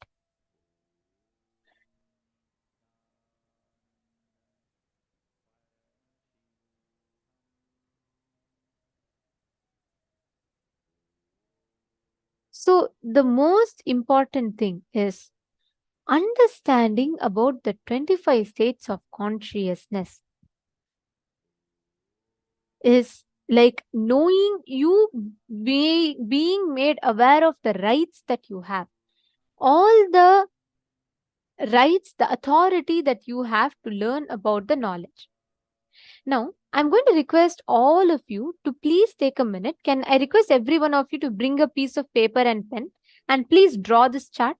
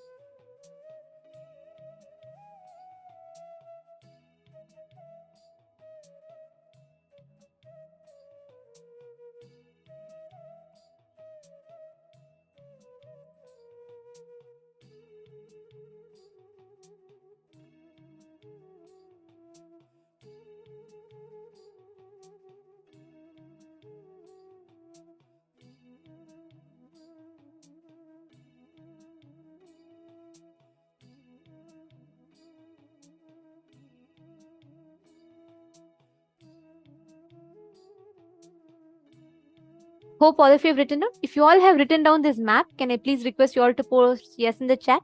How many of you have drawn this?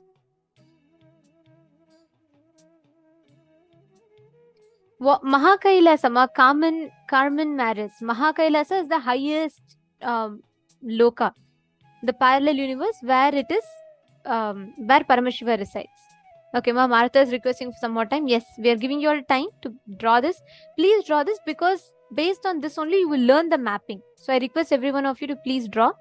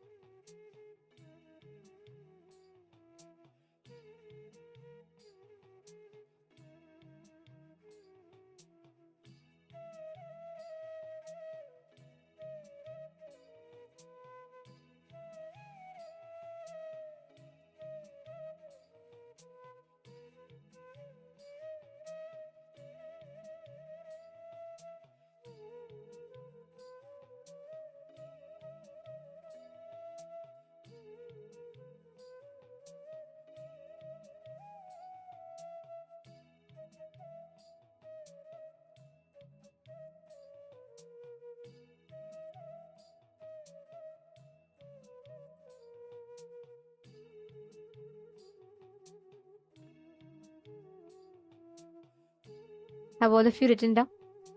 Okay. Swamiji has revealed a lot on these vertical time zones, parallel universes, each of them, what they are, and how we can experience them in our lives. Today, every one of you that are sitting here, each and every one of you that are here with us, we are all going to be receiving this as an initiation today.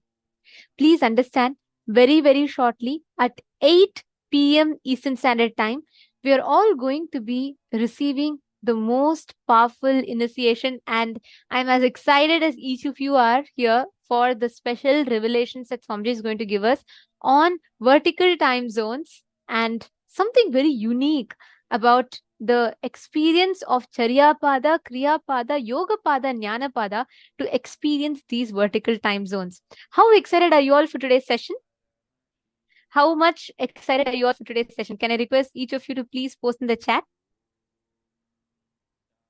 No, yesterday was a blast. Oh my God. Swamiji as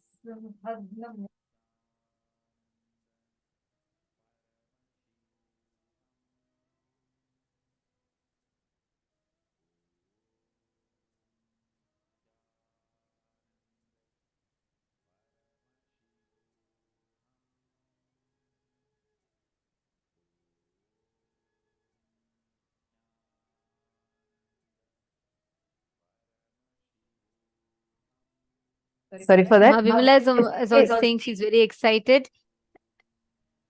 Sorry for that. Yesterday, Swamiji had so powerfully revealed to us.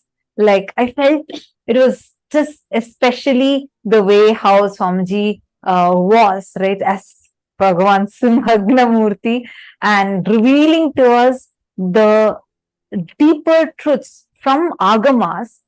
I mean, when I say the word Agamas, the understanding or the feeling that I used to have before was this, like how Swamiji makes it so juicy and something that you need to celebrate it with. Kriya Pada. Swamiji did not explain it as just mere rituals, but as a way that you can connect with God.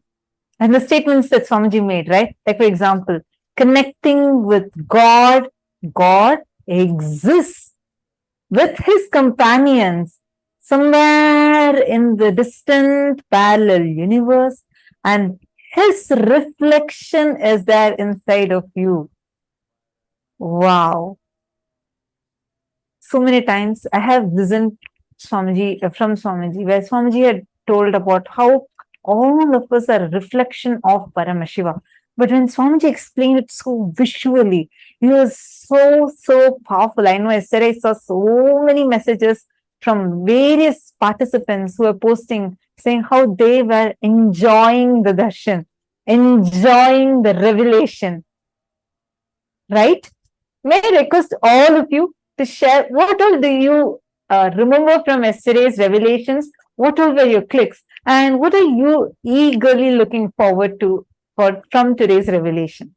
Especially given that we are going to be experiencing astral travel, where you are going to literally get teleported to the parallel universe and experience your parallel universe existence and relate with the departed souls, the near and dear ones, probably your grandmother, grandfather, your mother, father, sometimes your children or your best friend, even your pets, anyone that was so close to you, but unfortunately passed away. And you really want to connect with them. You really want to relate with them. They don't exist anymore physically. And they have left their body. They're deceased. Today is the day where you can get to connect with them, meet them in your parallel universe, where they exist in Pitraloka or whichever loka they are in. You are going to be meeting them, coming face to face with them, experiencing tremendous completion with them. What a boon, what a blessing. Ma Angelika is asking, what happens if Maheshwara Puja was done for them? Are they still there? To all those who do not know what Maheshwara Puja is, it's actually a very, very powerful offering where, see, there are various rituals recommended for the souls that have left the body. If someone dies, there are specific rituals like Pindatarpana, offering Shraddha to them, and there are specific rituals like this that are recommended to be done as a ritual in the Kriya Pada in Sanatana Hindu Dharma, so that you can connect to their parallel universe existence and the soul can travel freely without any like baggage pull or load pulling them back for their happy departure and a safe journey. You offer specific rituals and for you to experience completion of them. The most powerful of them all, the most extremely powerful is offering of Maheshwara Puja, where the avatar, who is equivalent to the liberation capacity of Brahma Kapala, the skull of Kala Bhairava, which can just digest anything and burn your karmas, and Vishnu Pada, the feet of Mahavishnu, which can immediately grant you liberation. The equivalent of that is the master's stomach, especially an avatar who directly connects to the Pitraloka, and every soul to whom you offer Maheshwara Puja to, Swamiji accepts that Maheshwara Puja. He will be eating the offering, the food, and directly liberating the souls, connecting with those souls and liberating them. So this ritual is called as Maheshwara Puja, and this happens during every Paurnami, every full moon day, and every Amavasya. So every 15 days once we have this ritual, and Swamiji himself accepts the offering and does the Maheshwara Puja and liberation to them. For all those who have offered Maheshwara Puja, the souls are directly liberated. So you don't need to worry. They will not be there in the waiting lounge of Pitraloka. But let's say that your mother has passed away and you want to very deeply connect with her. You want to experience her. You can keep her picture today, and let's say you have offered Maheshwara Puja already. Swamiji would have liberated her and she will be in Kailasa, and Swamiji will make the connection happen between her consciousness and you. She will come and give darshan. She'll actually tell you how complete she is, how blissful she is, and you will even feel, you'll be able to physically see. We have so many participants that have had this as an amazing experience. Like I remember Ma Agamapriya, who literally physically saw her grandmother and experienced the completion. Like that, there are so many participants just sitting here who had this as an experience when Swamiji had conducted this process earlier. So all of you have that amazing blessing today.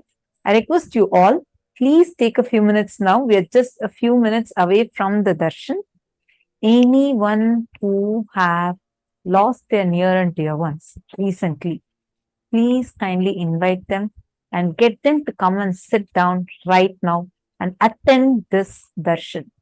Understand, for you it might be a simple phone call, but you are doing a huge favor to their very consciousness.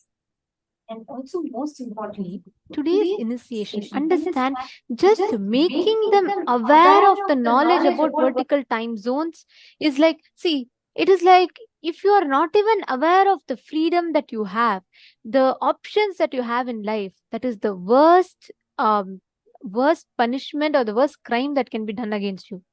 Imagine if you are the owner of a rich estate, like hundreds of crores, and you're making a huge business.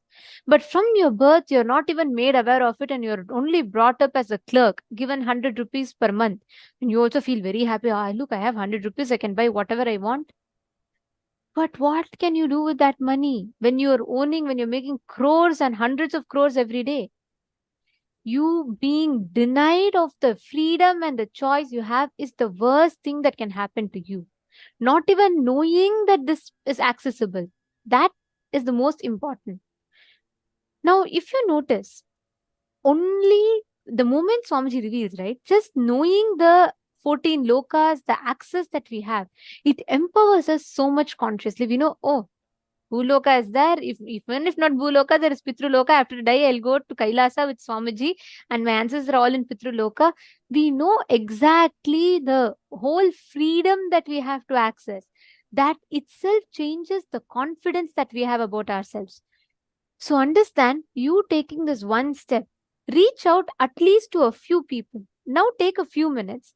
At least reach out to 5 to 10 friends. Bring them to today's initiation. Today is too important. One, if any of them are struggling, they have just lost their near and dear ones, and they are still suffering because of that. Or if they are someone who is very interested to know about aliens, who is very interested about astral travel or cosmos and all these physics things, or any of these related, astrology, astronomy related, you can bring all of them for this session. This is going to be very, very powerful. Yesterday, Swamiji had revealed to us some of the most important truths, be it about the vertical time zones or the Charya Pada, Kriya Pada, Yoga Pada, and Jnana Pada. And Swamiji was revealing about how extraterrestrial beings, like Swamiji said, we can't call them aliens because we think only we exist and everything belongs to us, we alienate others. Swamiji said they're all extraterrestrial beings. In Hindu Puranas, there's no concept of aliens because we all don't think they're someone alien to us. Just like how we belong to Bhuloka, the Devatas belong to Devaloka. And the Asuras belongs to the lower lokas, Atala, Vitala, Sutala lokas. Each lokas, the beings of the extraterrestrial beings exist, who run their whole lokas, and each vertical time zones functions with their Sanatana Dharma. Swamiji had so powerfully revealed these truths to us. So I request every one of you to take a few minutes. Please call right now and invite your friends, your family members, someone. Ma Valini Subaya saying she's very excited with so many gifts that's going to come. That's wonderful, Ma. Can each of you take a few minutes and invite 5 friends? How many of you really want to take responsibility to share this knowledge with others? Could you all put in the chat? How many of you really feel responsible now that you know this knowledge exists? How many of you really feel responsible to share this knowledge with others? Could you all post in the chat? Yes. Okay, I see people are posting yes. Understand, the best way you can take responsibility for this knowledge is by sharing the science, the possibility of the science with others. Okay, I see Ma Valini Subaya, Ma Nithyananda. Ma Valini is saying she's already sharing. That's wonderful. Ma Nithyananda, please let us all take that responsibility to remind. Very, very shortly, Swamiji is going to be here to give us this powerful revelations about vertical time zones and parallel universes. Around 8 p.m. Eastern Standard Time, we are going to be having the darshan. So please make sure that all your friends, family members are there right now, because now the main preparation is going on, and make sure you're ensuring that they are here. Understand this darshan. Tell them to also get a picture, explain to them, give them the context, and let them sit with you and let them have a glimpse of what amazing initiation we're receiving today. So make sure you're inviting them. Let them not miss out on this amazing, amazing boon. Actually, we had yesterday, there was a person who was, one of the participants was saying about how they felt that, left out when they didn't know about the death meditation and the initiation Swamiji gave. See, even though people are there connected to the Sangha, many people, due to, they're probably busy and they're missing out information. Each one of you here that are receiving the gifts, if each one of us take the responsibility to share this, understand so many people, how you felt blessed to be here. Yesterday, when Swamiji is revealing such an amazing, powerful revelation, how blessed did you feel? So many of you were posting, right? Saying that you really loved it, you're grateful. Take this blessing and to others. Reach out to as many people as possible. Ensure that they are here right now. Please take a few minutes. And meanwhile, as all of you are inviting your friends and family members, we are going to watch a short documentary on what exactly is this vertical time zones. This is a very important one. Even if you had missed the vertical time zones or parallel universe session in the morning, this would give you a very good insight as to what this is, so that you can prepare for the satsang and the session and the darshan. So we request you all to please ensure now that the family members or your friends, whoever you want to invite, are joining right away. Please ensure that they are here so that they do not miss out on any of these amazing gifts. And for today's initiation, please make sure that you are having the pictures of your Pitrus. See, today Swamiji is going to be revealing in the session. We are going to be having a very powerful session. And along with that, even traveling to the Pitru Loka, you'll be able to visit the different Loka. Today we were learning about in each Loka who are the citizens, right? Swamiji was revealing.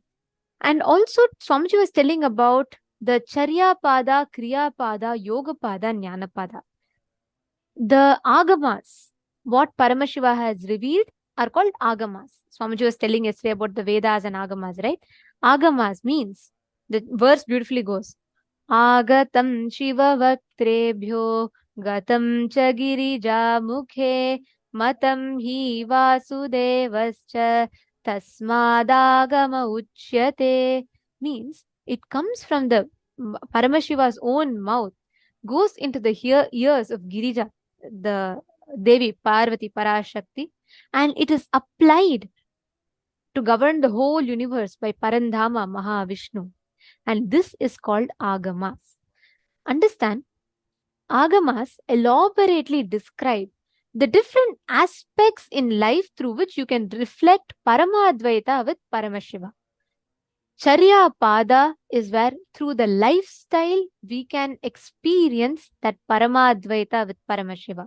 Like for example, in Agamas, we have elaborate description how a person who is looking for enlightenment, with what should he brush his teeth with?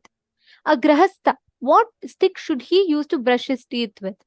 Each of the details are given, how you should dress, how you should sit, how you should walk, where all you should apply basma, what should be your attire for puja. Everything is elaborately given as Charya Pada, means lifestyle practice. Next comes Kriya Pada. Kriya Pada is where you do the different ways to connect with Paramashiva, the rituals, be it Homa, be it puja, all of that. And the next one is Yoga Pada. Yoga Pada is aligning your body and mind through yoga in oneness with the divine. Jnana Pada is living enlightenment, the sciences that Hinduism reveals. Swamiji very beautifully tells, Paramashiva, when he reflects in your lifestyle, he reflects as Charya Pada. Paramashiva, when he reflects in your emotions, in your feeling, he reflects as Kriya Pada. Paramashiva, when he reflects in your thinking, in your cognitions about life, he reflects as Jnana Pada. Paramashiva, when he reflects in your body, he reflects as Yoga Pada. Today, Swamiji is going to be revealing some of the most important sacred secrets about these four padas and about the vertical time zones and parallel universes. Ma Angelica Aghora Shivashakti has posted her experience of Maheshwara Puja. She's saying that my auntie came to me after the puja in a dream. She was glowing in bright red.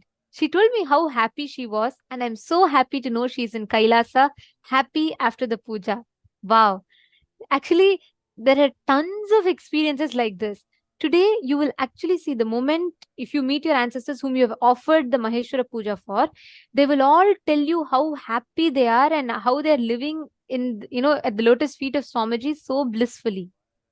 You will be able to meet your ancestors. All our ancestors, like we all learned today, they all exist in the Janaloka, in the Pitraloka, which is in the Janaloka. So that is like the lounge, the waiting lounge for them all.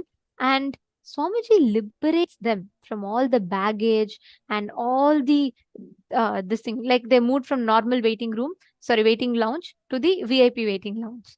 And the beings who are offered Maheshwara Puja liberated, they all directly go to Kailasa and live in the lotus feet of Swamiji's. So understand, every beings, these parallel universes are true, these sciences exist, and the beings exist, the ancestors exist in each of these planes. So it is important that each of us share this science with our near and dear ones so they too can benefit from this. And we request every one of you reach out. We have about 10-15 minutes now. Take your time now and invite your friends to join the darshan that is starting very shortly. And now, as all of you are inviting your family and friends, we are now going to be playing a small documentary on the existence of parallel universe. Since the beginning of time and space, Bhagavān Paramashiva, the all-powerful, all-pervasive, and all-knowing ultimate superconscious existence, revealed in the Vedas and Agamas, the source scriptures of Hinduism, the truths about himself and the manifested universe and its multidimensional and simultaneously existing dimensions and worlds, also known as parallel universes or vertical time zones. त्रुट्यादि प्रत्ययस्यार्थ कालो माया समुद्भवः. The Kala Tattva, which gives rise to the knowledge of various time zones and parallel universes such as Truti and others, is originated by Ananteshwara from the impure Maya.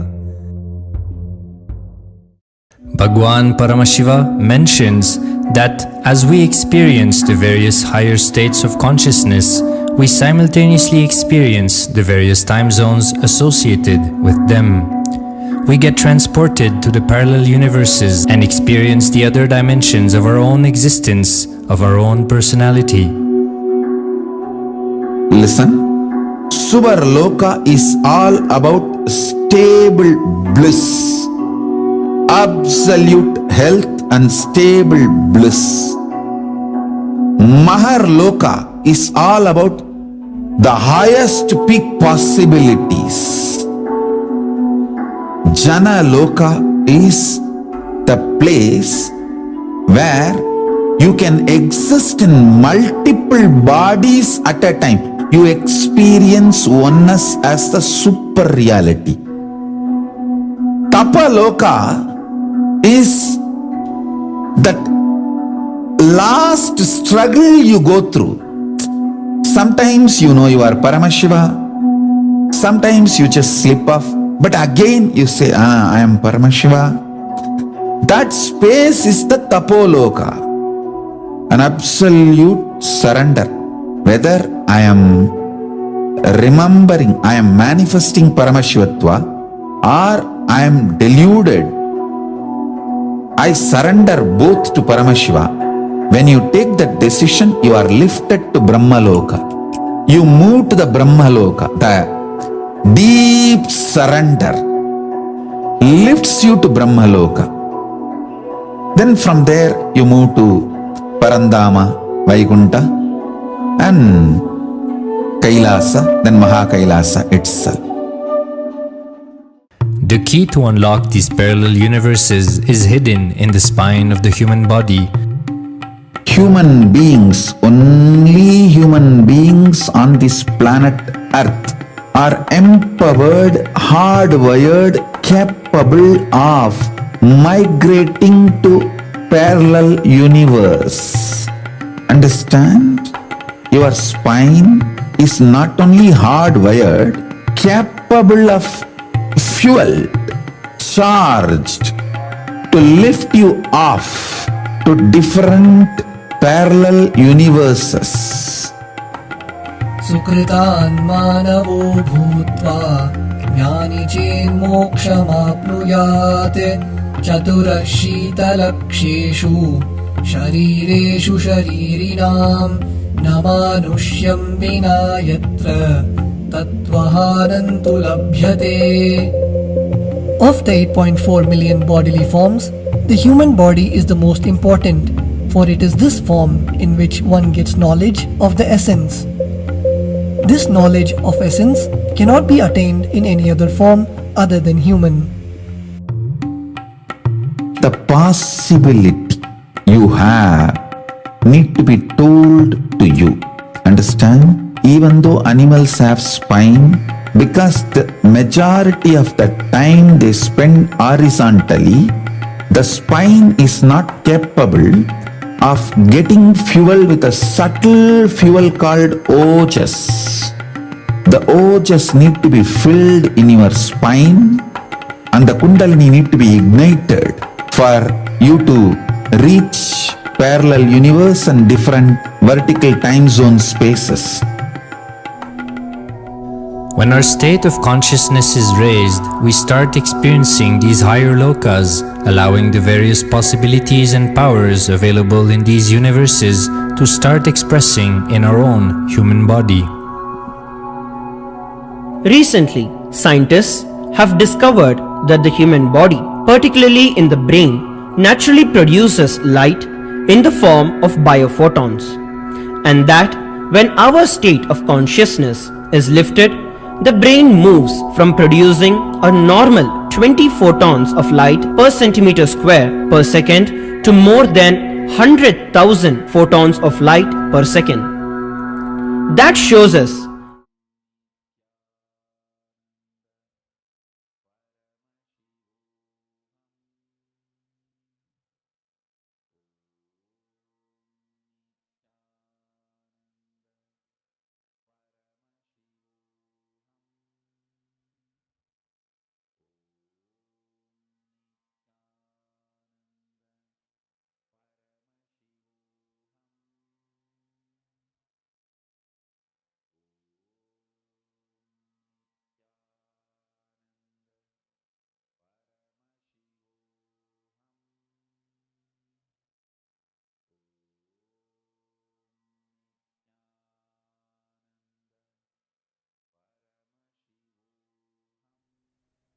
this exact experience of the biophotons, where it increases multifold, it is literally a significance of your ojas being awakened, your kundalini shakti being awakened and your ojas being awakened, and you will directly reach the parallel universe. You'll be raised to the parallel universe.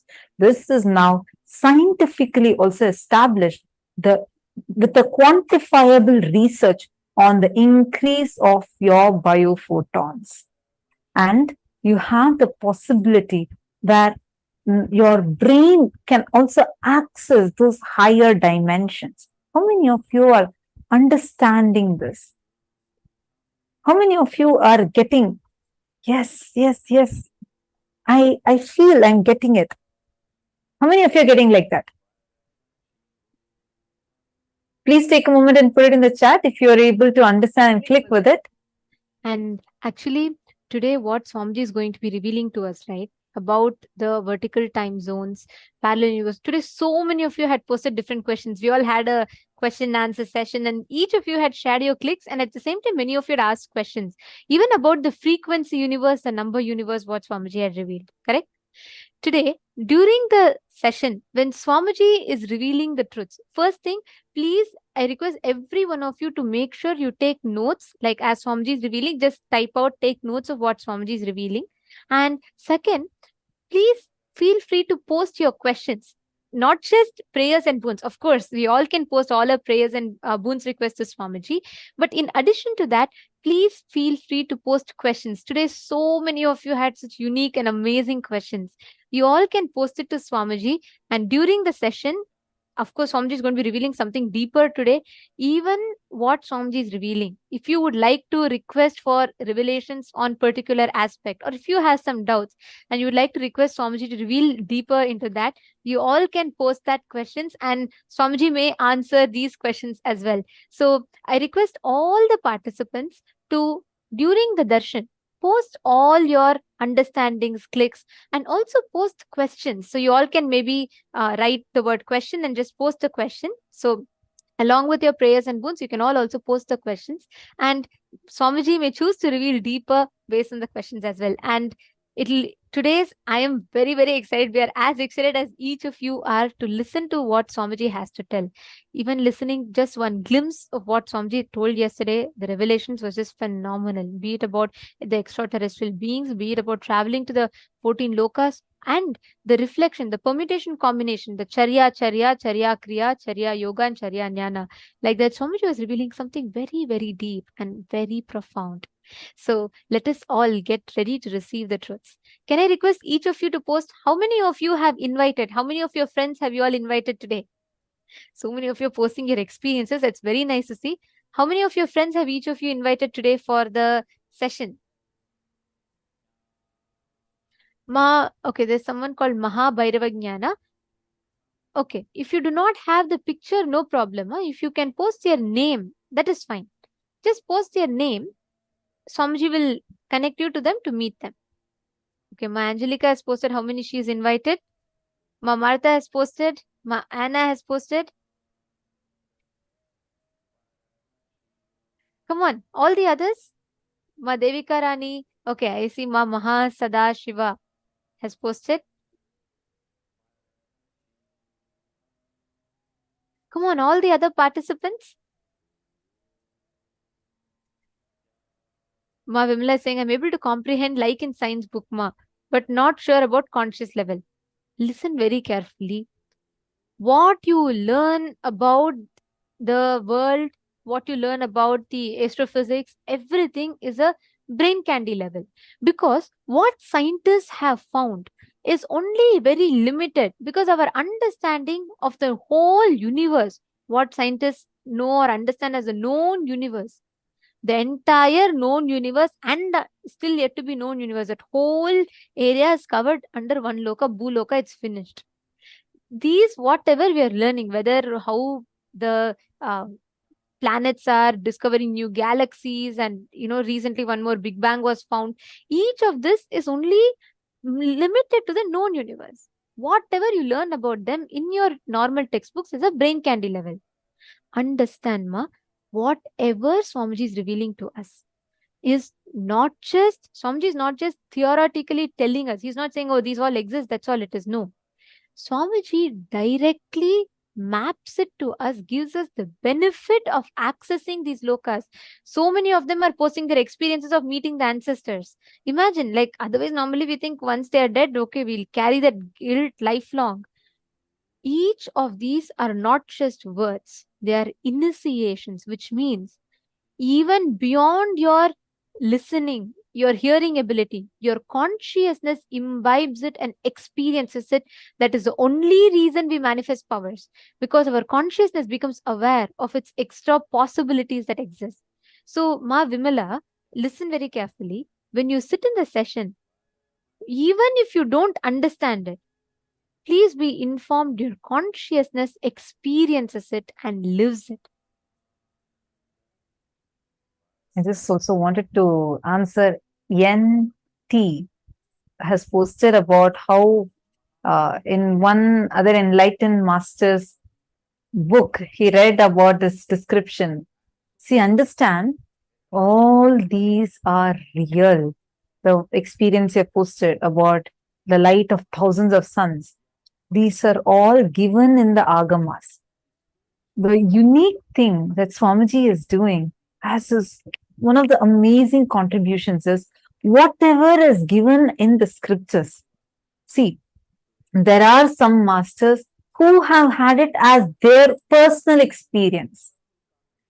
And there are some masters who are able to transmit it to a small set of people. But it is Swamiji who has the 16 qualities and qualifications that are needed for giving the initiation, where Swamiji is from the authorized Guru Parampara and he himself has experienced it, has the ability to transmit it, and has the ability to transmit it with the most authentic rituals and with the authorization of the right Acharya Abhishekam, and he transmits it. Actually, if you see, whatever revelation Swamiji gives, Swamiji does not just give us just the truth alone, but he gives the references where from the scriptures, the Shastra Pramana, the revelations as per the scriptures, and the Apta Pramana, how great yogis, the masters, Hindu scientists, adepts, who have experienced these revelations and manifested it as their own experience. And the Atma Pramana, Swamiji's personal experience, Pratyaksha Pramana, where the empirical science, so far whatever science is able to catch up, mapping it to that and making us understand it. And Sakshi Pramana, giving all of us that as an experience. So every one of us today are going to be receiving such a profound science. I see amazing like experiences like all over the Zoom, and he's giving that amazing experience to us for us to be able to experience it. And I also see one other question Dikshuan Chen is asking, is the Earth's core world the same as the Kailasa parallel universe?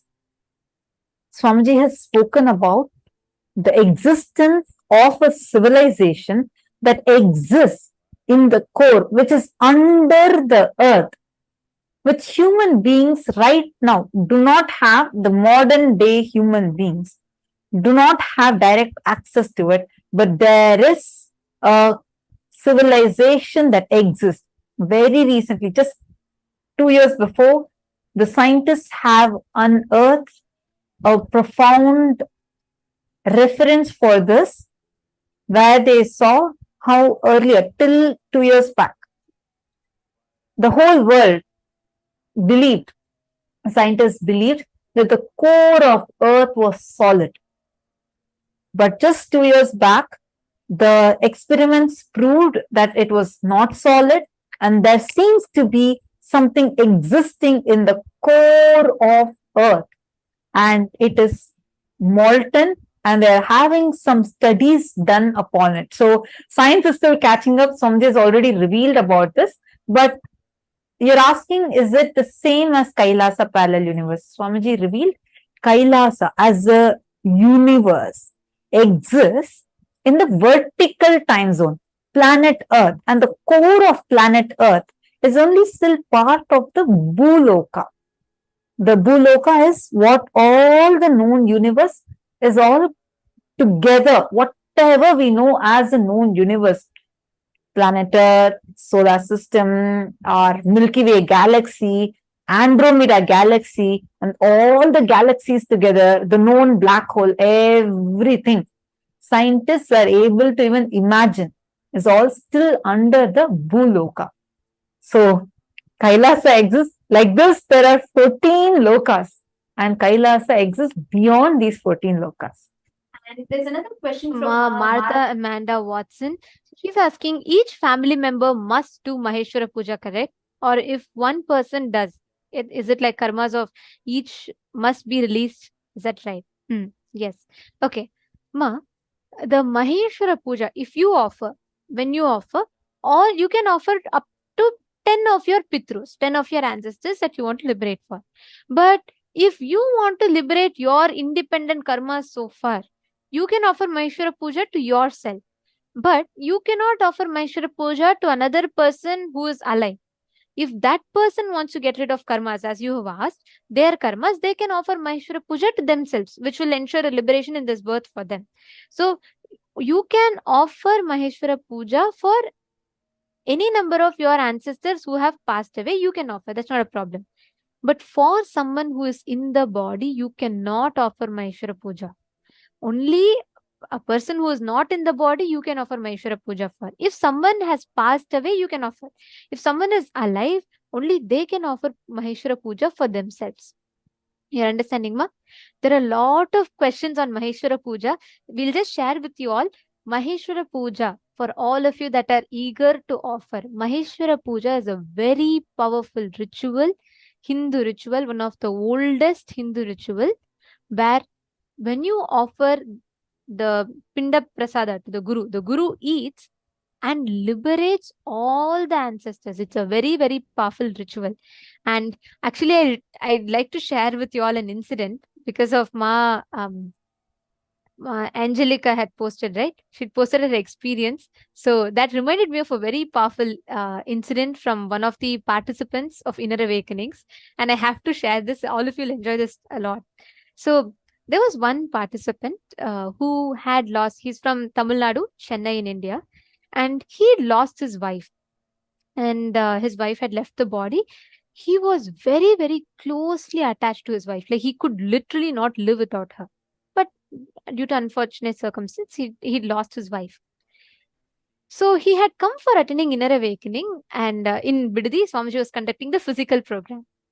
So he had one practice though. After his wife had left the body, since he was not able to live without her, like he was very, very attached to her, he would always go to some medium to meet his wife. So that medium is like, they help connect to the spirits. So he goes to one of the medium and he used to always connect to his wife through that particular medium. And she used to respond and he used to get proper answers from her, like, which means he verified that it is his wife that he's connecting to. And only the things that he will know, he had verified with that. And he was sure he's connecting to his wife through the medium. So after that, he came to attend the Inner Awakening. And in the Inner Awakening, he learnt about Maheshwara Puja, where just by offering the puja, Swamiji will liberate all the people who are deceased, like people who are not in the body anymore. And he was really in love with his wife and he wanted to offer this puja for him to give the liberation to his wife. So he offers a Maheshwara Puja and Swamiji liberates, Swamiji accepts a Pinda Prasada and everything gets over and he's liberated. But he was very curious. He really wanted to know. Nobody, his family members or nobody had an idea. He was in Bidadi, which is in Karnataka, a totally different state. And the medium that he used to connect to his wife was in Tamil Nadu. So he neither informed his family members or anyone about the Maheshwara Puja he was going to offer. Right after offering the Maheshwara Puja, he wanted to go and test, right? So he goes back to his hometown and he wants to connect to his wife using the medium. So he asks the medium to connect and the medium connects to the wife and he asks his wife, "How are you?" The first thing the wife tells, she says she was so happy. She was completely peaceful. And the wife, through the medium, pointed out to the Swamiji's picture on his mala. The devotee was wearing the mala, right? So he pointed out to the dollar, to the Swamiji's picture that he was wearing, and the wife pointed out and told, "He liberated me. I am resting at his feet and I'm very, very peaceful." This participant was filled with tears. He had no words. He was like, "Oh my God, nobody knows I offered Maheshwara Puja and there is like no chance." And precisely, she didn't say anything. She said she was so peaceful, she was so happy and fulfilled, so complete. And the conversation made even this devotee so complete. After that, he felt no more, he didn't feel the attachment towards her and he felt so fulfilled with his relationship with his wife. And the wife pointing out Swamiji's dollar. She said, "I am living at his feet." When he came back to the Adinam after this incident and he shared this to Swamiji, and Swamiji said, Swamiji laughed and Swamiji said, of course, the moment I offered Maheshwara Puja, I liberated her and she's living at my feet. Don't disturb her. Let her be liberated and be peaceful.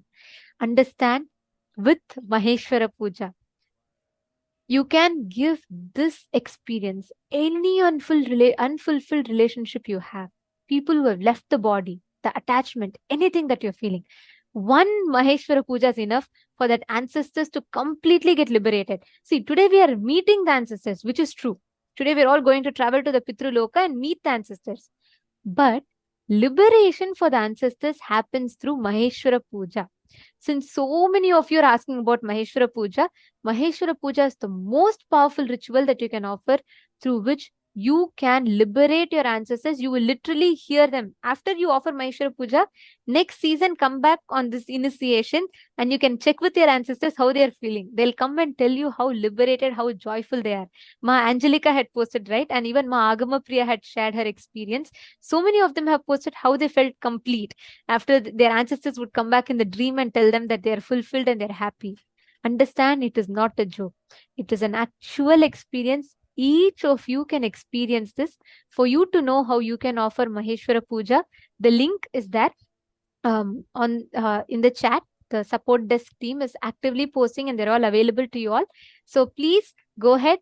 You all can click that link and sign up, and you can get to know further details about Maheshwara Puja, and you can offer the upcoming Maheshwara Puja. If you are interested, you want to know more about it, please let us know in the chat, and the support desk team would connect with you right away and will support you, help you. And even if you have such amazing experiences, do share with us, and the support desk team will guide you further as to how you could record it and share it with us. Wonderful. So lovely to see so many of you posting this. And I know all of us are eagerly waiting for today's darshan. Now it's time. Let us all get ready, prepare ourselves to receive the darshan. We are now going to be chanting the Dhyana Shloka of Bhagavān Sadashiva Murti, whose darshan we are going to now be receiving.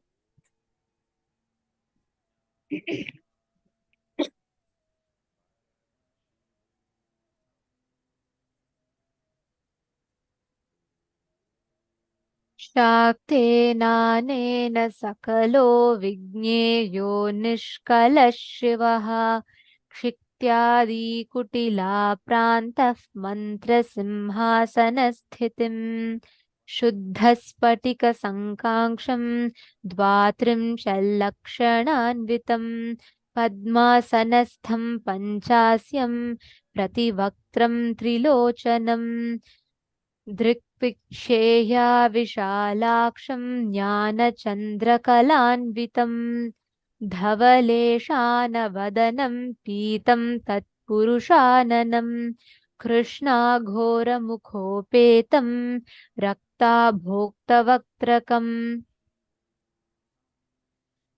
सुश्वेतं पश्चिमस्यैकं सद्यो जातं समूर्तिकम् नागोपवीतिनं शान्तं जटाखण्डेन्दुमण्डितम् शक्त्यशिशूलखट्वाङ्गं वरव्यघ्रं कराम्बुजम् दक्षिणे रथवामस्भैडमरुं बीजपूरकम् नागाक्षसूत्रं नीलाब्जं बिभ्राणं पञ्चाभिः करैः दिव्यगन्धानुलिप्ताङ्गं दिव्यपुष्पैरलङ्कृतम् हारकङ्कणकेयूरैः मुद्रिताम्बिरलङ्कृतम् सञ्चिन्यमूर्तेरूपरि शक्तिमात्रं विजृम्भणम् लिङ्गाकारोपमर्देन भावने लिङ्गतां त्यजेत्.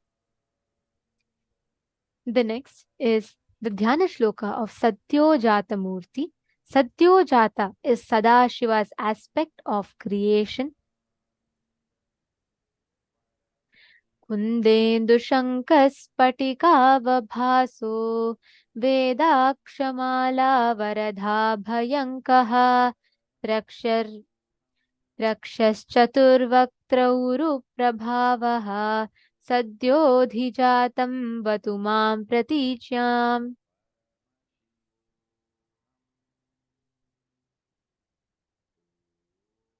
The next is Vamadeva, Sadashiva's aspect of sustenance. वराक्षमालाभयटङ्कहस्तः सरोजकिञ्चल्कुलसमानवर्णः त्रिलोचनश्चारुचतुर्मुखो मां पायादुदीच्यां दिशि वामदेवः. The next is Aghora, Sadashiva's aspect of rejuvenation. कुठारकेटाङ्कुशशूलढक्का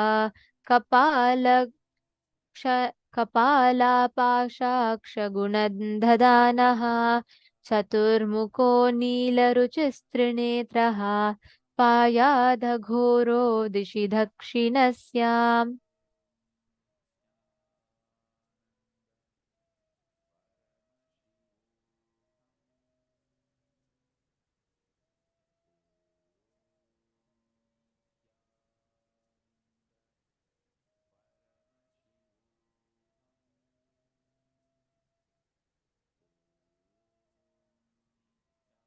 The next is Tat Purusha, Sadashiva's aspect of pulling out of delusion. Pradipta Vidyut Kanakavabhaso Vidyavarabitif Kutara Panihi Chaturmukhastat Purushasthrinetraha Prachyam Stitho Rakshasumamajasram. The next is Sadashiva's aspect of Ishana, the face through which he performs liberation. Vedabhayeshtankusha कुशषष्टपाशः कपालढक्काक्षरशूलपाणिः सितद्युतिः पञ्चमुखोस्त्वतान् माम् ईशान ऊर्ध्वं परमः प्रकाशः.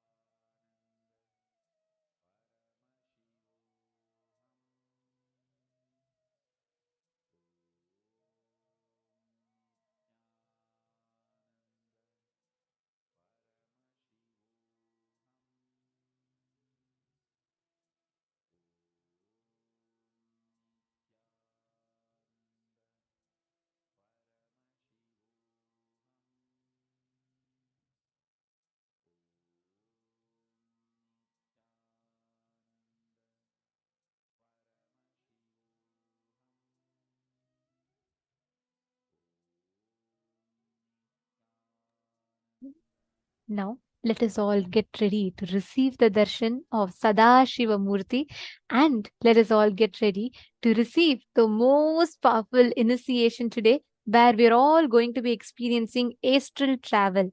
Literally, we're all going to be traveling to the parallel universe of Pitru Loka to meet our ancestors. And we are going to be receiving some of the most powerful truths about vertical time zones, parallel universes, Charyapada, Kriyapada, Yogapada, and the Jnanapada.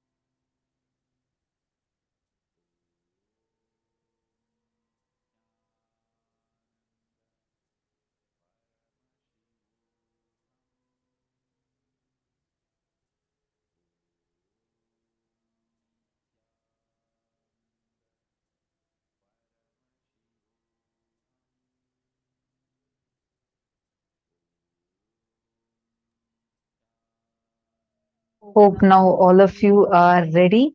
Let's prepare ourselves for receiving the darshan and initiation. Request all the participants to please come in front of the camera just to again walk you all through what exactly we are going to be doing now. Please make sure you are clearly visible in the camera and ensure that you are sitting in a well lit room. Make sure, see, understand, there are more than 10 rooms, and Swamiji, and we are live on various social media platforms. So during the darshan, one by one, Swamiji sees every single participant. And just when Swamiji's eyes fall on you, it's an initiation. It's called as Nayana Diksha, just through look. The avatar transmits his very energy and his state, space, powers to us. It is called as the Nayana Diksha. So I'm sure that none of us would want to ever miss out on that. So please make sure that you are sitting here, fully being here, completely in front of the camera, clearly. Do not miss out even a single moment. And this is extremely a sacred space. So make sure you're not moving around or lying down. This is a space where literally the gods are manifesting. Understand, like what Swamiji explained to us again yesterday. Gods, it is true. Gods exist in us also. But physically, Paramashiva exists. The gods, goddesses exist and exist in the higher lokas. Like how we learn, Para Shakti, Adi Shakti, Paramashiva Shakti exists in Shripuram. Paramashiva exists in Kailasa. Parandama exists in Vaikunta. Every deity that you connect to exists physically, they exist in these higher planes of existence. We all read out the scriptural references from the Mrigendra Agama, and Swamiji revealed elaborately in detail and with so many evidences and explaining to us and transmitting the very experience to us. So today, make sure this space, those gods and goddesses are literally manifesting. Today, Bhagavān Sadashiva is coming down physically, manifesting all his 5 aspects, 5 dimensions with his 5 faces, manifesting for us today. So every moment you're sitting here, understand its sacredness and make sure you're sitting straight, not lying down, and make sure you are fully prepared to receive this initiation. And during this time, Swamiji personally blesses every individual's prayers. So you have 6 platforms through which you can post your prayers, which is YouTube, Facebook, Twitter, Instagram, and the Zoom. So make sure you are posting on all these platforms so that in any of the platforms that Bhagwan's eyes fall, your prayers get blessed. And you've asked a question. Swamiji said we all exist in all 14 lokas already. So when we take another birth or body, the form in Bhuloka will change, but the forms in other 13 lokas remain as they were, right? Okay. So you are asking this based on our discussion in one of the revelations in the previous session. Swamiji said, like how we exist. That's right. One part of it, of where you say that, each of us exists in 14 lokas is true, which means there is a Hongzu, Ma Hongzu in Bhuloka with address Bhuloka exists in Bhuloka with your face and human body. When you go to the Swarga Loka, the higher Loka, your body will change. The same face will remain, but you with a Devata body, which means extra hands, legs, etc., that will be in Swarga Loka. The same you with a Rishi body will be in Tapo Loka. The same you with a snake body will be in Nagaloka. Like that, in each of the loka, our face, the identity is the same. But the bodies are different. So since the face is associated closely with our identity, we exist in all 14 lokas with the same face, different bodies. Now, the part about, many of you had this as a question, in fact, like, if we leave body in one, then does all the other, since our breath is connected to all, like Swamiji says, when we inhale in Bhuloka, all 14 lokas we inhale. And when we exhale in all 14 lokas. So these two questions many of you had, like if you leave body in one, does other lokas get affected? And I encourage all of you to post this question and request revelation. And I mean, like, if Swamiji reveals today, it'll be amazing, even all of these answers. So you all can post, and Swamiji will reveal deeper secrets on many of these truths. So Ma Hongzu, you can ask this directly to Swamiji, Ma. And during the session today, when Swamiji is revealing the truths, you can feel free to post this question to Swamiji, and the whole humanity will be blessed with the answer. Masato TK. I read your question. Masato TK, I read your message. Don't worry. You're at the right place. I saw that you want to experience the healing. You're at the right place at the right time with the right person. Just be on camera. You don't need to bother about anything. Just sit. The very presence of Swamiji will not just heal you, give you tremendous healing. He will empower you, so powerfully empower you. You will see how this, whatever suffering you're going through, it will just melt down. It will disappear from your life. And the situation that is triggering this inside you, both inside and outside, both ways, you will experience tremendous healing. Don't even worry. Just sit. One simple request to you. Sit with, just forget everything for now. Just sit. Sit with an open heart, open mind. Just sit. Be on the camera. If any thoughts come that something is disturbing you, just keep putting it in the chat, requesting Swamiji's blessings to liberate you from those struggles. You will see the magic happen in your inner space. So, thank you so much for opening up and posting the struggle that you're going through.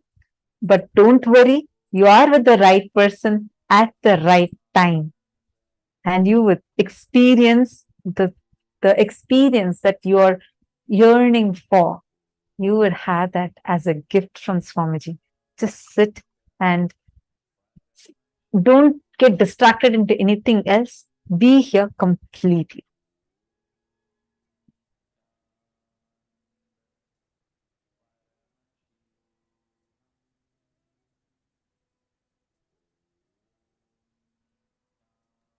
The whole 14 lokas, each loka has a Sanatana Dharma that governs, right?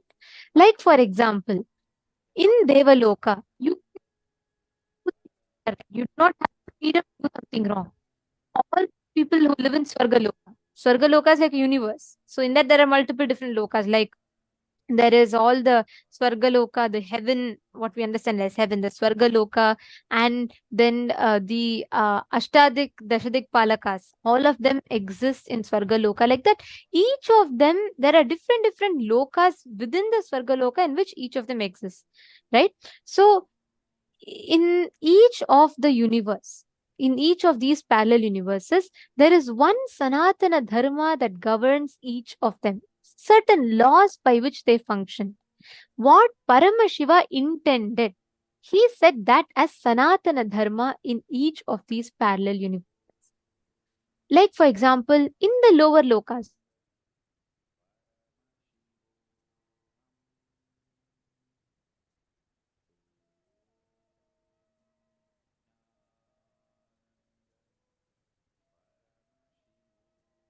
to choose between the right and the wrong. And only in Bhuloka you have the power, the ability to design. That is why, even for, let's say, a person who's in Tapoloka, Rishi, he wants to go to Kailasa, he should come down to Bhuloka, do the tapas to go back to Kailasa. Swamiji beautifully explains. That's why you will see even Indra coming down to Bhuloka to do tapas for his prayashita, whatever, if he does something like that. Each time for enlightenment, gods come down for their next level breakthroughs and they go to the higher lokas. We will see the Shivalingam that Parvati worshipped is in Kanchipuram. Like that, each place, because the Devatas, the higher dimensions being come down to the Bhuloka for them to travel to the higher lokas. Because only in Bhuloka we have the freedom to choose between the right and wrong. Understand?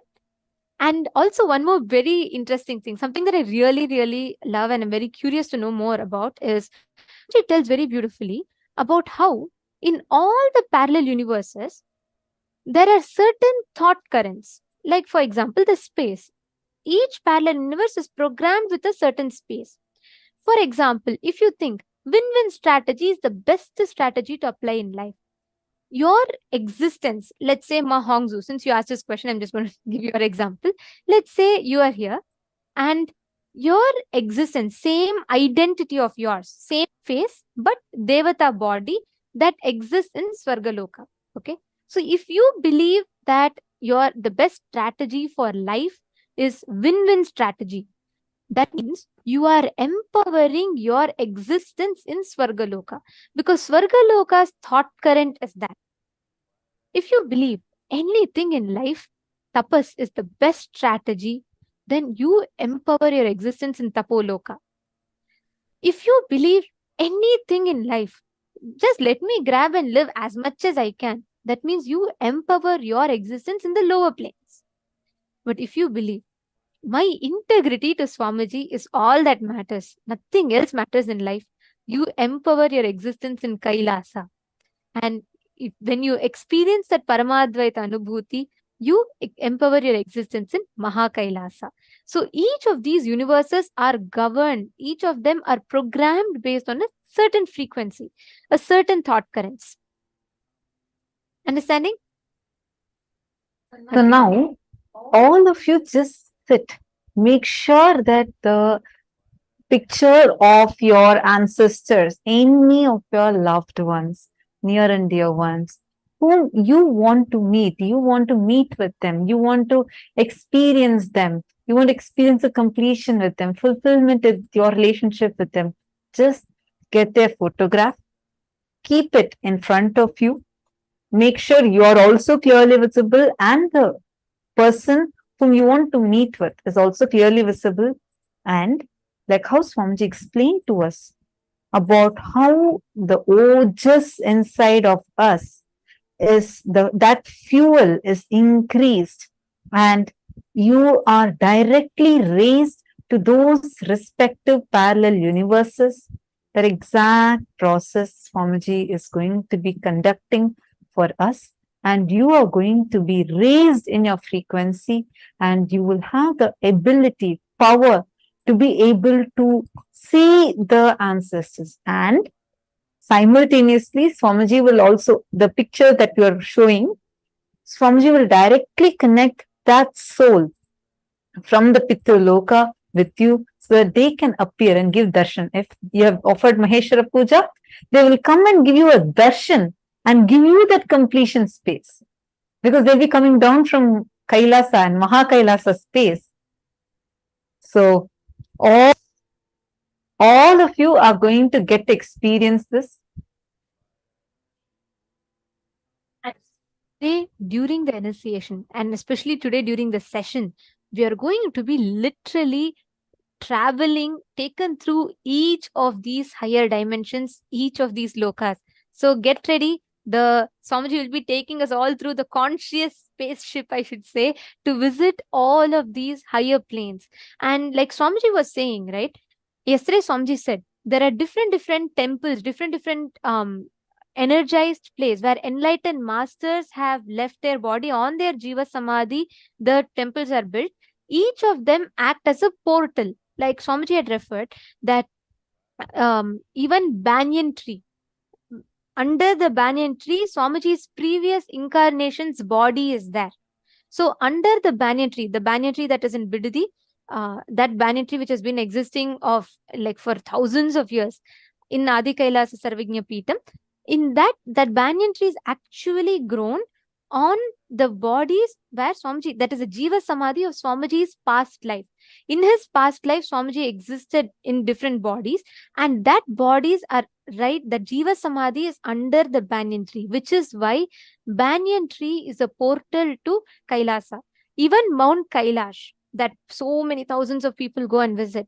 Mount Kailash, when they say Paramashiva lives in Kailasa, it's not that physical Mount Kailash, but that is a portal for you to experience. Like when you go to Mount Kailash, that acts as a portal for you to connect to Kailasa. And Swamiji was mentioning about Tirupati, where Swamiji tells Venkateshwara's that whole thing is actually body became deity. That is not carved. That is a body that became deity. So that particular ecosystem acts as a portal for you to access the parallel universe called Vaikuntha. Each of these temples are programmed to function as an airport, like a cosmic airport, for you to travel to a particular parallel universe that you want to visit. And there are many temples, like how Swamiji explained to us, these temples, the Garbha Mandirs, all of them are not just a structure that we are seeing. They're actually like vimanas in the temple architecture. The Garbha Mandir is actually called as a vimana. Vimana is the Sanskrit word that refers to flights. But the sanctum sanctorum, the Garbha Mandir, or in a temple, it's called as Vimana too. Why? Because these temples literally descend down. They are a physical plane, like a flight, which can take you not just from one place to another, but one plane to another. These are not some physical building that you are seeing. These temples that have been energized by avatars and various enlightened beings and are literally in the Jiva Samadhi of the avatars are literally a cosmic portal where they are the cosmic airports for beings to travel from one plane to another. And you would see how these are all given in our scriptures. When we learn how Nachiketa, a 6-year, 7-year-old kid, goes to the abode of Yama. Yamadharma is Lord of Death in Hinduism. The Kathopanishad clearly describes how he goes from Bhuloka, he goes all the way up to the Yamaloka. He gets the revelation about the secret of death and comes back alive. How did he do that? Because this science of traveling from one plane to another existed as a part of our lifestyle in Sanatana Hindu Dharma. Swamiji was giving such profound revelation about how Muchukunda Chakravarti, he went to the Swargaloka, and when he went to the Swargaloka, he brought back the Tiruvarur Tyagaraja Swami, and he built the whole beautiful city in Tiruvarur with many items imported from Swargaloka. Like how we import things, like you are, let's say you are in the US and you import things from India. Like you have the freedom to import and export things, right? Same way, you don't have just that freedom only restricted to within this planet. Swamiji is revealing the science of how you can do that with the 14 lokas. Every loka, when we say a loka, it's not just a piece of land, how we visualize. It is, imagine, just understand this, whatever we know as universe, all of it, even what the scientists can visualize, is still only a part of the Bhuloka plane. Like this, there are 14 lokas, and today we are going to be experiencing the ability, the experience to travel from one plane to another. Now, it's time that we all are going to receive this amazing, profound initiation. Please sit with your head, neck and spine in a straight line. Close your eyes enter a deep meditative space. Breathe in and breathe out deeply and slowly. Chant the Mahavakya, preparing yourself to receive the initiation. The darshan is going to start in just a few minutes now.